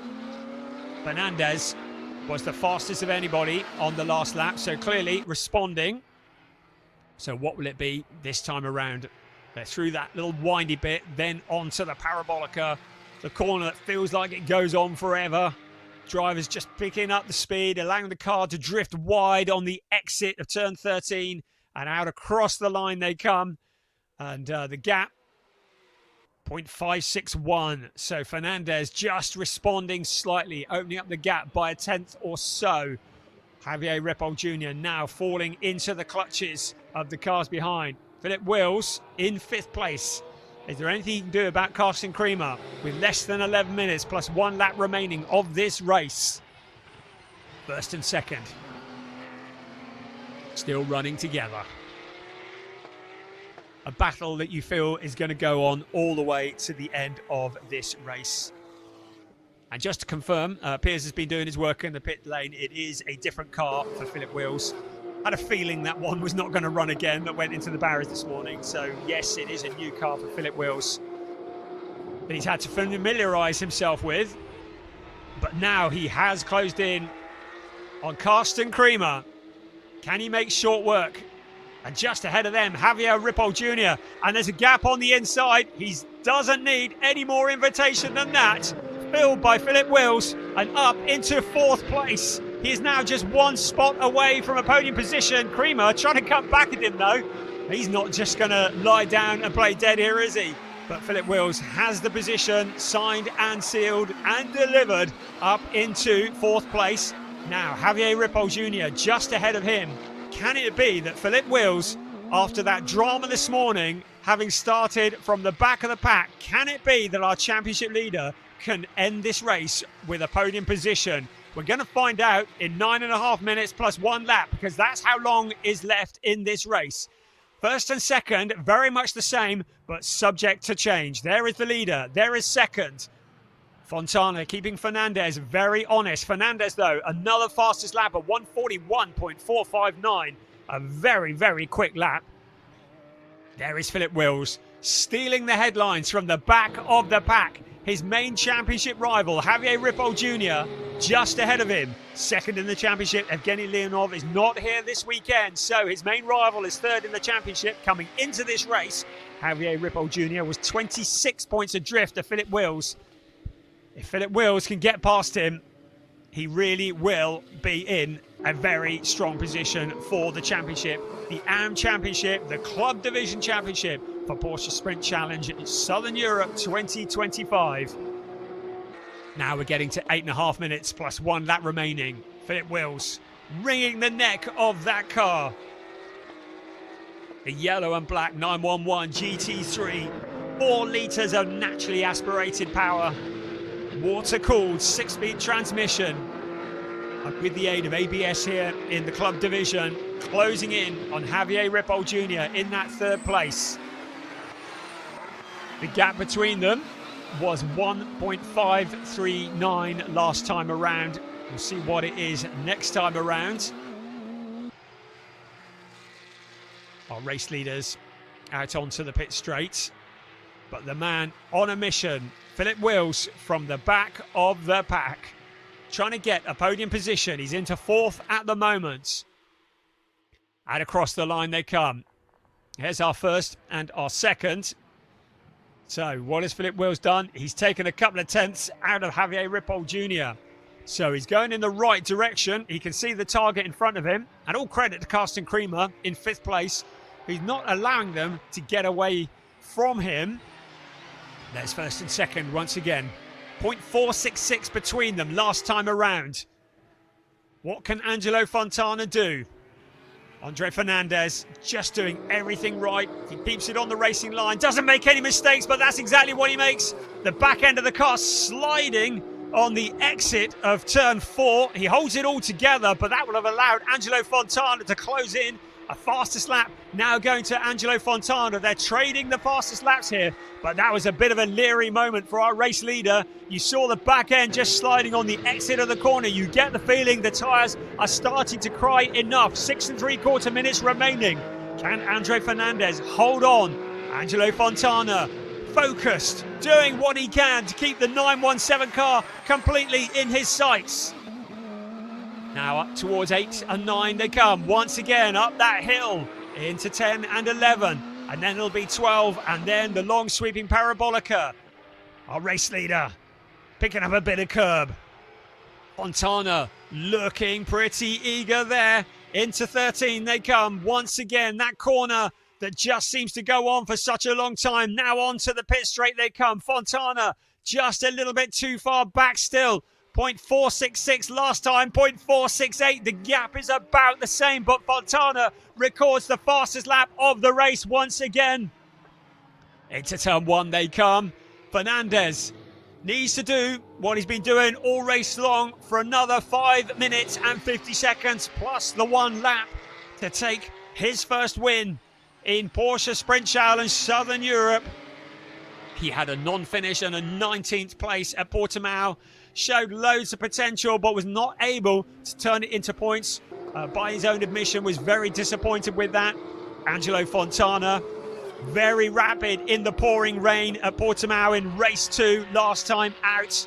Currently looking to equal his best ever finish if things finish as they are now, but he's not given up yet. We're into just about the last 5 minutes of this race, and you can see how hard Fernandez is pushing that car. The back end stepping out. That's allowed Fontana to close right in. The rear tyres of the 917 car appear to be pretty shot. You saw the back end just sliding. Is this Angelo Fontana's strategy to just wait behind Andre Fernandez, wait for him to use up the tyres, to use up all the grip, then to jump when the moment comes? Because the 917 car looks to have very little traction at the back. How well is he going to do around the S's? He comes now, 917 gathering it all up, but Fontana looking closer than ever. Into turn 13 they come once again. Is he going to be close enough to make a challenge into turn 1? Somehow Fernandez once again opening up that gap. Across the line they come. It was 0.468. It's 0.370 this time. Maybe on account of that little slide that Fernandez had in towards turn 1. Fontana will be aware that time is running out. 4 1/4 minutes plus 1 lap. They're well clear of Javier Ripoll Jr. in 3rd place. Felipe Wills doesn't look like he's going to catch Javier Ripoll Jr. for the last of the podium positions, but 4th place will be one heck of a result when you consider what he has been through today. Now, ahead of the race leader is Ajit Kumar, the back-marking number 28 car. Is this going to be the moment that Angelo Fontana needs to make a challenge for the lead? Kumar, very, very cooperative, getting out of the way, so doesn't want to interfere with the lead battle. So, first and second come sailing through. Kumar resumes on his way behind these two. Here's first and second, once again towards turn 6. Andre Fernandez still in control. It was somewhere around here where the back end started to slide last time around. Angelo Fontana, the last driver to have the fastest lap, but they've been trading it all race long in that 2nd place. 3 minutes and 20 seconds remaining. A gap on the inside. Angelo Fontana, dare he put his nose into it? No, he can't. Andre Fernandez still in the lead. Up the hill they come once again. It's still 917. So much pressure coming from behind. Angelo Fontana throwing everything that he's got at the green car in front, but he still can't find a route past What great racing from these two drivers, but Fontana now, I would say, closer than he has been at any point during this race. Out onto the pit straight. Is this going to be the challenge? Flashing the lights. Past the pits they come. In towards turn one. Still Fernandez with that lead. Still Fontana not close enough to make a challenge. He has a little look to the inside, but decides that he's not got enough space to make a challenge for the lead. 2.5 minutes remaining. Time is starting to run out for Angelo Fontana. Javier Ripoll Jr. Philippe Wills in 4th place, and then Carsten Creamer. And Wills does look as though he has closed in on Javier Ripoll Jr. So the battle for third not quite over yet. Bit of a wobble from the cars as they head around the corner. The tyres on these Porsches all worn out. There is Javier Ripoll Jr. You can see where Philippe Wills is. He's clearly not done yet, is he? Carsten Creamer in there as well. 2 minutes remaining, plus 1 lap. First and second running together into turn 6 once again. It's going to be a couple of laps remaining after this one. Our race leader has not put a foot wrong all race long. He's got 1 minute and 3/4 plus the 1 lap to keep it in that position to take his first ever win in Porsche Sprint Challenge Southern Europe 2025.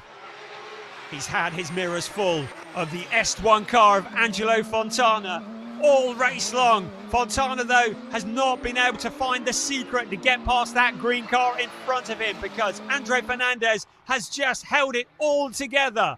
1 minute and 1/4 remaining plus 1 lap. So out across the line they come. It's going to be 2 more laps remaining of this race. It'll be this lap where the clock will strike 0 plus 1 more. So 2 laps remaining of this round 3 of the season for the club division. Porsche Sprint Challenge Southern Europe. What great racing we're seeing into turn 1 for the penultimate time. Fontana, he's going to have to wait until the last lap if he's going to make a move on turn 1. Or is he settling for second place? Surely not settling for second place. He can see the leading car.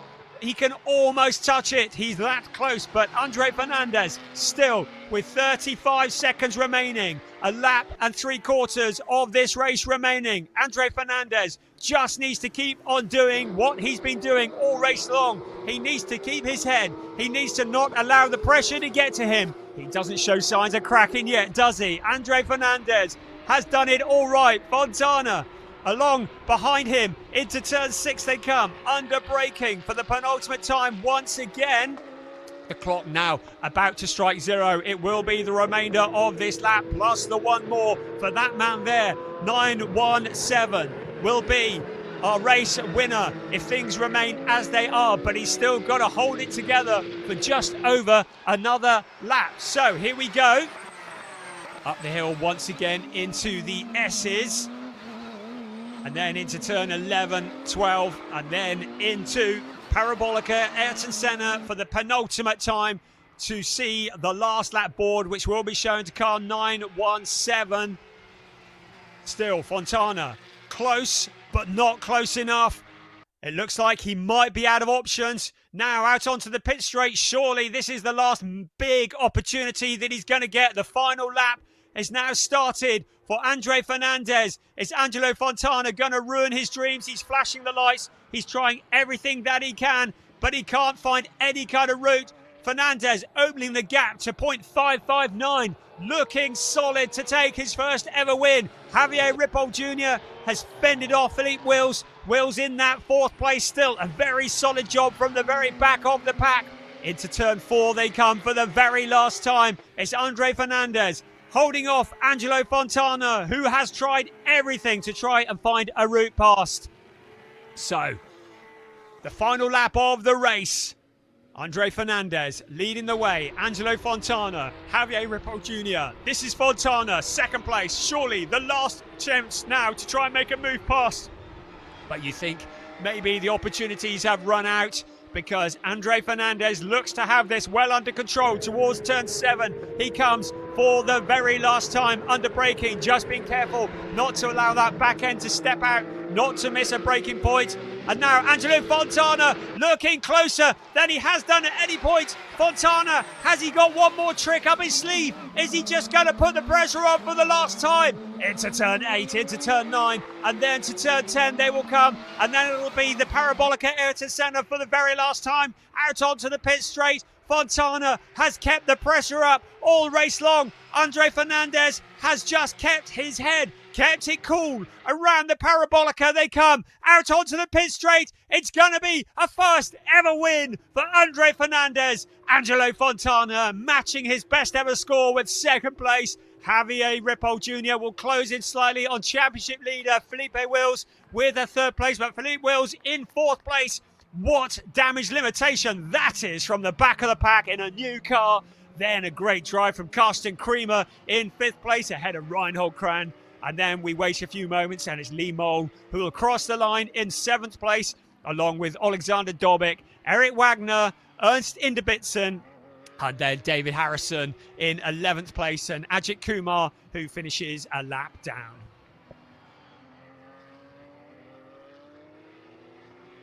Brilliant. Great stuff. What a tense race that was. Adrian Fernandez, a solid drive, just holding it all together and not allowing the pressure to get to him. So race 3, round 3 of the season for the Porsche Sprint Challenge, Southern Europe Club Division, the first of 2 races today here at Circuit d'Estoril.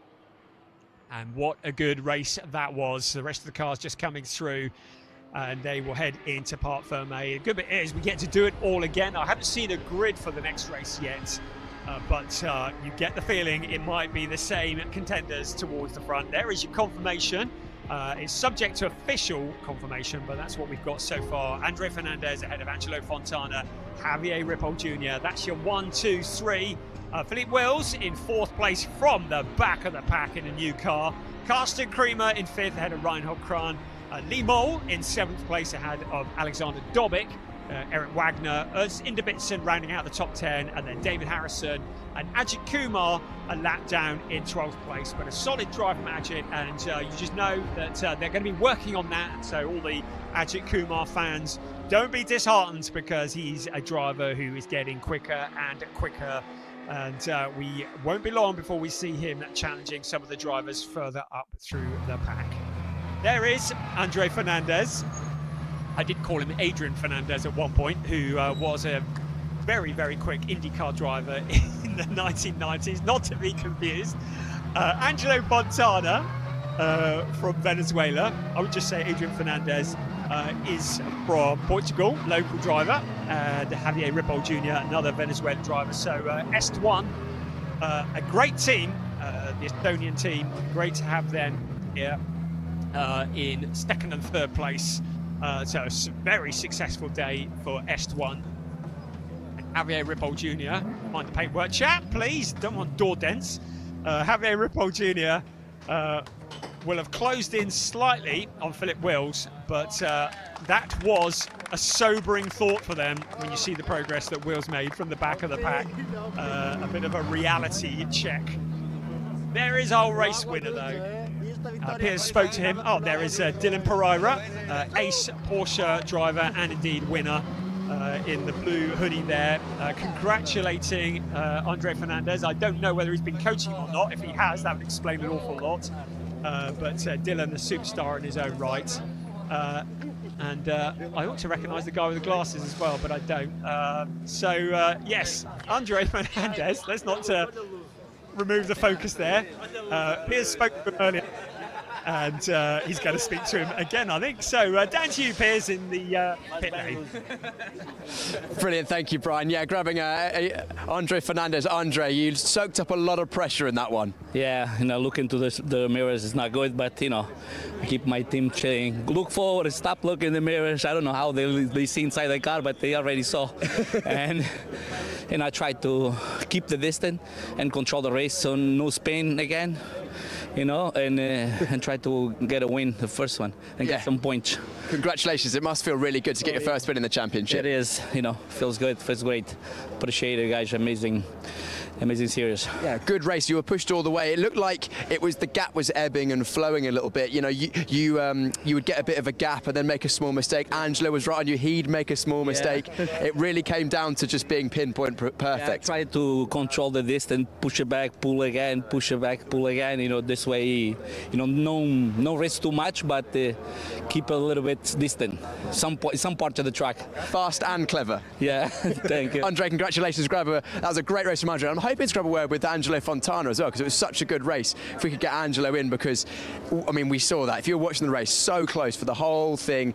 Angelo was trying everything, inside, outside, flash of the lights. Angelo, I'll get you to come this side if that's okay. Angelo, what a great race that was. Pushing Andre all the way, couldn't quite get it done. Till the end, fighting. But try passing, but hard.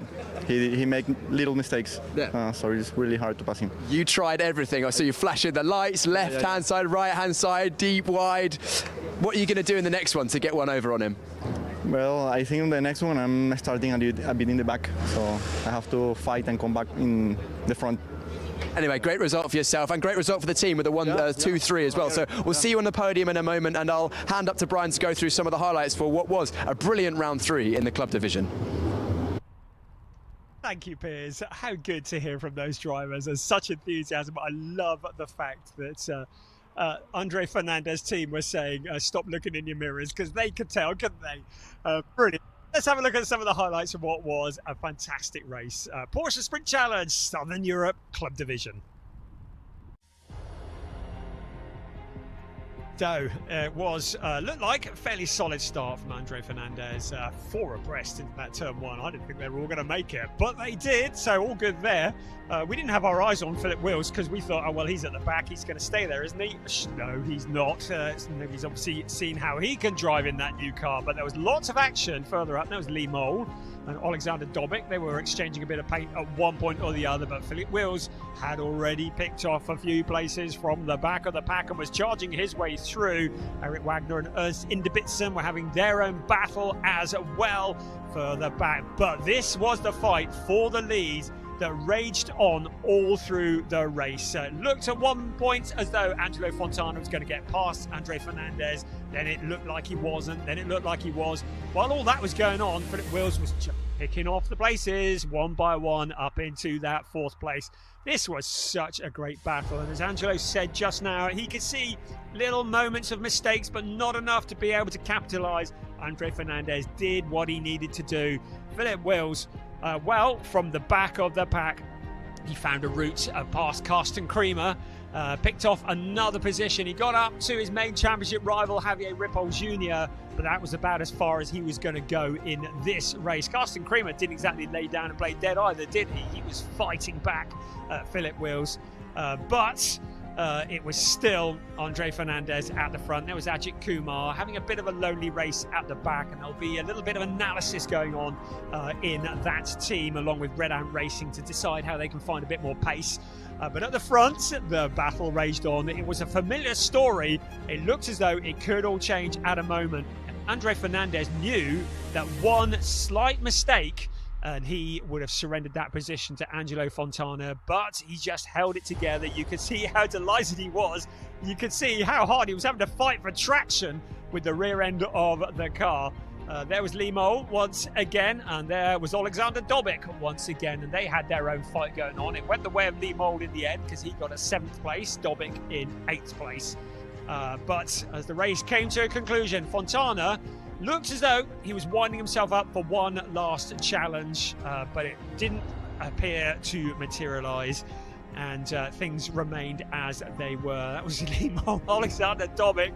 A bit of Oppo Loco around the corner. That's very entertaining. Not necessarily the quickest way around, perhaps letting Lee Mole off the hook a little bit for a few moments.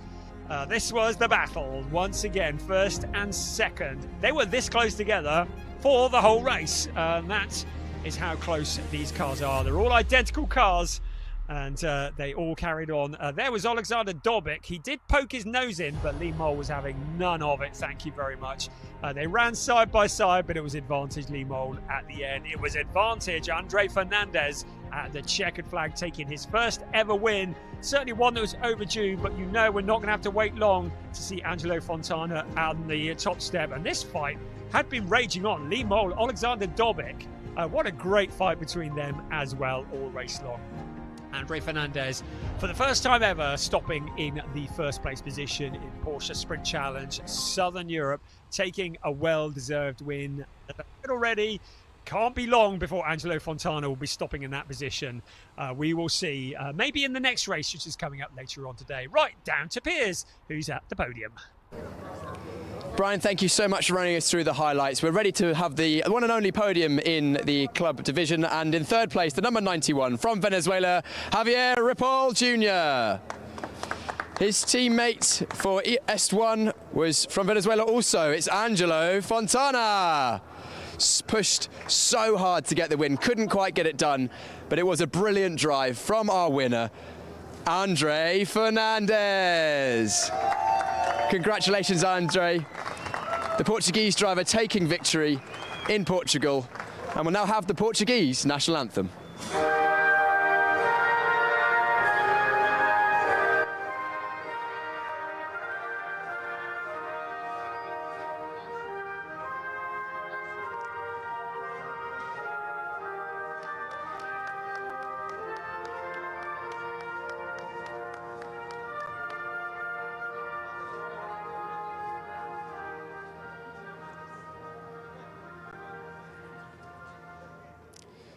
Congratulations, Andre, on the win. We'll now have the trophies. So third place it is Javier Ripoll Jr. Second place, Angelo Fontana. And our winner, driving for Veloso Motorsport, was Andre Fernandez. His first victory in this season. First time he's been able to show that pace in the race and get the result that he was looking for after a tricky round 1 and round 2 in Portimao. Photos on the podium, all three of them big grins.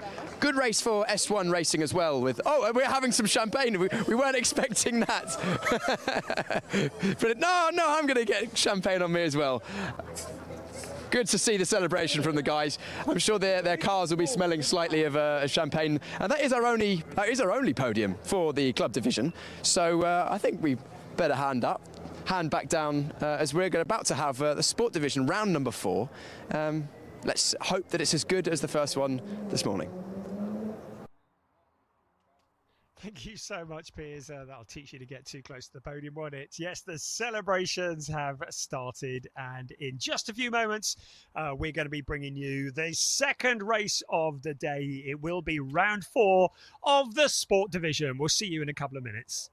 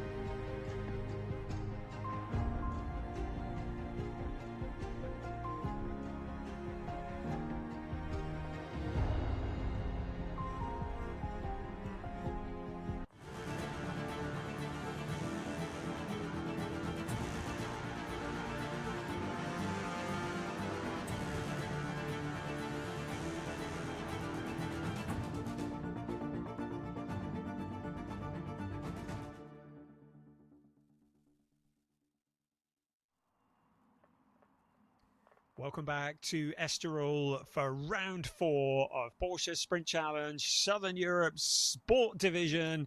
What a round 3 we enjoyed earlier on this afternoon. We saw Ariel Levy starting from pole position. He led for most of the race, but when it counted, it was Flint Schuring who was in front in the closing laps of the race. Schuring finding a route past the number 25 Team GP Elite car and taking his second win of the season. And in so doing, by my calculations, taking the lead in the championship by 1 point from Ariel Levy as well. It was a thrilling race. Draker Janssen also doing a sterling job to finish on the podium. We saw a rookie win for Chester Kiefer. That's 3 out of 3 wins for him in the rookie championship and in the rookie racing this year. But all the more impressive considering the fact that he spun on the opening lap of the race and had to work his way back through the pack. Sasha Norden was another who had a spin on that opening lap in the same incident, and he fought his way back to 6th place. So some very solid drives there. So Chester Kiefer took the win in the rookie race. Søren Spreng took the race win in the Pro-Ams. I have seen subsequently that there was a penalty issued to Søren Spreng for forcing another car off the track, and he has been awarded with a 10-second time penalty. So Søren Spreng, who's making his debut in Porsche Sprint Challenge Southern Europe this weekend, picking up a 10-second time penalty. So he'll be looking for better things in this race. He starts from 21st place, and the driver he got together with is starting alongside him in 22nd place for this round 4. So that's going to be exciting. Chester Kiefer starts 3rd as the leading rookie qualifier, and will be looking to continue his run of winning every rookie race of the year so far. But the headline will be exactly the same as it was in round 3, and that is Ariel Levy starting on pole position. Flint Schuring will be alongside him. It's an all front row, the 1-2 in the championship, the 1-2, or should we say the 2-1 in the championship, the 1-2 on the grid. They start alongside each other. Chester Kiefer will start in 3rd. Draker Janssen, the driver who finished in 3rd place in the last race, will start in 4th. And Domas Radonis and Sasha Norden, who has got a point to prove, he'll want payback time. We didn't see anything from Matthias Ferreira in the last race. Well, we saw something briefly, but he retired to the pits. I'm not sure what the problem was. We saw a big lockup. Now, whether he retired because of the lockup or whether the lockup caused his retirement for the target competition Porsche, but whichever way, Ferreira starts in 7th place. Jelte Hofner, there's a name we've been saying lots during this qualifying and race day. We're going to be saying quite a lot more of him. He's starting in P8 on the grid. Also, Nick Ho and Jonas Greif are up there as well. So it's looking pretty good for another nail-biter of a race, as is always seems to be the way with Porsche Sprint Challenge Southern Europe. You really have no idea who is going to win. All part of the wonderful Porsche pyramid. In just a few moments, we're going to head down to the grid where Piers is going to try and grab a word with a few drivers. But we look down from turn 1, a turn that has caught an awful lot of people out today, both in qualifying and the race. I think the rubber tyre tracks tell a tale all of their own. Some to the left and some to the right, heaven forbid, as the cars are under the heavy braking in towards turn 1 here at Circuito de Estoril. It is a legendary circuit, circuit that has hosted the Portuguese Grand Prix many times in the past, and of course it was the scene of Ayrton Senna's first ever win in Formula 1. But our focus today is very much Porsche, this mighty series, Porsche Sprint Challenge Southern Europe. They say that summer wins are made in the winter, and mark my word, you will see a lot of these drivers in other series throughout this coming year. And the statistics are pretty phenomenal. We've seen drivers that won in last year's championship going on to take wins. In fact, 6 drivers became champions in their summer championships. 6 drivers who took part in last year's Southern Europe went on to become champions in their respective summer championships last year. We're expecting the same again this year. We're expecting Piers Pryor, who is down on the grid. Over to you, Piers. Brian, thank you so much. We are, yes, heading into the second race of this weekend here at Estoril. Round 4 of the Porsche Sprint Challenge Southern Europe Championship in the Sport Division. And if this race is anything like the last one, then we're in for a treat. Drivers just coming to the grid now with our pole sitter Flint Schuring right in the front of shot. As if, look at that timing. It's like we make proper telly around here. But Flint did very, very well in qualifying, pushed hard in that last one, and managed to get the win in the end after, or struggle. Yeah, it was a good race and managed to get the win in the end after being pushed all the way by Ariel Levy, who was our championship leader going into that race, but now sits in second place. Very, very close between these two drivers. It's going to be a great battle for the championship this season, I think. Of course, still another 5 races to go, including this one, so not quite the halfway point. After this race, it will be the halfway point in the championship. But no pole position in this race, actually. I was wrong. Sorry.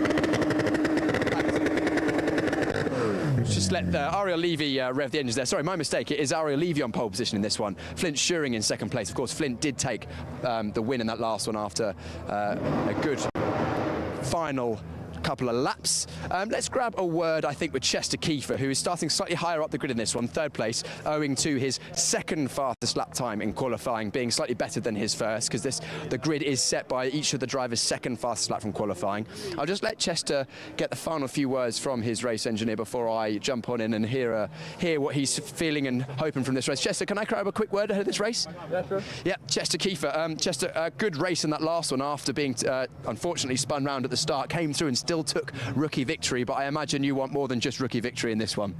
Yeah, well, now starting P3, much better chance of getting to the front, and hopefully we'll have no problem with the starting lights than we had in the last race, which put a bit of a mess with everyone jump starting, and that made everything a bit harder, and that's why also found myself in a situation that was a little bit unavoidable, but hopefully this race will go better. Well, you showed in the first race you can overtake around here. Starting third place in this one, are you hoping to use some of those moves to get towards the front of the grid? Yeah, I'm hoping to use some of those moves to get to P1. Absolutely. Well, keep an eye on you, Chester. Good luck to you. Chester, of course, a very young driver. He's actually a new convert over from single-seaters, having raced in French F4, British F4 previously, now taking up his career in tin top racing or Porsche Carrera Cup cars. We had a good result from Draker Jansen on that last one. He ended up on third place after a great result. It helped out slightly by some of the jostling, should we say, that was caused in the middle sector of the first lap, where we saw a few cars come together. Domus Raudonis is going to be starting in 5th place on the outside of row number 3. Of course, a one-by-one stagger. Let's grab a quick word with Sasha Norden if he's happy to have a chat. Sasha, we haven't chatted to you on camera much this weekend, Sasha. I said at the first race that, you know, normally we're used to seeing you higher up the grid, and especially based on testing, we expect you to be at the front. It shows that being at the front in qualifying can really keep you out of trouble in the race. Of course, a brilliant drive back through, but unfortunately caught up in an incident on the first lap. Yeah, thank you. It's just unfortunate, you know, I got clipped, and like the commentator said, sometimes you need to get clipped and the red mist comes, and I think it came, so it worked really well. Let's see, hopefully this time we can keep it clean and fight a little bit further forward, because we have the pace for sure. No doubt about that. I mean, you were literally dead last or second last, but I think Chester was right behind you at the after the first lap in that last one, and came through to a solid top 10 race. So clearly pace is there, overtaking is there. Just got to get the first lap out of the way, I assume. Yeah, exactly, and we'll do our best. You always do.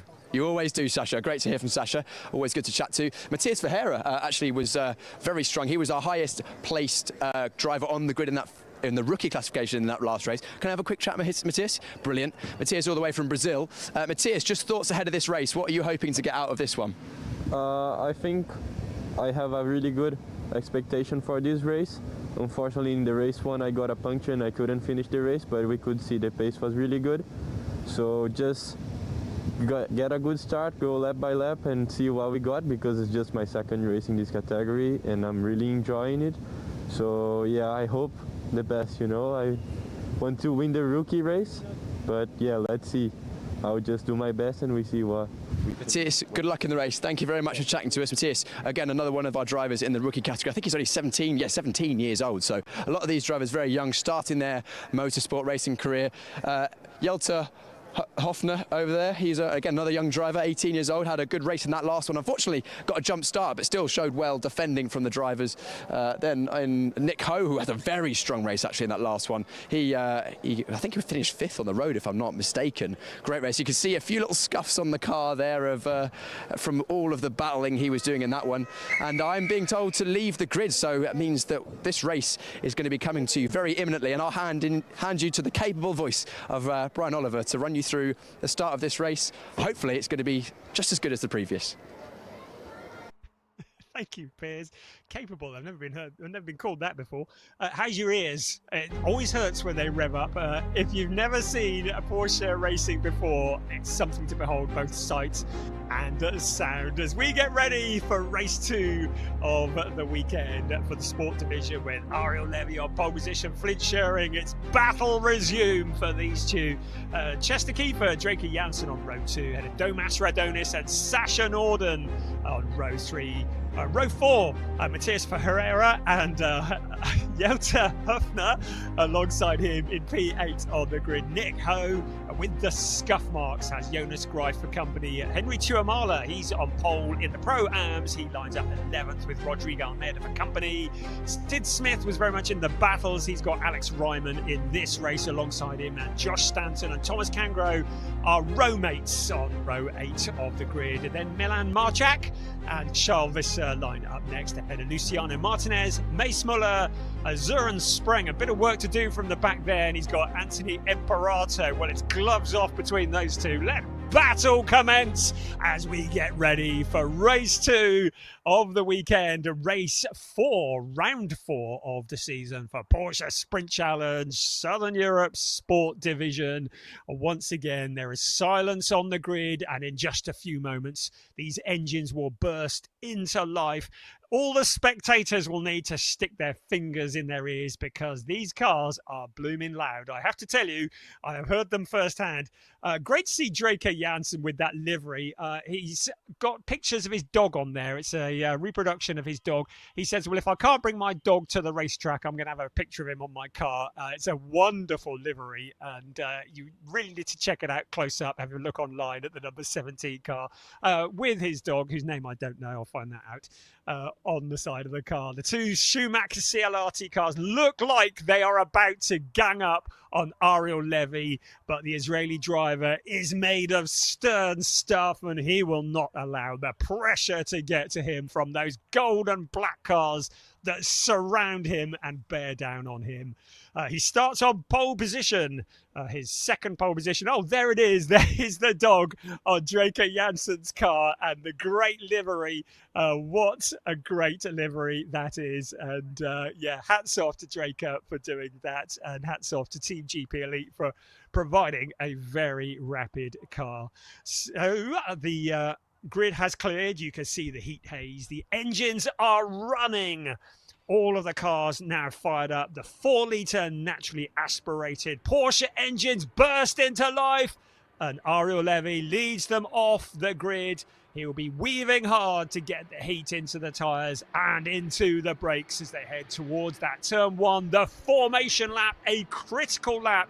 There's a bit of a lock up there from Draker Janssen, maybe just trying a little bit too hard to get the heat into the tyres.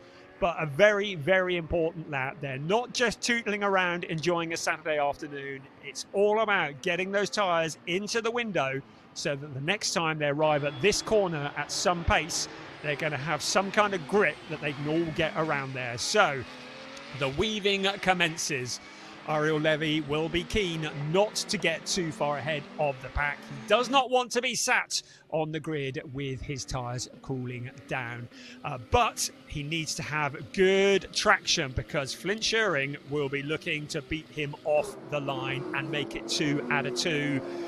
This is a business between these two, and you get the feeling we're going to see these two drivers fighting each other all year long, not just in Porsche Sprint Challenge Southern Europe. I haven't seen what the plans are for either driver for 2025 yet. I'm hoping that they will remain in Porsche Carrera Cup, and if they do, it will be great to see them going wheel to wheel all season long. And of course, the experience they get now, it's all about warming up, getting up to speed, refining the game, getting it absolutely spot on, so when they start their championships in April, that they are ready to hit the road running. And that's exactly what Porsche Sprint Challenge Southern Europe does. It gets the drivers up to speed after the long, hard winter and gets them ready for a summer of racing.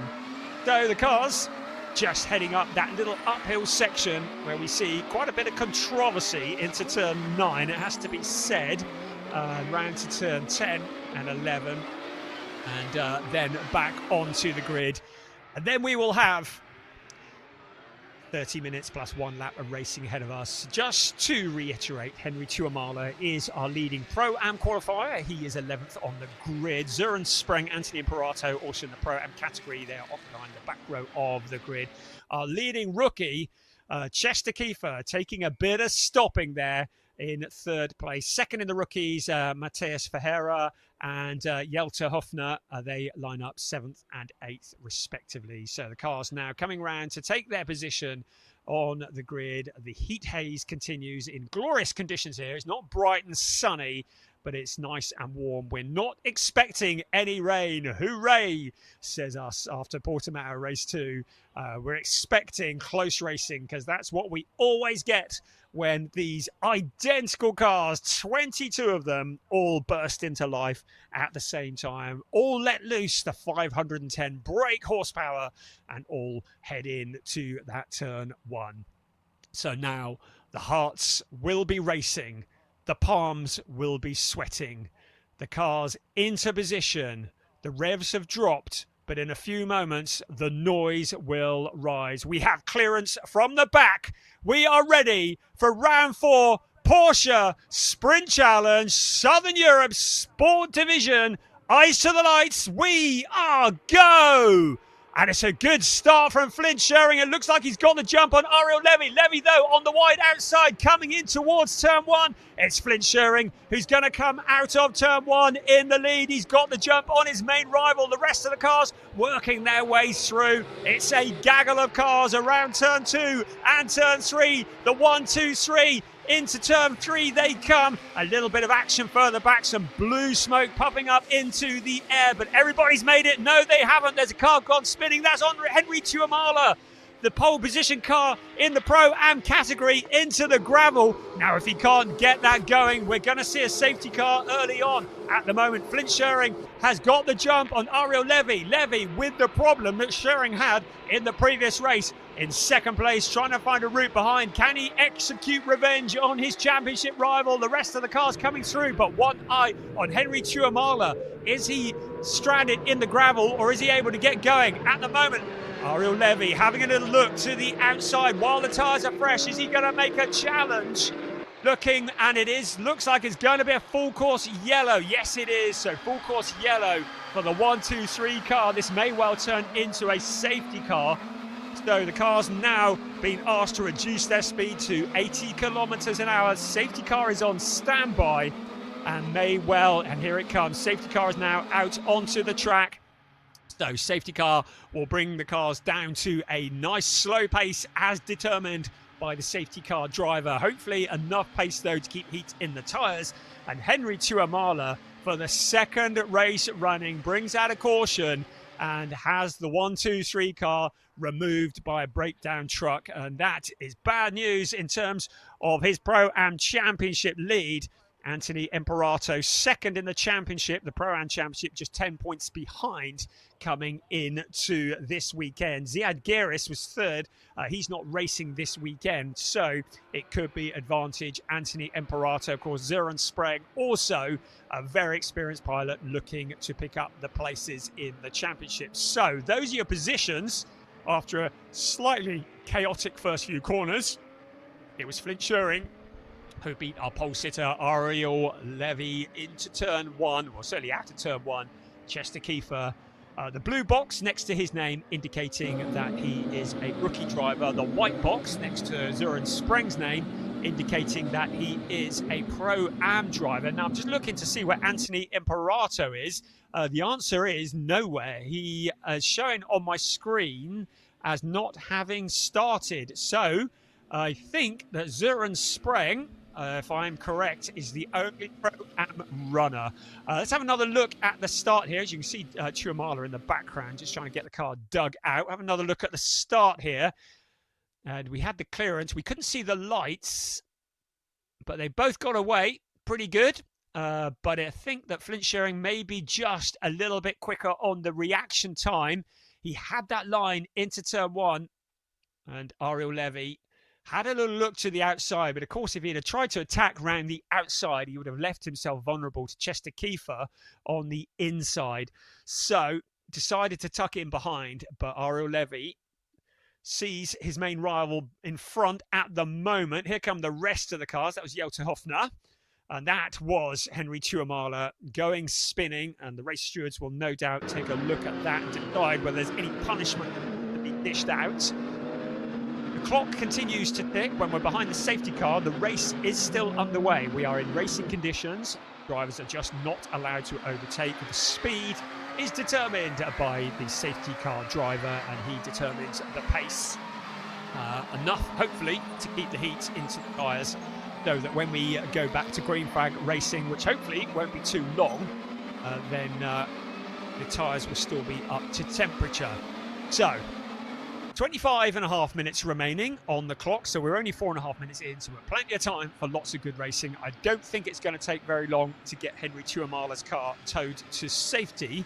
And apparently, yes, Piers has confirmed that Anthony Imperato did have an engine incident from race 1. Engine issue from the incident in race 1. Got there in the end. So Anthony Imperato did not start this race. So if Søren Spreng can get it to the end without too much drama, he will gain the top step of the podium. And it's a bit of a get out of jail free for Henry Tuamala, because his main championship rival, Anthony Imperato, not starting the race.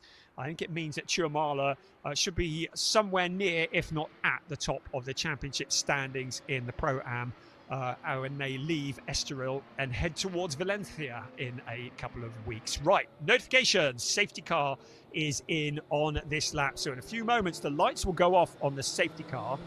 And Flint Schering will become the de facto safety car. It means that he will be in charge of the pace. He's not allowed to bring him to a standstill. He's not allowed to speed up and slow down unnecessarily. But apart from that, it's up to him when he goes. He will determine when to hit the accelerator. He must not overtake the safety car. That would see him in big trouble. But he can decide when to hit the accelerator. The cars cannot overtake until they reach the start-finish line. So nobody can get past him until you get to the start-finish line. Ariel Levy will want to anticipate when Flint Schering is going to hit that accelerator. And Flint Schering will want to catch Ariel Levy napping. He'll want to make sure that Ariel Levy's got his foot on the brake at the very moment that he hits the accelerator, thereby opening up a gap. It's quite an art doing these restarts. I've never tried it myself, probably never will. But I have to say, Flint Schering and Ariel Levy have done a fair few of these over the last couple of years. We watched them in Porsche 6 Carrera Cup Germany, Porsche Carrera Cup Benelux. And they're pretty wise when it comes to getting started. We'll see what happens, because the lights are off on the safety car. That is the indication to Flint Schering that he has now taken over the control of this race. So there is the safety car. He's still quite close to it, so he'll want to back the field up a bit so that he doesn't catch the safety car. They're having to turn 11 at the moment. Certainly wouldn't want to catch the safety car. And then Schering will hit the accelerator. So here he is. Once again, Ariel Levy feeling the victim in the middle of a Schumacher CLRT sandwich, one in front, one behind.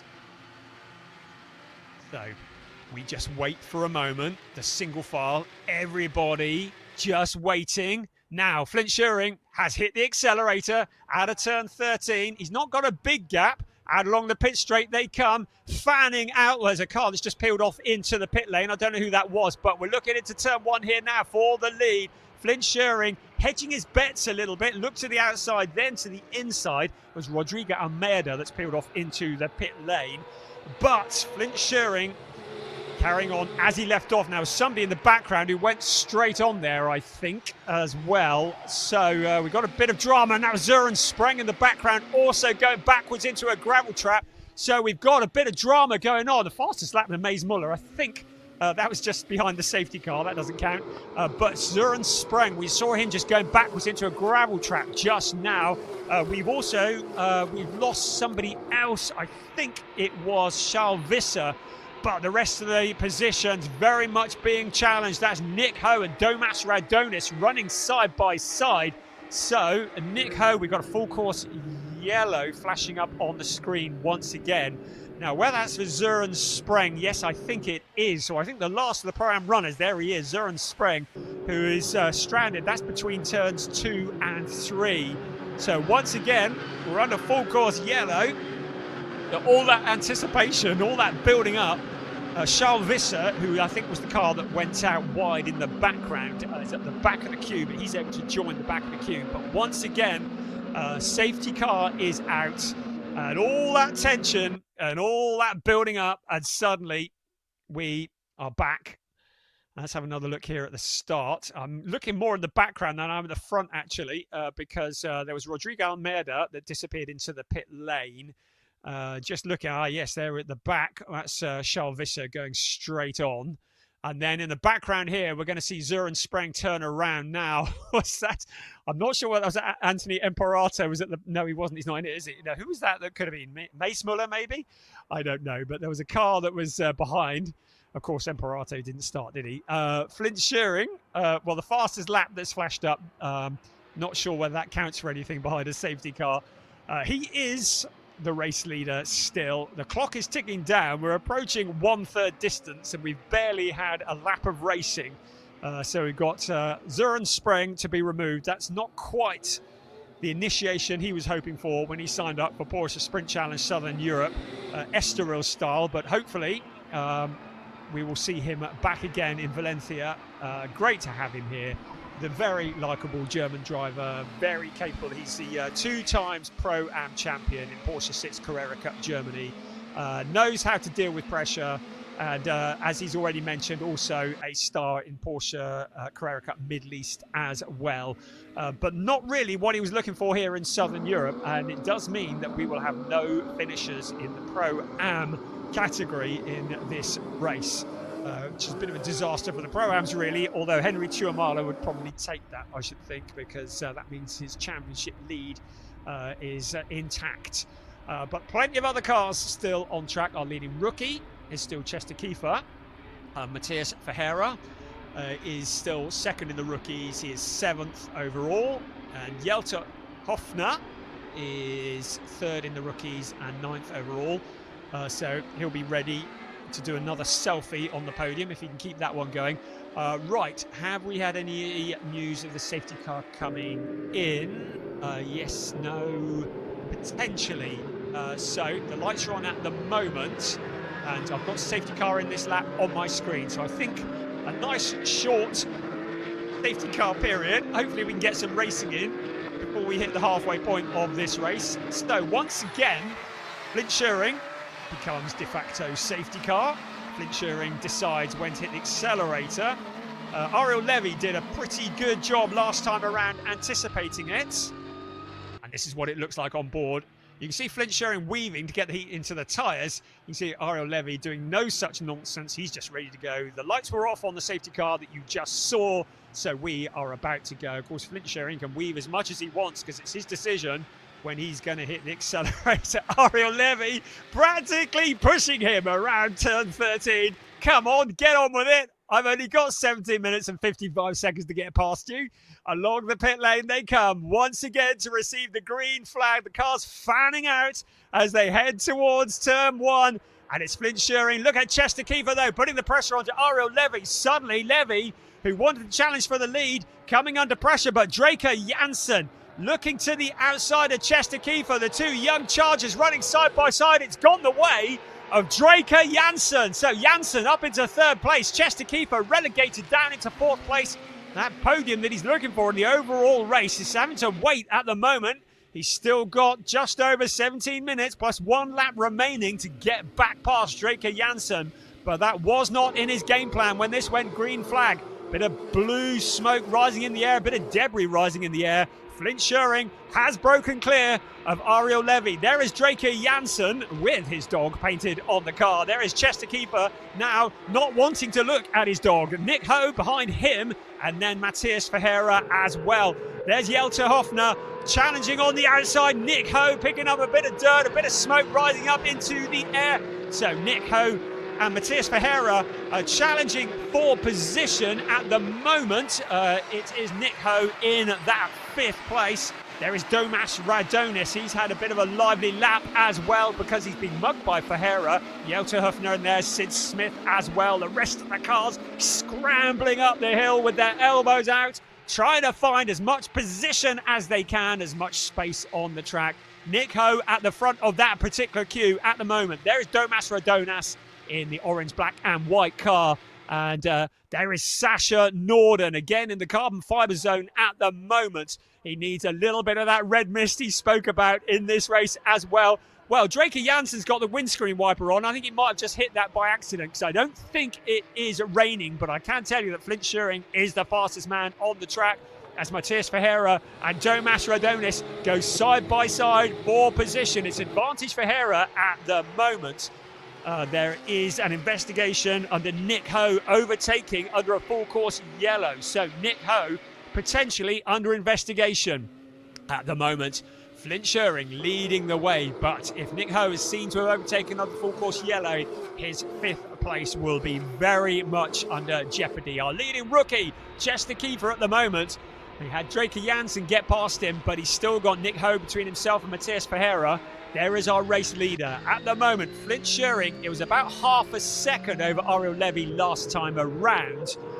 But we will see what it is next time they cross the line. They're into turn 6 at the moment. There is Draker Janssen in that 3rd place. The 1, 2, 3. You can see them all in the same shot. There is Chester Kiefer. There is Nick Ho under investigation. Matthias Ferreira. Domas Radonis. There's Sid Smith. He's always good value for money. He comes up that hill.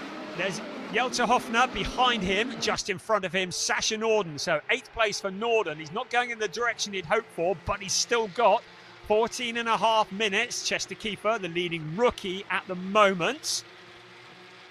We have no Pro-Ams in the race now, so just the 2 categories we're keeping an eye on, and there is our leading rookie out across the line. Right, the gap between 1st and 2nd, 0.219. Ariel Levy is starting to make his intentions known. There's a lock-up into turn 1. I thought he was going to get into the back of Flint Schuring there. It was all he could do to slow that car down. He's going to have a whopper of a flats on those tyres. So, there is Ariel Levy. He's managed to pick it all back up again, despite the flat spot on the tyres. And it's allowed Flint Schuring to break clear a little. So, Ariel Levy with the fastest lap as we look out towards turn 5, taken flat out once again. Flint Schuring, our race leader. Ariel Levy in 2nd. Draker Janssen in 3rd. 1.132 back from the race leaders. Right, there is Sasha Norden, and he has Sid Smith for company. So Sasha Norden not really enjoying the pace that we've seen from him in all the practice and testing. So the gap between 1st and 2nd looks to have increased, and I expect that lock-up from Ariel Levy will have left his tyres with mega flat spots on them, and it could leave him vulnerable to Draker Janssen in that 3rd place. Draker, who finished in 3rd place in the last race, looking to go one better in this one. He will have seen that lock up ahead of him. I'm just very pleased that the 2 cars didn't get together. There's your 1st, 2nd and 3rd running together along the pit straight. So 0.219 last time around, 0.546. So Schuring with a bit more pace. Into turn one they come. The 1, 2, 3, 4. Then it's Nick Ho. Matthias Ferreira in 6th place. Domas Radonis. There's Thomas Kangro on the inside of Milan Marchak. So, 12 and a quarter minutes remaining, plus 1 lap. Our race leader, Flint Schuring, looking to have it under control at the moment. There has been an investigation into the incident that saw Zuren Spreng, and it was Mace Muller that potentially got into him, but the investigation has said no further action. So, no issues there. There is our race leader, Flint Schuring, Ariel Levy, keeping him in sight. But what can he do to get past? We saw a very large lockup at the fastest part of the track. There will be vibrations in the number 25 car. Now, Sid Smith, Sasha Norden. Sasha Norden was in front, but now Sid Smith has found the route through as well. Sid Smith, who continues to press on, and Sasha Norden not enjoying the kind of pace he had hoped for in this race. There is Sid Smith, there is Sasha Norden now behind him. At least I think that was, or unless that was Jota, no, I beg your pardon, I think that was Jota Hofner in the identical red and white car. We'll wait for him to cross the line just for confirmation on that. But it was Jota Hofner that was behind Sid Smith. So out across the line we come. Let's just check on the positions here. So it's Schuring, Levy, Janssen, Kiefer, Nick Ho, Matthias Ferreira, Domas Radonis, and Sasha Norden, far from being past from Sid Smith, has broken clear of him and has now closed in on Domas Radonis for 7th place. So yes, Sasha Norden now, having turned the wick up, found a bit of pace and is challenging Domas Radonis at the front of that queue. Nick Ho in 5th place, Matthias Ferreira there as well, Domas Radonis, then Sasha Norden. And it was the other of the red and white cars. It was Jota Hofner who had been going head-to-head with Sid Smith. But now Hofner under pressure himself. And there once again, Charles Visser in trouble. He's pointing in the wrong direction. Now, is he able to get that going? Because if not, it will bring out another caution. There is Nick Ho in 5th place. And there behind him, Matthias Ferreira, Domas Radonis, and Sasha Norden. Man on a mission. Was disappointed with quali this morning. We've got a full course yellow going to be coming out. Full course yellow for the 3rd time in this race. Less than 10 minutes remaining. And this is going to frustrate the likes of Sasha Norden and Ariel Levy, all of whom are in a position to challenge but not able to make it stick.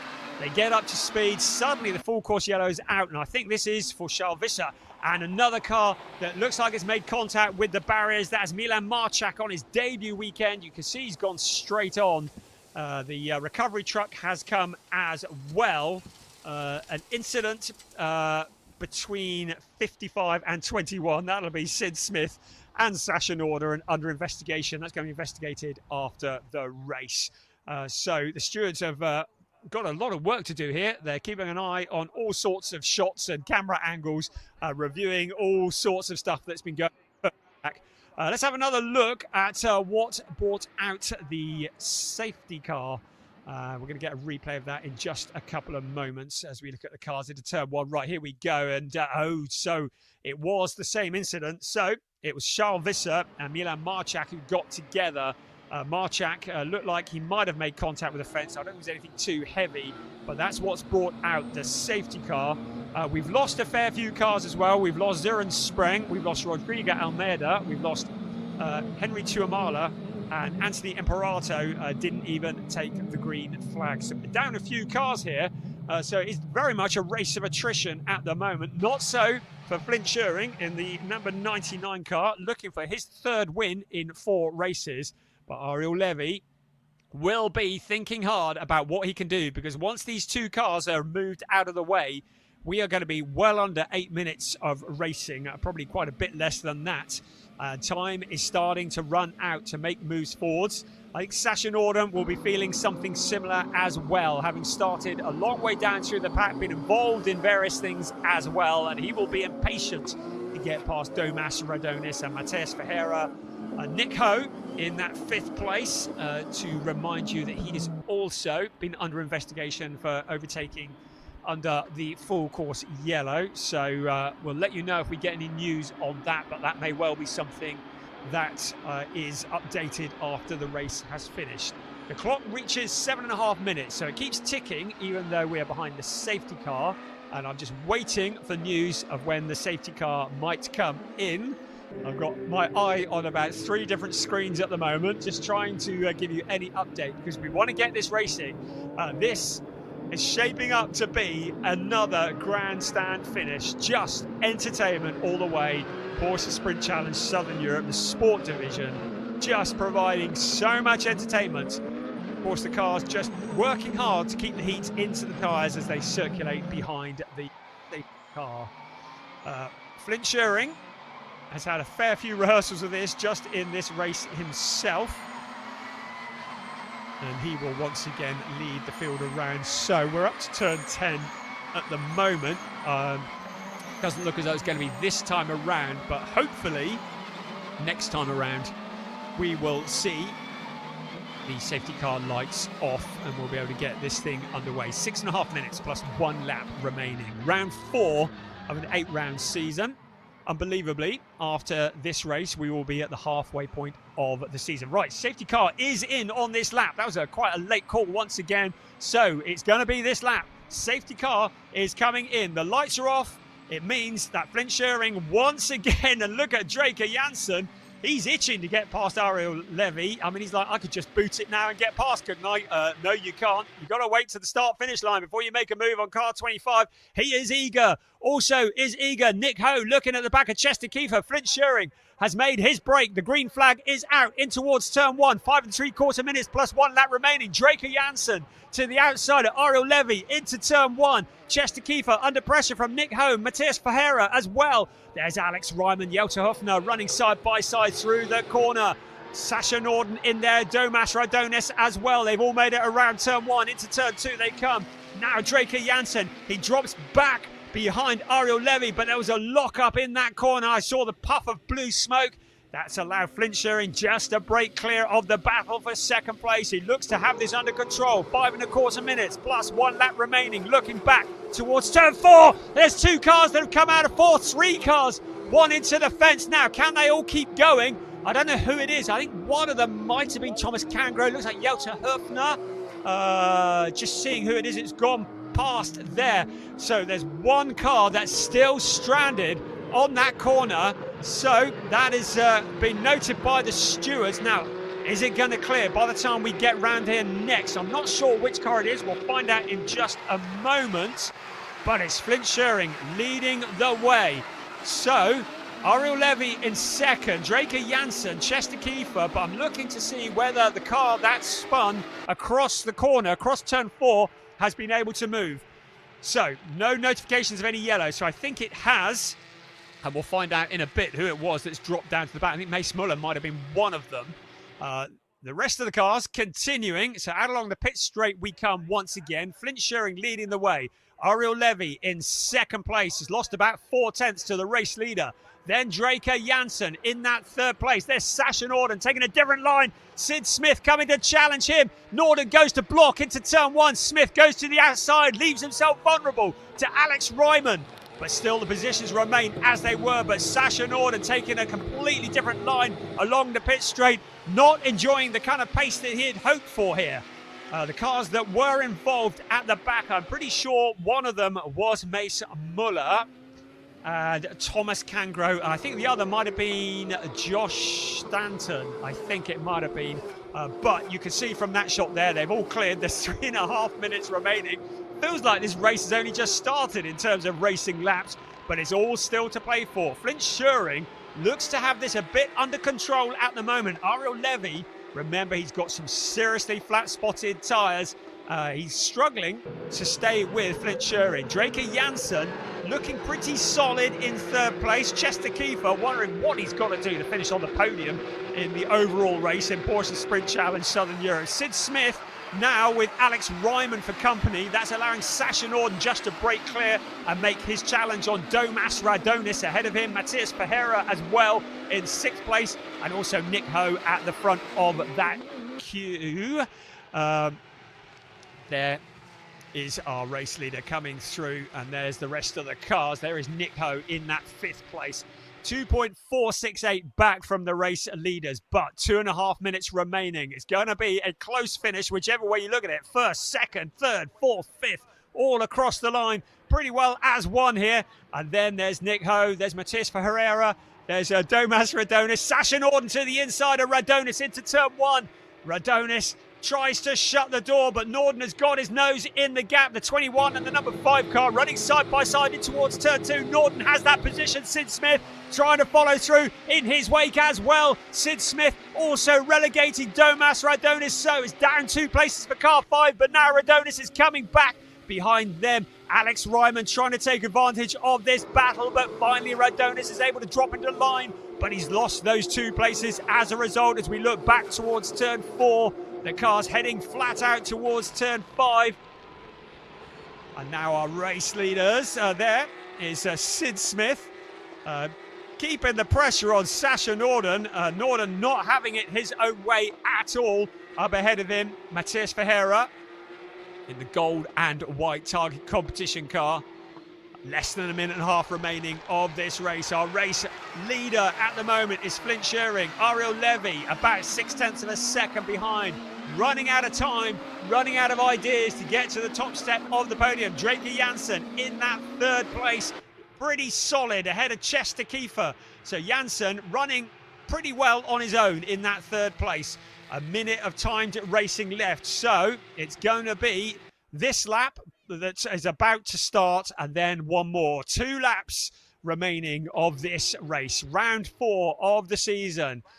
Here comes Flint Schering once again. The gap was 0.667 as they cross the line. Ariel Levy in that 2nd place. Draker Janssen locking up in 3rd place. Chester Kiefer not close enough to take advantage. Nick Ho still there as well.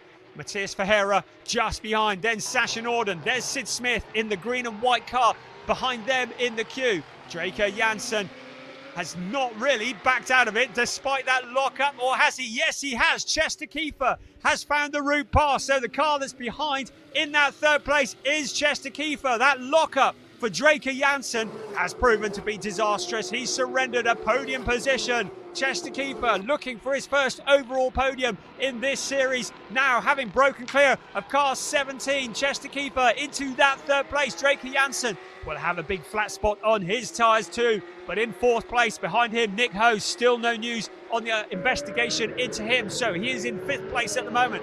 Matthias Ferreira in 6th place. Chester Kiefer, our leading rookie, and now onto the podium as well. But Draker Janssen wants to ruin his dreams in the last lap and a quarter of this race. There is Chester Kiefer in the number 88 car, the identical car to the one that is leading the race, with Flint Schering at the wheel. There's Sasha Norden up with Matthias Ferreira, being pushed through by Sid Smith as well. The 3 cars absolutely glued together. Here comes 2nd place, Ariel Levy. He's got Flint Schering ahead of him, but Flint has now opened up a comfortable gap as they head into the last lap of the race across the start-finish line for the last time to start the last lap. Flint Schering leading the way. Ariel Levy, then Chester Kiefer in 3rd place. 1st and 2nd looking fairly clear of that 3rd place. Draker Janssen fancies coming back. Sasha Norden to the inside of Matthias Ferreira into turn 1. Almost making contact. Matthias Ferreira tries to shut the door, goes wide. Sasha Norden keeping the power on into turn 2. Sid Smith there as well, trying to follow through. There's Ariel Levy once again in that 2nd place. Then there's a 3rd, 4th, 5th, all running very much together out on the track. Look how much pressure Sid Smith is putting on Matthias Ferreira, because Sasha Norden has worked his way up into 6th place. Then it's Nick Ho just ahead of him. Can he find a route past Nick Ho and into 5th place? It will be some consolation for Sasha Norden, the driver who won the Pro and Championship in Porsche Carrera Cup Benelux, now here in Porsche Sprint Challenge Southern Europe, trying to push his way forwards looking to get warmed up for his plans for 2025 in the final lap of the race. Our race leader, Flynn Schuring, into turn 9 for the very last time. It'll be up the hill to turn 10 and then into turn 11 and 12. And then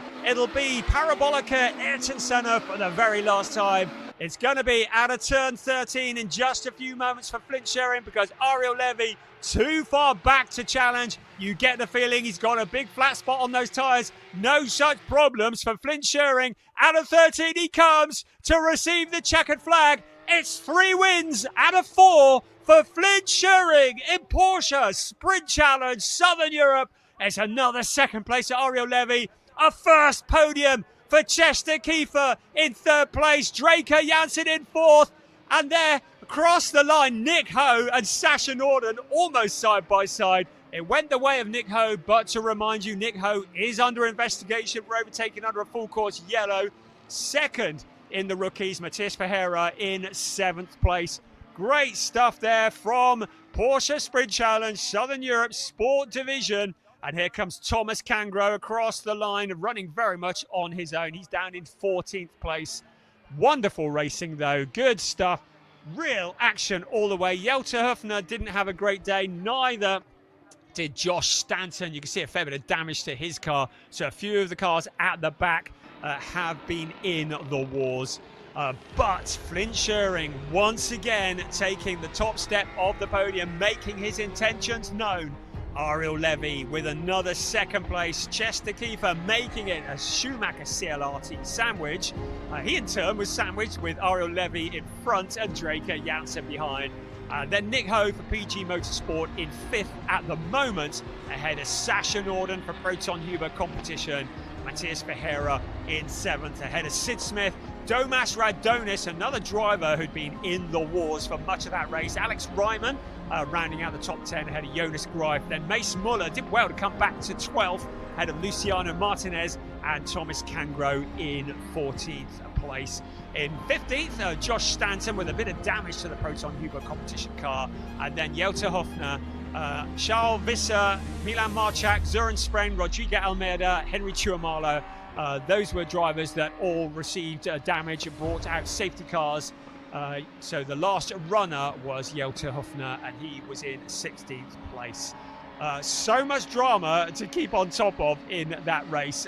Very, very good stuff from Porsche Sprint Challenge Southern Europe. Their second race of the weekend done and dusted. And we now arrive halfway point of the season. Ariel Levy into second place in Parc Fermé. Once Flynn Schuring had got in front, and then we had that lock-up from Ariel Levy, and you get the feeling that the pace from the car had gone after that. Second place, pretty good result, but it doesn't give him the points that he needs to move to the back, to the top of the championship. There's Draker Janssen. Here comes Chester Kiefer in the number 88 car. He's had a 4th, a 5th, and the 7th. He had 2 pole positions at Portimao, and finally he can stand on the overall podium, and he continues his run of winning every rookie race this season. 4th out of 4, and a 3rd overall. And Schuring punches the air. Yet another win for the young Dutch driver. There's the team from Schumacher CLRT.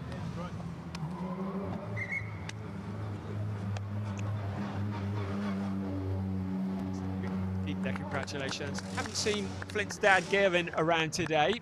He was certainly in Portimao, a real character of the circuit, and supporting both of his sons through their racing careers. And Schumacher CLRT will be delighted with a 1-3.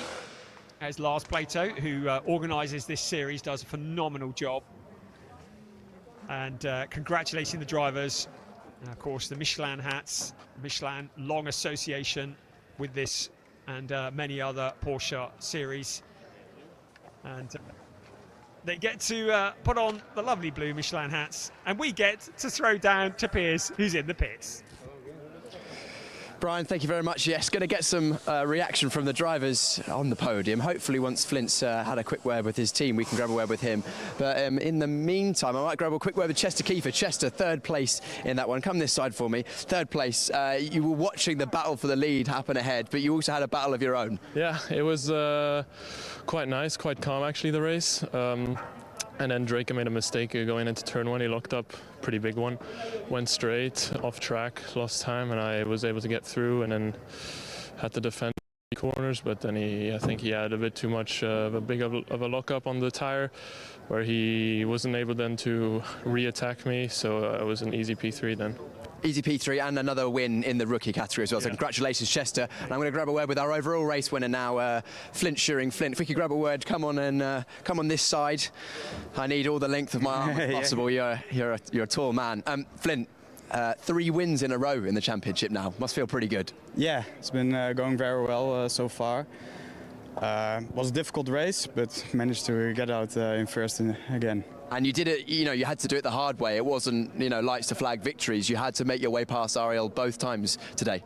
Yeah, now managed to get him a bit earlier at the start right away. But it kept quite difficult since we had so many safety cars, and he was pushing quite hard behind me. So it was a hard but good fight. Pushing quite hard, both figuratively and literally. I don't know whether you saw he locked up at one point, which is why he touched you into turn one. Yeah, I did notice while I was driving. So but in the end, it can happen. But I'm not sure how damaged the car is, but. Sure, it'll be okay. But anyway, congratulations. We'll let you go and get yourself ready for the podium, which we will be throwing up to in just a moment's time before we look at the highlights from what was round 4 of the Porsche Sprint Challenge Southern Europe Sport Division. Amazing. Thank you. Yes, Flint did notice, didn't we all? I should think the blue smoke filled Ariel Levy's mirrors. Right, let's have a look at some highlights from that race. A race that featured a lot of safety cars, but some wonderful racing as well.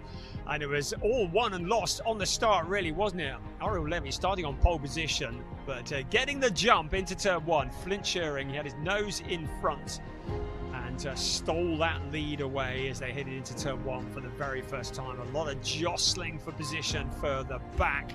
There was Mace Muller, who started from the pit lane. Oh, that one went below the radar, but good that he was able to join us. Jelte Hufner had a lively one, but not as lively as Henry Tuamala, a Pro-Am runner who didn't make it to the end. You saw him getting spat out into the gravel trap. Potential contact that sent him there. The car was retrieved, but all points to be scored were out of the window. We had a safety car, we had a restart, and once again, Flint Shearing, Ariel Levy came under pressure from Chester Kiefer for a while, and we wondered whether it was going to be Schumacher CLR2 in first and second place. But Charles Visser getting together also with Milan Marchak, and that brought out another caution. So we got that lot sorted out, but still the fighting went on further back. Domas Radonis always in the battles, the young charger, fighting side by side with Nick Ho. Sasha Norden from further back in the pack than he would have liked, getting involved as well. And then it was Søren Spreng who was the next to bring out a full course yellow after an excursion into the gravel trap. We got going again, and the cars fanned out along the pit straight, and you could see how much pressure was on the likes of Sasha Norden and Sid Smith and Jelte Hufner and Alex Ryman. But it all shook out, and it was still Flint Shearing at the front who was in control of this race. Ariel Levy tried everything that he could. There was Sid Smith and Jelte Hufner going side by side, and Alex Ryman trying to take advantage as well. Always the opportunist to try and take the positions away. Thomas Kangro, this was the moment, it was Kangro who got together as well with Milan Marchak, and there it was where Visser and Marchak got together, and it was Marchak who ended up in the fence, bringing out yet another safety car. We got the race going again, and it was once again Flint Shearing from Ariel Levy into turn 1. Draker Janssen fancied his chances as a for an attack on second place, but didn't actually make that happen at the time, but instead had that big lockup later on. There was Sasha Norden in the carbon fibre zone for much of the day, but did a great job to eventually bring it home in 6th place. This particular battle with Domas Radonis, but he came out on top of that. Sid Smith also sailing through as well. So there was the race leader. There was that lockup for Draker Janssen. That suddenly left him very vulnerable, and it allowed Chester Kiefer to come through and take away the last of the podium positions. Sasha Norden with Matthias Ferreira fighting with Nick Ho, Sid Smith in there as well. Flint Schuring continued his trek at the front. He stayed in front from flag to flag and took the checkered flag, took the win, his 3rd in a row in Porsche Sprint Challenge Southern Europe, now cementing his position at the top of the championship. But we're only halfway point of the season. It's all still to play for when we head to Valencia next. Right, let's head down to the podium where Piers is waiting for us. We now have the podium for round 4 of the Sport Division of the Porsche Sprint Challenge Southern Europe, starting with the overall classification. 3rd place, Chester Kiefer.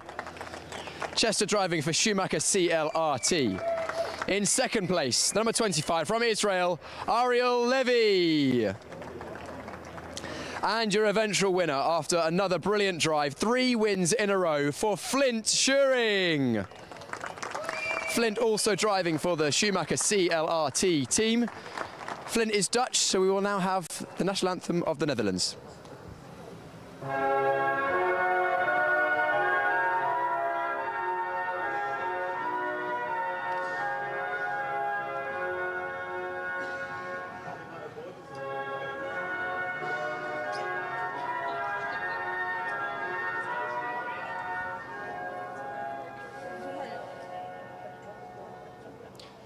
Congratulations to our top 3 in the overall classification.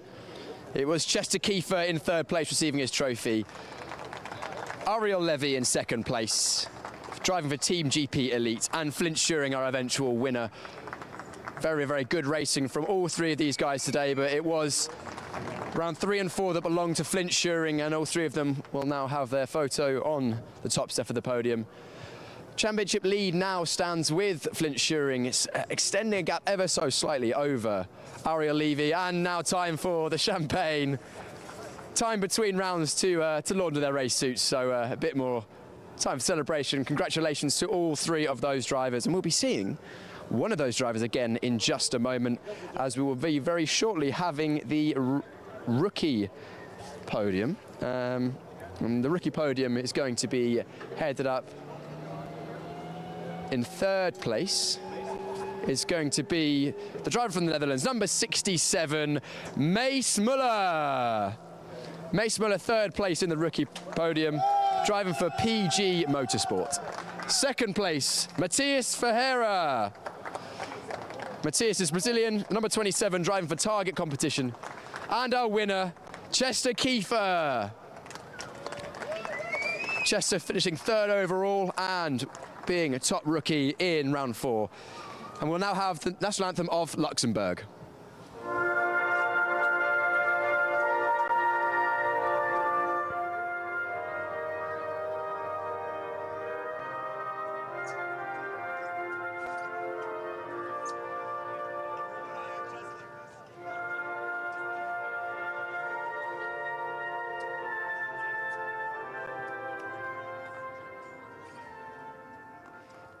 Congratulations to the top 3. Trophies now being handed out by series organiser Lars Plato. 3rd place for Mace Muller, 2nd place Matthias Ferreira from Brazil, and our winner from Luxembourg, Chester Kiefer. Chester's trophy cabinet is filling up pretty quickly with both the overall and the rookie trophies he's collecting. Unfortunately, no Pro-Am podium this time, because unfortunately we didn't have any of them finish the race. So that's hopefully we'll have more of those next time. And now champagne for the rookie podium. Chester making best use of the practice and completely soaking Matthias Ferreira. Great job, guys. Of course, the rookie podium for the youngest drivers who are starting their motorsport career. I'm sure we'll be seeing many, many more podiums for all of those throughout their careers in the future. That is the sports division done for Estoril. We have one more race today, and that is round 4 of the club division and the Porsche Sprint Challenge Southern Europe, and that will be coming up very soon.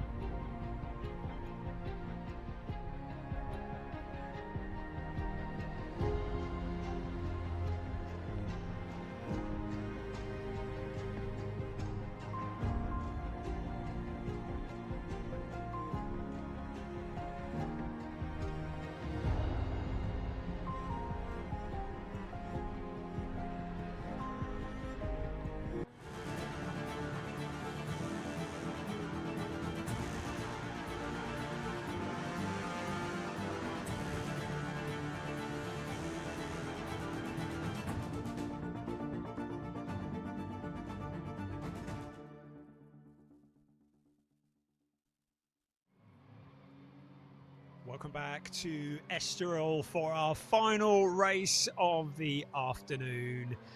We have just witnessed a couple of fantastic sport division races for Porsche Sprint Challenge Southern Europe. We also witnessed an excellent club division race earlier on this afternoon. It is very much the recommencing of the same battle, because it was in the club division earlier today that we saw a win for Andre Fernandez. We saw a second place for Angelo Fontana, and we saw a third place for Javier Ripoll Jr. That is exactly the order that they are going to be starting this race, the final race of the afternoon, their 4th race of the season. That's the same order they're going to be starting in. So it is very much continuing the battle as we left it. And what a battle it was. Andre Fernandez, in qualifying this morning, lost control into turn 1. He backed the car into the gravel trap that you're looking in there. In fact, those tyre tracks might well be his. He swept the splitter off the car, and yet he still came through to start the race on pole position, and he's made it a double pole because he's doing it again this afternoon for the second race for the club division. In the first race, he led all the way, but Angelo Fontana kept the pressure on all the way to the flag, did not let off at all. There was a little bit of an issue with tyre wear. We saw both cars sliding around a bit as the race drew to a conclusion. The back end's getting a bit lively. But Fernandez held it together to take that win. Angelo Fontana adding another second place to his roster in Porsche Sprint Challenge Southern Europe. Still looking for that first win. And it could be here in round 4 that he gets that win. But he needs to beat the number 917 car that starts on pole position. Unlike the sport division earlier, this is a rolling start, so the cars will not be going from standing. They'll do a formation lap and then it will be a rolling start. And into that first corner, Angelo Fontana will want to try and find a route past Andre Fernandez. It's going to be a fascinating race, particularly as Javier Ripoll Jr. is there in the background ready to jump if they get together. We're going to head down to Piers now as he's down on the grid. Thanks very much, Brian. Yes, it's come around quickly, but it's the last race of the day already. Club Division round number 4, and we're lining up on the grid 2 by 2. Again, rolling start as we had earlier on today. Inside for pole position, outside for second place. So better not try and get run over by Angelo Fontana, who is starting in second place. Brilliant race in that last one, pushing Andre Fernandez all the way. We chatted to him previously, so I'm going to grab a word with Andre Fernandez in this one if I can, once he gets on the grid. Have a quick word, see how he's feeling ahead of this one. Do you reckon I can jump in and have a quick word with Andre? Brilliant. Andre, quick word for the broadcast once again. Of course, successful first race. What do you need to do to make it 2 from 2? I don't know. Maybe, first I gotta do another, clean in turn 1, and try to brake a little bit late, and try to clean and try to maintain the pace, and let's see what's going to happen, after turn 1, and see if I can keep them behind and deliver another win for the team and for me too. Well, we look forward to the fight nonetheless. Andre, good luck in the race. I'll let the team do the final preparations, making sure the wheel nuts are completely tight and tyre pressures are optimum. Javier Ripoll Jr., let's jump in and grab a word with Javier Ripoll Jr. He's always good to talk to on the grid, and we haven't spoken to him a huge amount this meeting so far. Javier, can we jump in, have a quick word? Javier, you had a box seat, front row seat in that last race for the lead battle. I spoke to you after the race and you were wishing you could have been in it. We've seen you've got the pace. This is hopefully going to be an interesting race. Are you going to be trying to make it interesting for everyone watching at home? Yeah, exactly. I mean, I made a couple mistakes during the race. Angelo made one mistake too, but at the end I lost it in turn 3 and I couldn't recuperate from there. So let's see. Let's try to have a good pace this race, try to move fast laps, and let's see if they make a mistake or we can pass them. That's it. Let's see indeed. Javier, good luck in the race. It's always likes getting involved in the race, Javier does, which is good entertainment for everyone. He loves his racing, races a lot in the United States, where he lives in Miami. And of course joins us for Porsche Sprint Challenge Southern Europe. I think he was 3rd in the championship last season, if I remember rightly. Where is Javier Ripoll? Yes, he finished 3rd in AM last year, so he's hoping to go at least a couple better than that and take the victory this year. And it's helped a lot by the fact that Philip Wills at the back of the field in the 912 had that incident in qualifying, which meant that he is starting uncharacteristically towards the back of the grid. Ernst Inderbitsin on the left here, he had a strong race in that last one. Join us once again, and I'm going to see if I can just jump in and have a word with Ajit Kumar, who's in the number 28 for Ajit Kumar Racing with Red Ant. Is Ajit okay to have a quick chat to us? That would be great. Ajit, thought we'd come down and have a quick word with you. Last race of the weekend here at Estoril. How are your feelings ahead of the race? It feels great to be racing here at Estoril, a track, the circuit where Ayrton Senna won his first ever Formula One Grand Prix.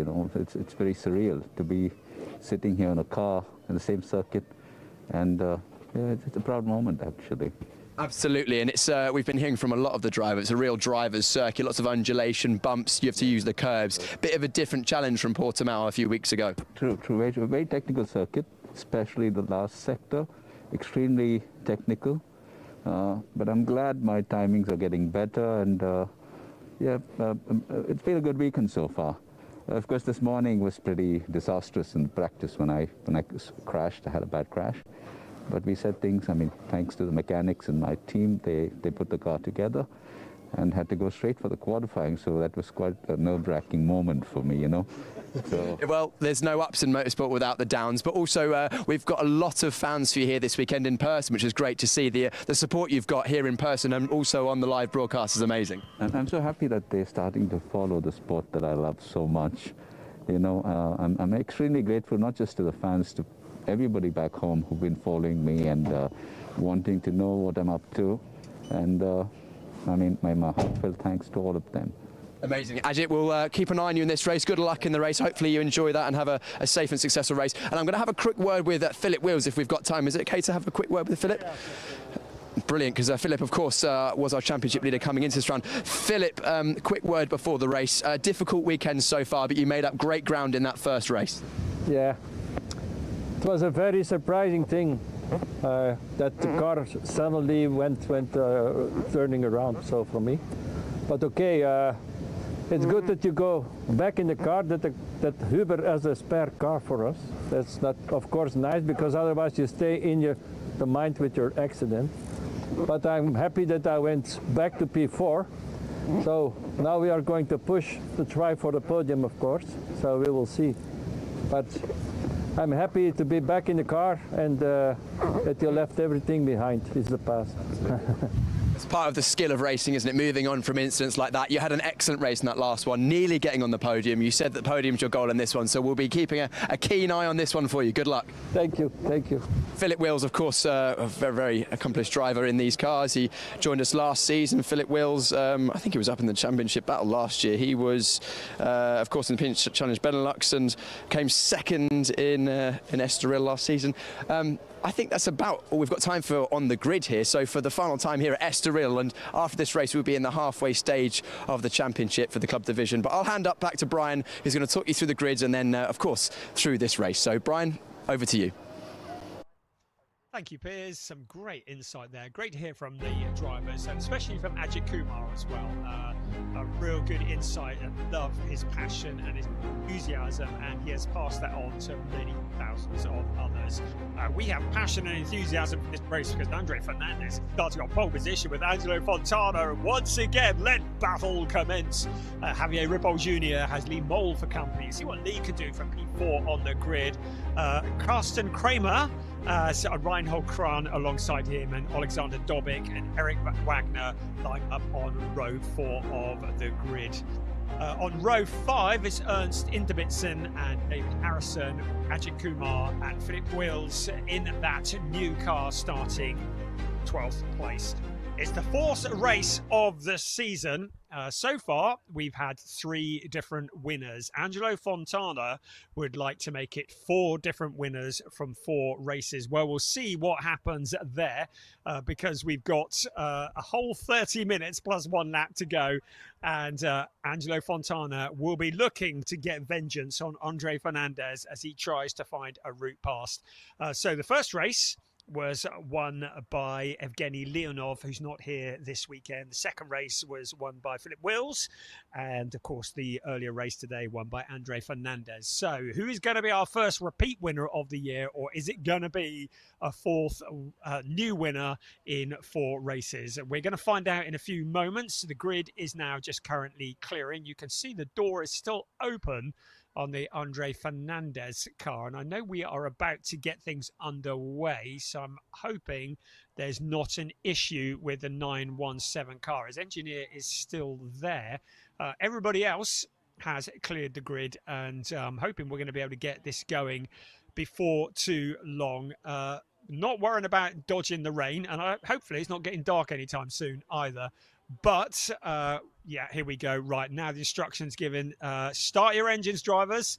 That's what that little spinny with your fingers thing means. Get your engines going, and yeah, no problems there for Fernandez. Just his engineer staying with him to the last minute. The grid is now cleared, and we will get ready for the 4th round of the season for Porsche Sprint Challenge Southern Europe Club Division. The safety car engine is running. The heat haze is rising above the circuit here at Circuito de Estoril. And for one last time this afternoon, we are getting ready to go racing. The tension is building. The drivers' hearts will be racing.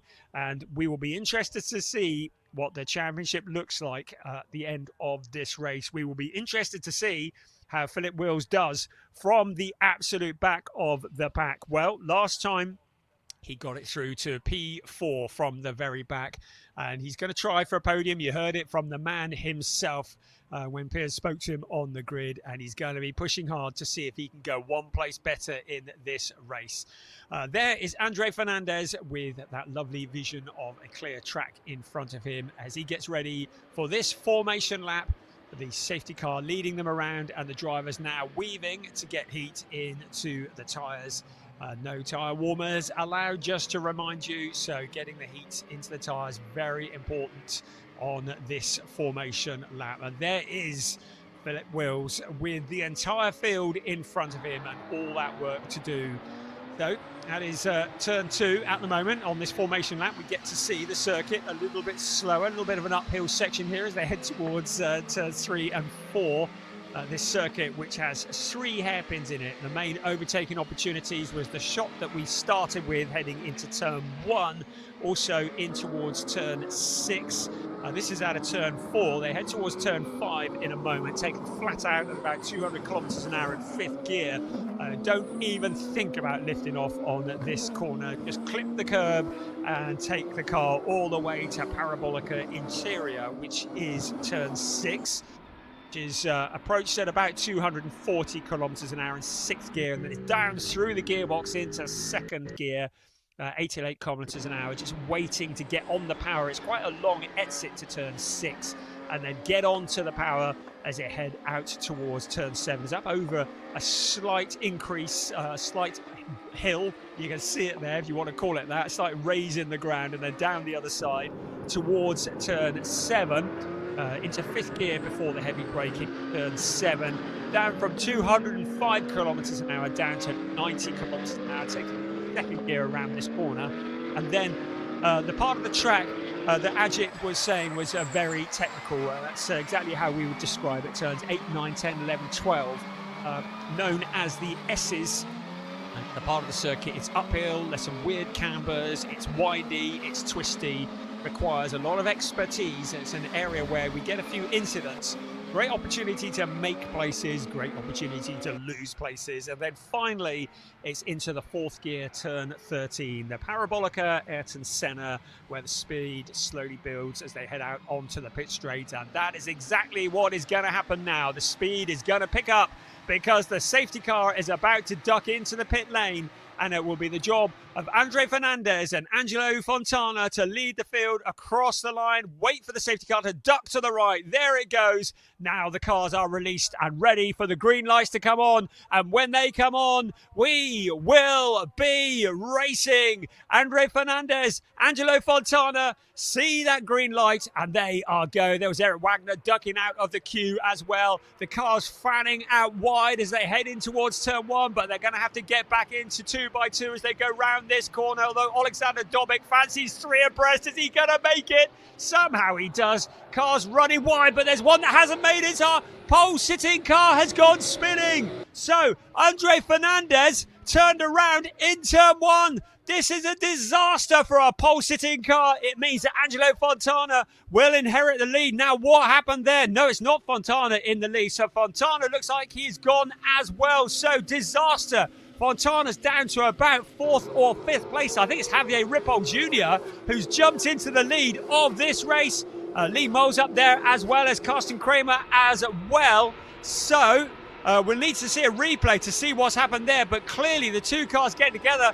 Philippe Wills already passed Angelo Fontana. He wasn't expecting to do that on the first lap of this race. Fontana coming back at him. But what has happened at the start of this race? It is Javier Ripoll Jr. who is the leader. Philippe Wills with Angelo Fontana. We're into a full course yellow. So what a messy start that was. We're going to have a look and see what occurred there as the cars head up into turn 9 and 10. But our pole-sitting car, Andre Fernandez, turned around. You saw him into the gravel trap. It looks as though his afternoon is over. And Javier Ripoll Jr. becomes the race leader in second place. It is the Carsten Creamer car. And then behind him, it is, I think it's Reinhold Kran, isn't it, in the car behind? No, it's not. It's Lee Moll, pardon. And then Reinhold Kran. Right, we're going to have another replay look at the start of this race. Let's have a look at a replay. Let's see what happened with our race leader. And Fontana got it all wrong, got a bit squirrely at the back of the car and collided with Fernandez. I think it would probably be fair to say that Fernandez probably the innocent party in that accident. Fontana just losing the back end, the car stepping out, snapping back again and collecting the pole-sitting car, both cars with damage, but it's Fernandez who's the one who is out of the race. Fontana is in 5th place at the moment. Felipe Will's up to 6 already. He's going to fancy that podium even more now, isn't he? Because he's still got just over 27 minutes remaining of this race, plus the 1 lap. But Javier Ripoll Jr., he is going to be looking for his first win. He's had 3 third places in Porsche Sprint Challenge Southern Europe. And he's in a very good position to try and beat that one. So, it is Carsten, I'm told it's Kreimer in 2nd place. Got a little bit about 3 different pronunciations of that, but by the end of the race you watch. Lee Moll in the last of the podium positions. So, safety car is in on this lap. 26.5 minutes remaining.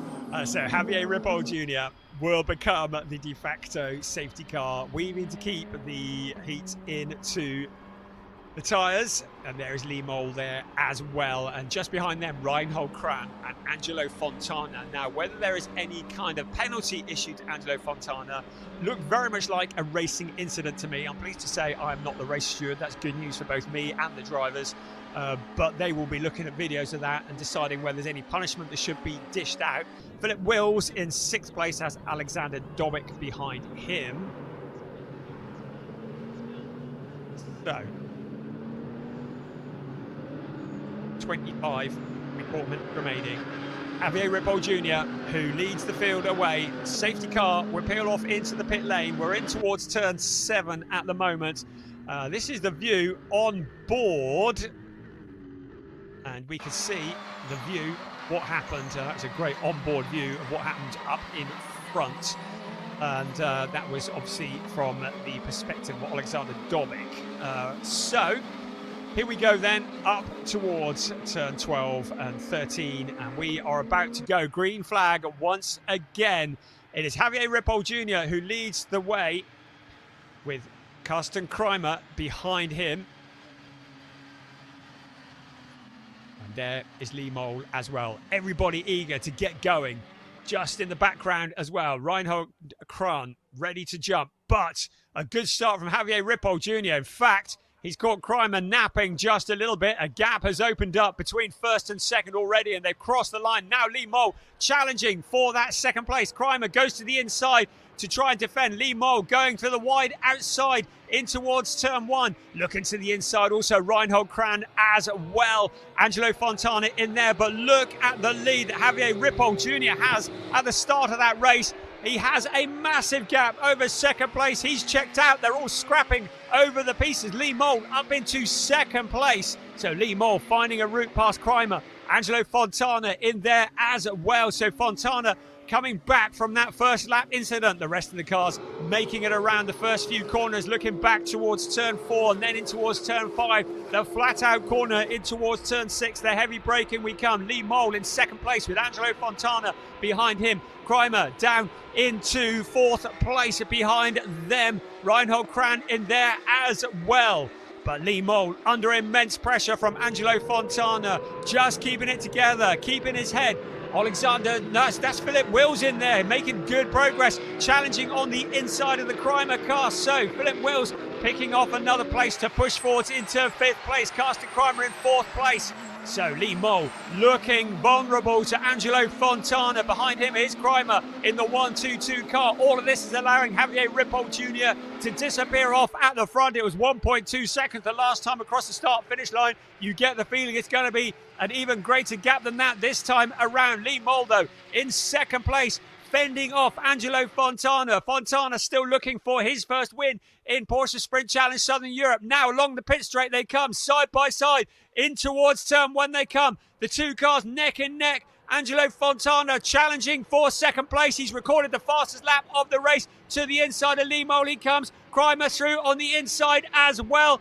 Lee Mole goes to shut the door. They avoid contact, but Philip Wills in there trying to challenge both of them. Philip Wills challenging for that position. Reinhold Kran there as well, but look at the gap between 1st and 2nd. 1.5 seconds between Javier Ripoll Jr. and Angelo Fontana up into 2nd place. Now Lee Mole coming under pressure once again. It's Crimer who tries to find his way past the number 56 car. The rest of the field coming through. There's your leader, 1st, 2nd, 3rd, 4th, 5th, 6th, 7th, and then a gap back to 8th place. Javier Ripoll Jr. very much in control, but it's all to play for further back. Angelo Fontana is in that 2nd place. I could see the news that Andre Fernandez is back out, but he's a lap down. So Andre Fernandez has rejoined the race, but any chance of a podium has long since gone, as Crimer now puts the pressure on Lee Mole for position. That's for the last of the podium positions. Lee Mole defending as best he can, but Philip Wills, the quicker of the 3 cars, I would say, in that position of 5th place, just behind Crimer. So Philip Wills in 5th place, Reinhold Kran behind him, then Alexander Dobik. This is the view on board with Lee Mole in 3rd place. A good onboard shot there from him, holding on to the last of the podium positions. But can he do it for another 21.5 minutes plus 1 lap? That's going to be something of a challenge. There is Lee Mole. Behind him, Carsten Crimer. Philip Wills, though, along the pit straight, in towards turn 1 they come, ducking to the inside. Philip Wills trying to take the position, but in front of him, Crimer doing exactly what Wills had planned on Lee Mole. To the inside, Crimer can't make it stick, so he slots back in behind Lee Mole. Mole holding on to the last of the podium position still at the moment. Philip Wills getting increasingly frustrated. He can't afford to get it wrong, though, so he needs to just be patient, pick his moment to find a route past the 1-2-2 car. Meanwhile, Angelo Fontana has taken half a second out of Javier Ripoll Jr.'s lead. Andre Fernandez showing what might have been with the fastest lap of the race, albeit down in 12th place and a lap down. He's there, he will still score points if he can bring it home, but not what he had hoped for at the start of this race. Lee Mole in the yellow and orange car leading that queue in the 3rd place. Then Carsten Crimer, then Philip Wills, then Reinhold Kran, then Alexander Dobik, all in shot there. Then a gap back to Eric Wagner in 8th place in the number 23 car. Lee Mole doing a great, withstanding immense pressure from Crimer in the 1-2-2 car. Lee Mole still in the last of the podium positions, but there is still 20 minutes remaining. To the inside goes Crimer. The 2 cars sliding as they go up the hill, and it looks as though 1-2-2 is going to be through into that. No, he's not. Lee Mole fended it off. He had pulled alongside, but still Lee Mole holds on to that 3rd place. Wonderful stuff from the pilot of car number 56. There's 1st and 2nd. Fontana has closed in on Javier Ripoll Jr. The gap now 0.4 of a second. So despite that moment earlier on at the beginning of the race, Angelo Fontana, meanwhile, Wills to the inside. A Crimer for position. This is for 4th place. And through goes Philip Wills into 4th place. Lee Mole up ahead of him. Now, what is Lee Mole going to have that he can throw to protect his position from Philip Wills? Wills, man on a mission, trying to come back, trying to fulfill his ambition of finishing on the podium in this race. The start procedure and the safety car procedure under investigation by our race stewards, so there may yet be some penalties to come for some of these drivers.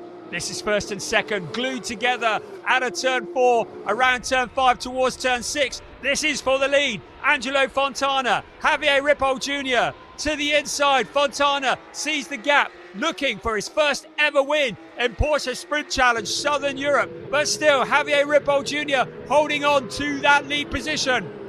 Fontana once again tucks in behind the number 91 car. Has the fastest lap of the race. He's got more than half the race still remaining to do something about the car in front. Fontana just holding it together. Over the curbs they come. There's Lee Mole, dropped back a little bit now. Philip Wills has challenged Lee Mole to the inside as per the last lap, but can he make it stick? This is for the lead though. Javier Ripoll Jr. leaves a gap on the inside. Fontana looks to have more grip in the S1 Racing Porsche. Around the parabolica they come, out onto the pit straight. Fontana didn't even wait to pick up a slipstream. On the exit of turn 13, he'd already pulled alongside Javier Ripoll Jr. towards turn 1. He's got the lead just at the moment, but Ripoll Jr. coming back round the wide outside, trying to take the long route around. But it's Angelo Fontana who takes the lead of the race with the fastest lap, relegating Javier Ripoll Jr. back down into that second place. So Angelo Fontana now leading the way. Philip Wills up into third place from the back of the pack with still half the race remaining, but Wills goes deep, leaves a gap. Lee Mole rushes to occupy that gap. Kreimer in there as well in fifth place, closing in on them. First, second, third, fourth, fifth, there they are. Third, fourth and fifth running very much together. Then sixth and seventh also running together.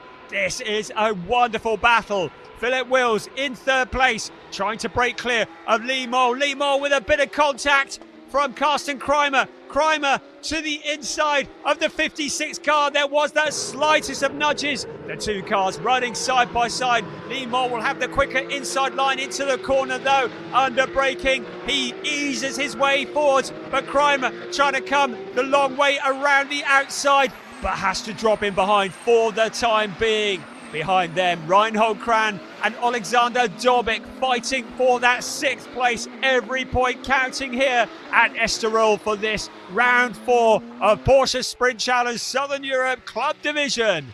Lee Mole in fourth place. He was in a podium position for a while, but now down into that fourth place, but still pushing hard to hold on to that position. Here comes our race leader, Angelo Fontana. What's the gap between first and second? 0.635 is the answer. Javier Ripoll Jr.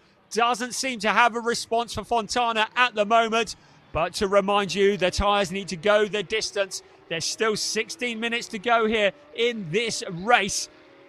So Philippe Wills in third place is 2.629 back from this race lead, the first and second.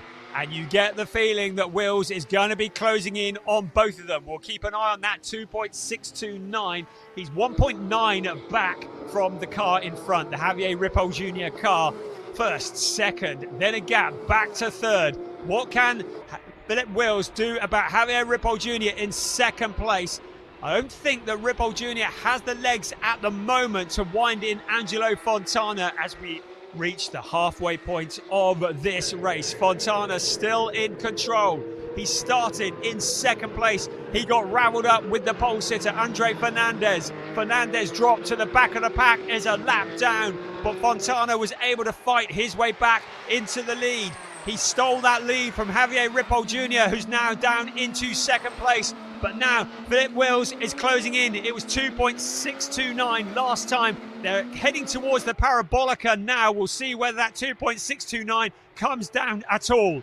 If Javier Ripoll Jr. has got anything for Fontana, he needs to throw caution to the wind now, because Philip Wills in third place is closing in on both of them. You can see that the gap is coming down across the line they come. It was 2.629 last time around. What will it be this time around? It's 1.913. So Philip Wills closing in on the lead battle. This two-way battle is about to become a three-way battle. Another fastest lap recorded by Philip Wills in that third place. Lee Mole not got anything that he can offer Philip Wills now.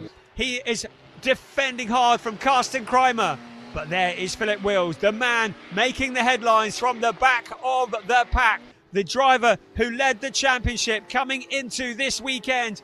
Maybe Could he possibly dream of a win in this from the back of the pack? We've seen stranger things happen. He certainly has got his eyes on the top 7 of the podium. You can just see it in the body language of that car. 13 3/4 minutes plus 1 lap remaining. Philip Wills closing in on Javier Ripoll Jr. This is the view from Lee Mould in 4th place. He can see Wills disappearing up ahead of him, and he can't catch him at the moment. There's the 1, 2, 3. This is all coming together for an absolute grandstand finish in round 4 of Porsche Sprint Challenge Southern Europe Club Division. And the man there, Philip Wills, in the car that he stepped into, the spare car that was provided for him by Proton Huber Competition after he wrecked his main car in qualifying this morning. But that has not slowed him down as he now catches Javier Ripoll Jr. and is going to be challenging him surely within the next lap or so. First, second, third running together. Angelo Fontana just breaking clear a little across the line they come. It was 1.9 between second and the lead last time. It's 1.4, so another half a second taken out of the lead on that lap. Now the 1, 2, 3 glued together into turn 1.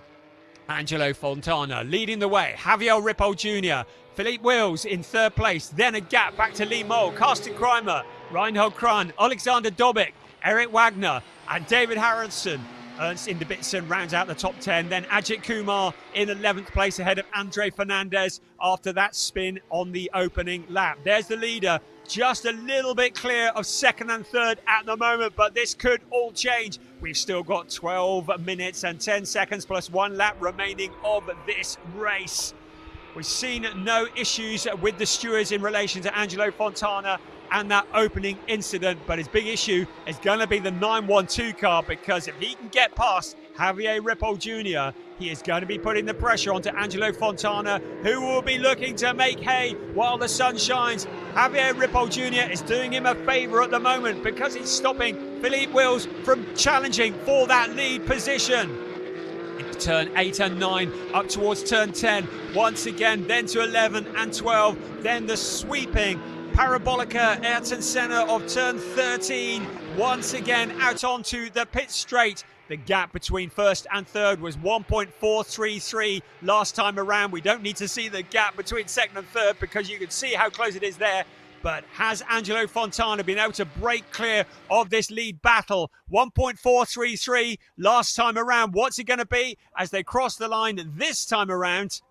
And it is 1.211, so another couple of tenths off. Angelo Fontana stretching his legs as best he can to the inside. Philip Wills having a little look at Javier Ripoll Jr. Jr.'s got him covered off at this moment, but holds on to that 2nd place. The rest of the cars filing through. The fight for 2nd place is raging. Will this be a fight for the lead shortly? Angelo Fontana pushing as hard as he dare. We're approaching the last third of the race. A gap to the inside of Javier Ripoll Jr. Jr. comes back, closes the door on Philippe Wills. Still they remain in the same order, but for how long? Behind them, Lee Moll, Carsten Kreimer, Reinhold Kran, Alexander Dobik all running together. Then a gap back to Eric Wagner.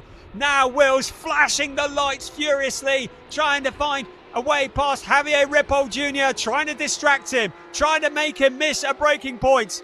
At the moment, it's as you were, but for how much longer? 10 minutes and 10 seconds, plus 1 lap remaining. The 1, 2, 3 in your shot there, but this is the fight for 2nd place. Javier Ripoll Jr. in that 2nd place, the fastest lap going to Philip Wills, showing his intent from the back of the pack.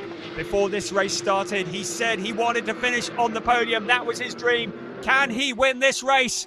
Javier Ripoll Jr. doing a great job defending as he has done before. But now Wills putting the pressure on again, filling the mirrors, looking to the left, looking to the right, trying to distract Javier Ripoll Jr. Now going to try and get as close as he can out onto the pit straight. Will he get a slipstream as they head towards turn 1? This is allowing Angelo Fontana to break clear. The gap's back up to 1.62 between 1st and 3rd. In towards turn 1, so 2.138 should I say, between 1st and 3rd as they head in towards turn 1.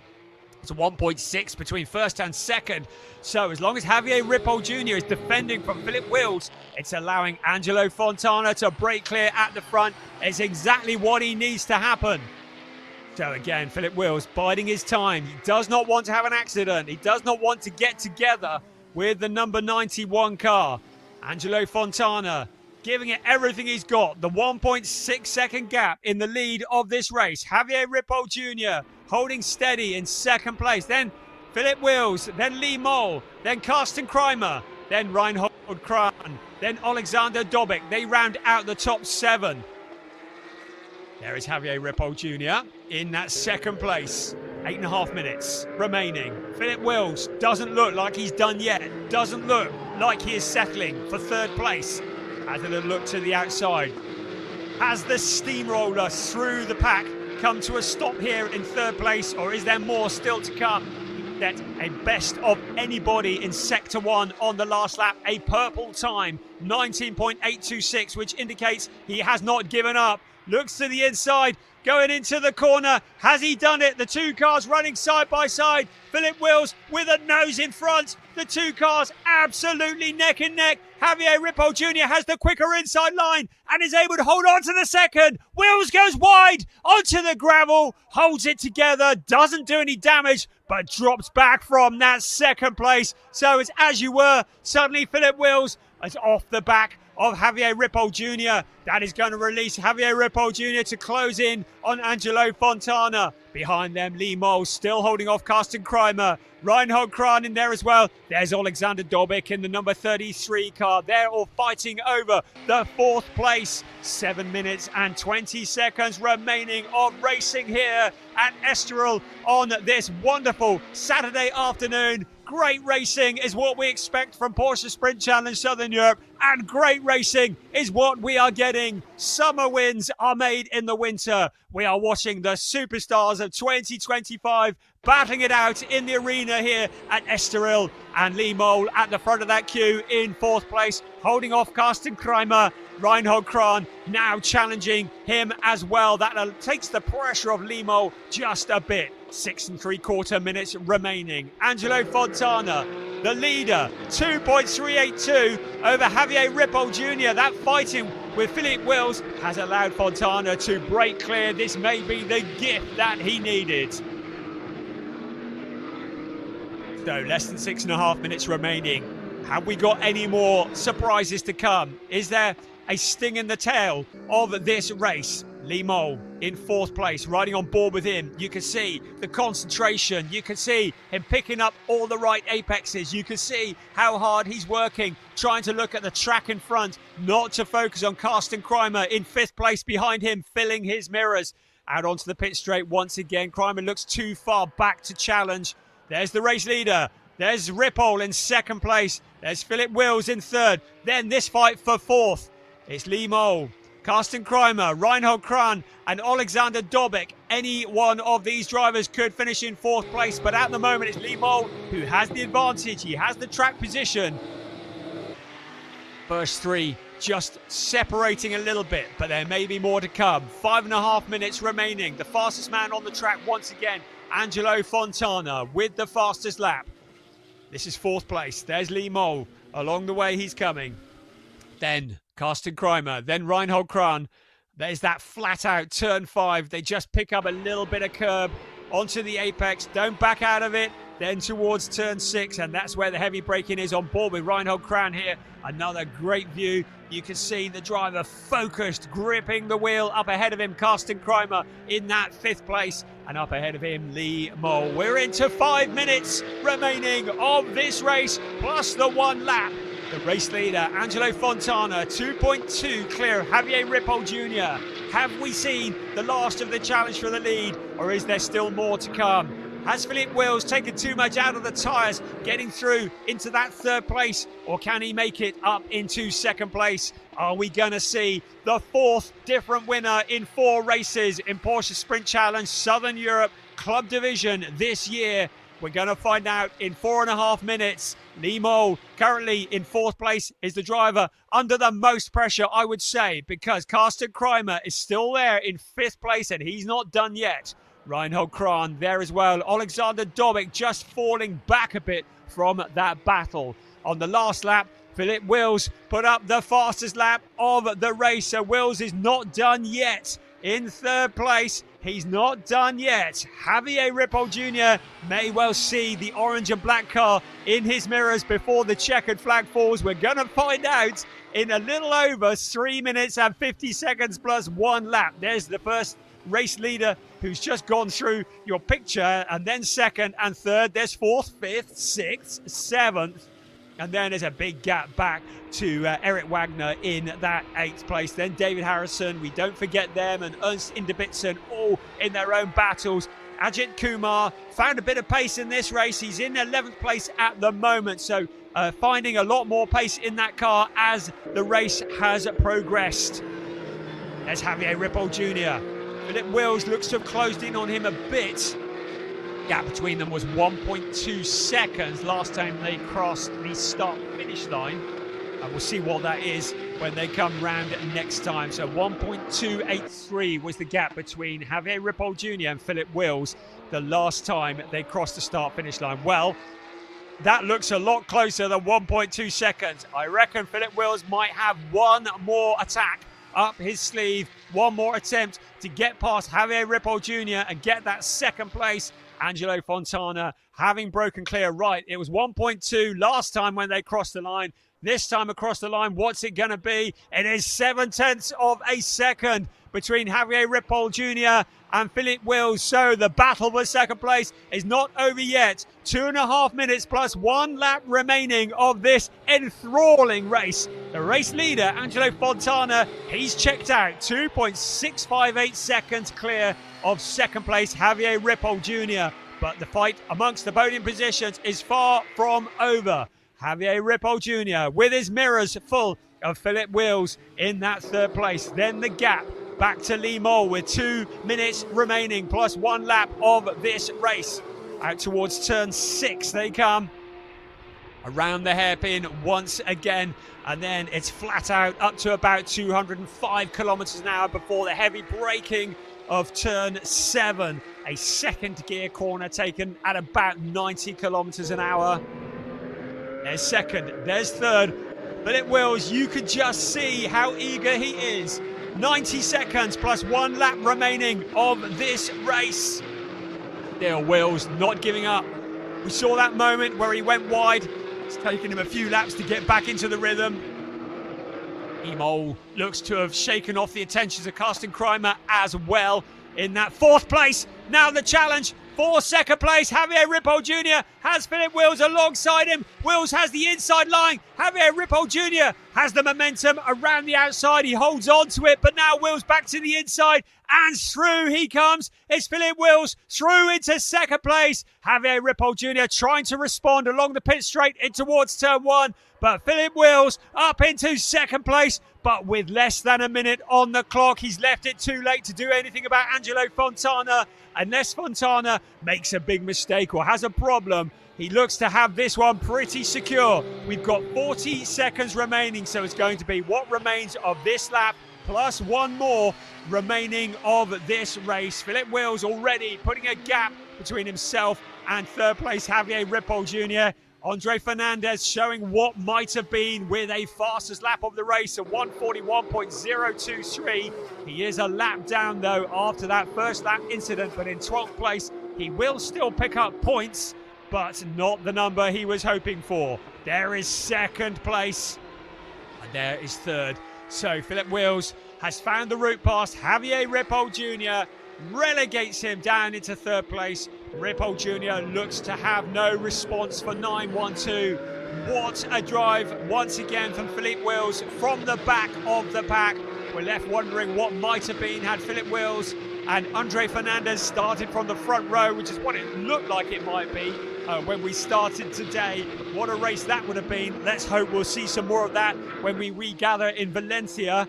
So our race leader into turn 13, about to start the last lap of the race. Onto the pit straight comes Angelo Fontana. This is the fight for second, and all credit. You can see how hard Javier Ripoll Jr. is fighting. You can see the back end of the car moving around as he comes around the corner. Ripoll Jr. has not given up on this fight for second place. Now the final lap of the race. It is Angelo Fontana as Andre Fernandez sets another fastest lap of anybody. Second place, Philip Wills. Third place, Javier Ripoll Jr. Still putting the pressure on, still fighting to try and move up a step on the podium. But Angelo Fontana, some 3 seconds ahead of this battle. Javier Ripoll Jr. leaving the braking as late as he dare. You saw the gap closing in on Philip Wills going into that corner, but he wasn't able to get close enough to challenge for position. Again, Philip Wills continues on his way out of turn 4 for the very last time. Around turn 5, the flat out turn, and in towards turn 6, the hairpin. Here we come, the heavy braking of the hairpin. Down from 240 kilometers an hour to about 88 kilometers an hour on the exit. Then back up to speed once again. Out towards turn 7 they come. Angelo Fontana well clear of this battle now. Philip Wills looks to have the measure of Javier Ripoll Jr. in this, the final part of the final lap of the final race of the weekend. Our race leader is into turn 11 at the moment, then to 12, and then it'll be the final corner. The Parabolica Ayrton Senna awaits for Angelo Fontana as he heads into that. The fight for second place going on behind him. But around the Parabolica comes Angelo Fontana into turn 13 and out onto the pit straight. It's going to be a first ever win for S1 Racing's Angelo Fontana. It's 4 wins, 4 different winners in 4 races in Porsche's Sprint Challenge Southern Europe Club Division here at Estoril. Brilliant stuff from Angelo Fontana. He found a route past and got to the front, left Javier Ripoll Jr. in his wake whilst he fought with Philip Wills. Philip Wills, an astonishing drive from the back of the pack through to second place. Javier Ripoll Jr. through to third. Lee Mole, a great drive from him, holding off all sorts of pressure for fourth place. Ahead of Carsten Kreimer, Reinhold Kran and Alexander Dobic rounding out the top 7. Then we had a gap back to Eric Wagner. We're still waiting for David Harrison. Here he comes for FAC Autotech in 9th place ahead of Ernst Inderbitzen. Ajit Kumar, he gets points for 11th place. And Andre Fernandez, a lap down already, has recorded a finish, but has the fastest lap of the race. As it was the case with round 3 earlier on this afternoon, a real game of tension, a game of chess almost amongst these drivers, just trying to outwit each other, outsmart each other and out-pressurize each other. And it was Angelo Fontana who takes his first ever win in Porsche's Sprint Challenge Southern Europe. So 4 different winners in 4 races, and Philippe Wills, well, if there was ever damage limitation, that was pretty good job done of it from the back of the pack in both races. So to get a 4th place and a 2nd place, some very valuable points, and that will cement his position at the top of the championship. Javier Ripoll Jr., his main challenger in the championship at the moment, in 3rd place, so outscoring him. Will be good to see what the points are once we've added it all up and see where Angelo Fontana shakes out and all of that as well. Very good drive from Lee Mole in the number 56 car. He's got an 8th, a 10th, a 7th, and now a 4th place. So the 56 Team Parker Racing pilot moving forwards. Carsten Kreimer in 5th place. Good job for him, 2 5th place. And Reinhold Kran in that 6th place. In 7th, it's Alexander Domic. 8th, Eric Wagner. 9th, David Harrison. 10th, Ernst Inderbitzen. Then Ajit Kumar and Andre Fernandez. So, I believe Piers is down in the pits. That was a great race, Piers.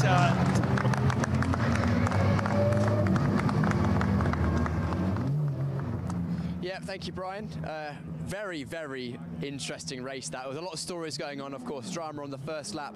Fortunately, seeing Andre Fernandez leave the circuit and dropping out of contention. Andre Fontana there, our eventual race winner, who's still attached to his car, taking the win after overtaking a few drivers coming back to the field as he lost time at the start of the race there. And then, of course, the story of Philip Wills coming through. And good to see the sportsmanship between Javier Ripoll Jr. and Philip Wills.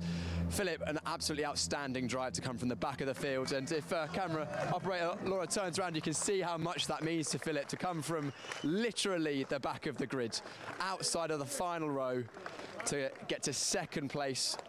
Only Angelo Fontana robbing him of what would have been a last to first. Good to see Sasha Norden, teammate whose races in the sport division, coming to celebrate. Driver coaches team.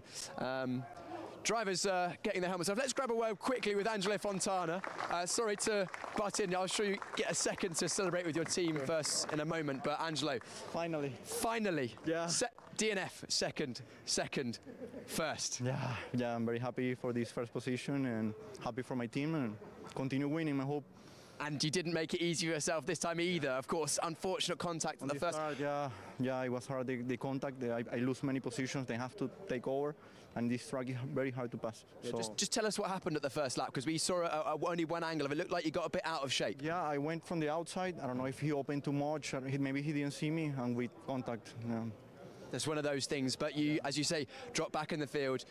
Good overtakes. Obviously, your teammate as well. Yeah. Kept it clean, but took the win eventually. Thank you very much. I'm happy, and well, my teammate drive really good, and it was hard to pass him.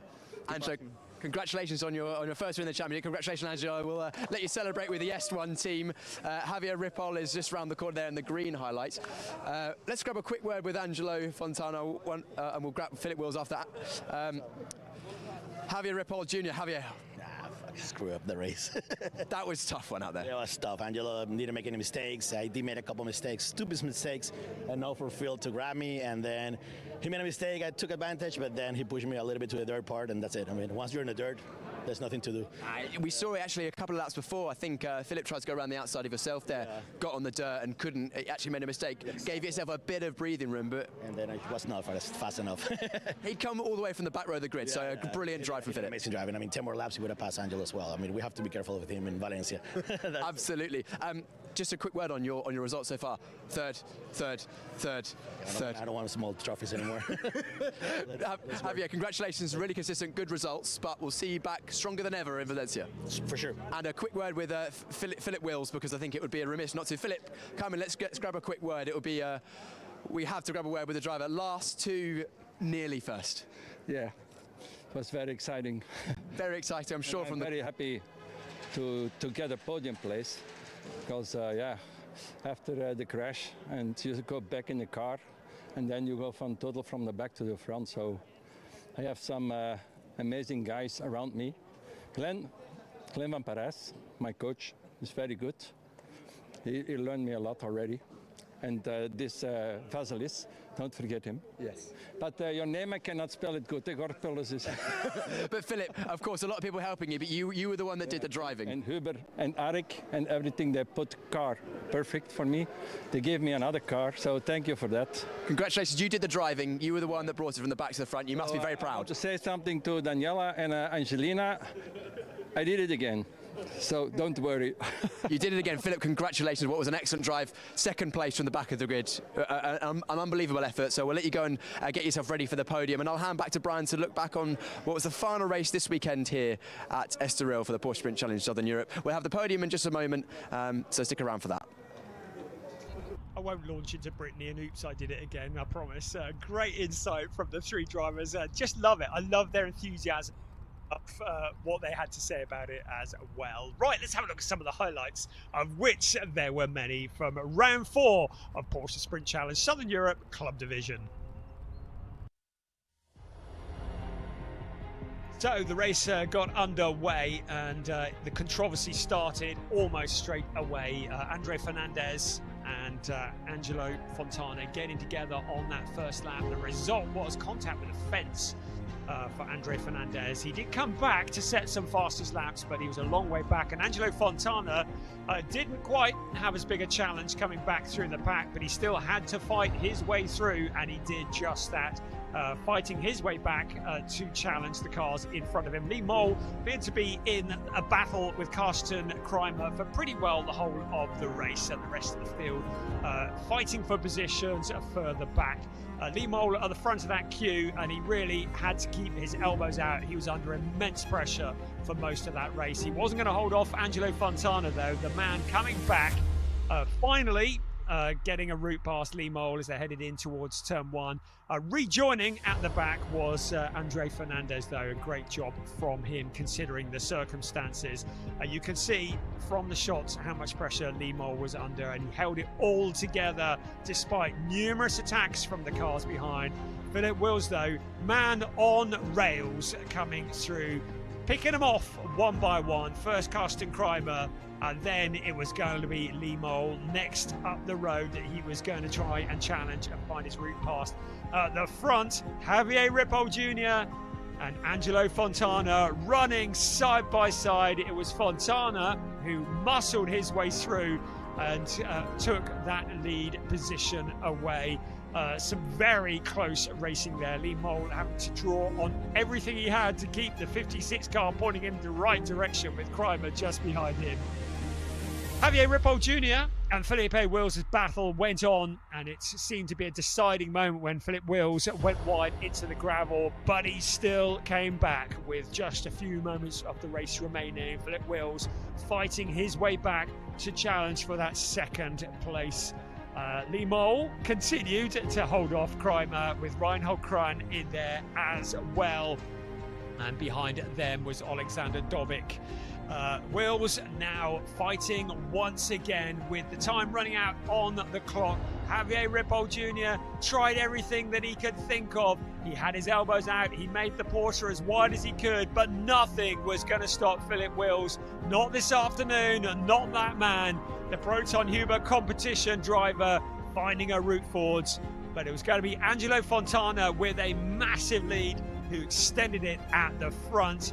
Philip Wills extending the gap in second place with just a couple of minutes remaining on the clock, and Javier Ripoll Jr. having to settle the third. It's an Est1 Racing 1-3 with Proton Huber competition in second place. Your 1-2-3 heading into Parc Fermé. Angelo Fontana finally shaking the monkey off his back, becoming the fourth different winner in 4 races in Porsche Sprint Challenge Southern Europe Club Division. So as silence descends on the Estoril circuit, we head down to Piers for one last time for the final podium of the day. Thank you, Brian. Thank you very much for talking us through all of the races at what has been an excellent venue and an excellent group of races. Only one podium in the AM classification again, no GT4s this round, but hopefully we'll be having those back again in a few weeks' time at Valencia. But let's have our podium, and in third place once again, Javier Ripoll Jr. Javier for the S1 Racing team from the Venezuela, number 91. In second place, from the back of the grid, Philip Wills. Yay! Brilliant drive from Philip. He's the Dutch driver for Proton Huber competition. But our eventual winner, also from Venezuela, Angelo Fontana. Very happy about that, and rightly so. A brilliant drive coming through the field after an incident lap 1. Great driving, and we'll now have the Venezuelan national anthem.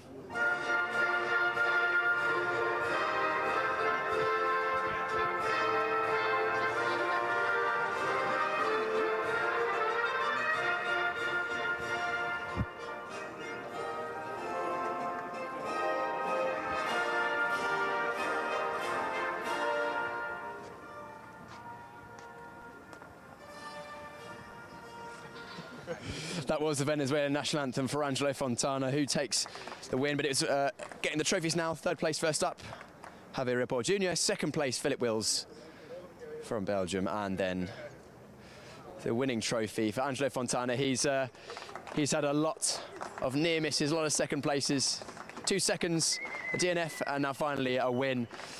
All 3 drivers on the podium now getting photos and the bits for social media. And I imagine, considering we had champagne after the first race, we're going to be having champagne once again and then enjoy this one. I'm going to run out of the way because I think I'm probably going to get wet if I don't.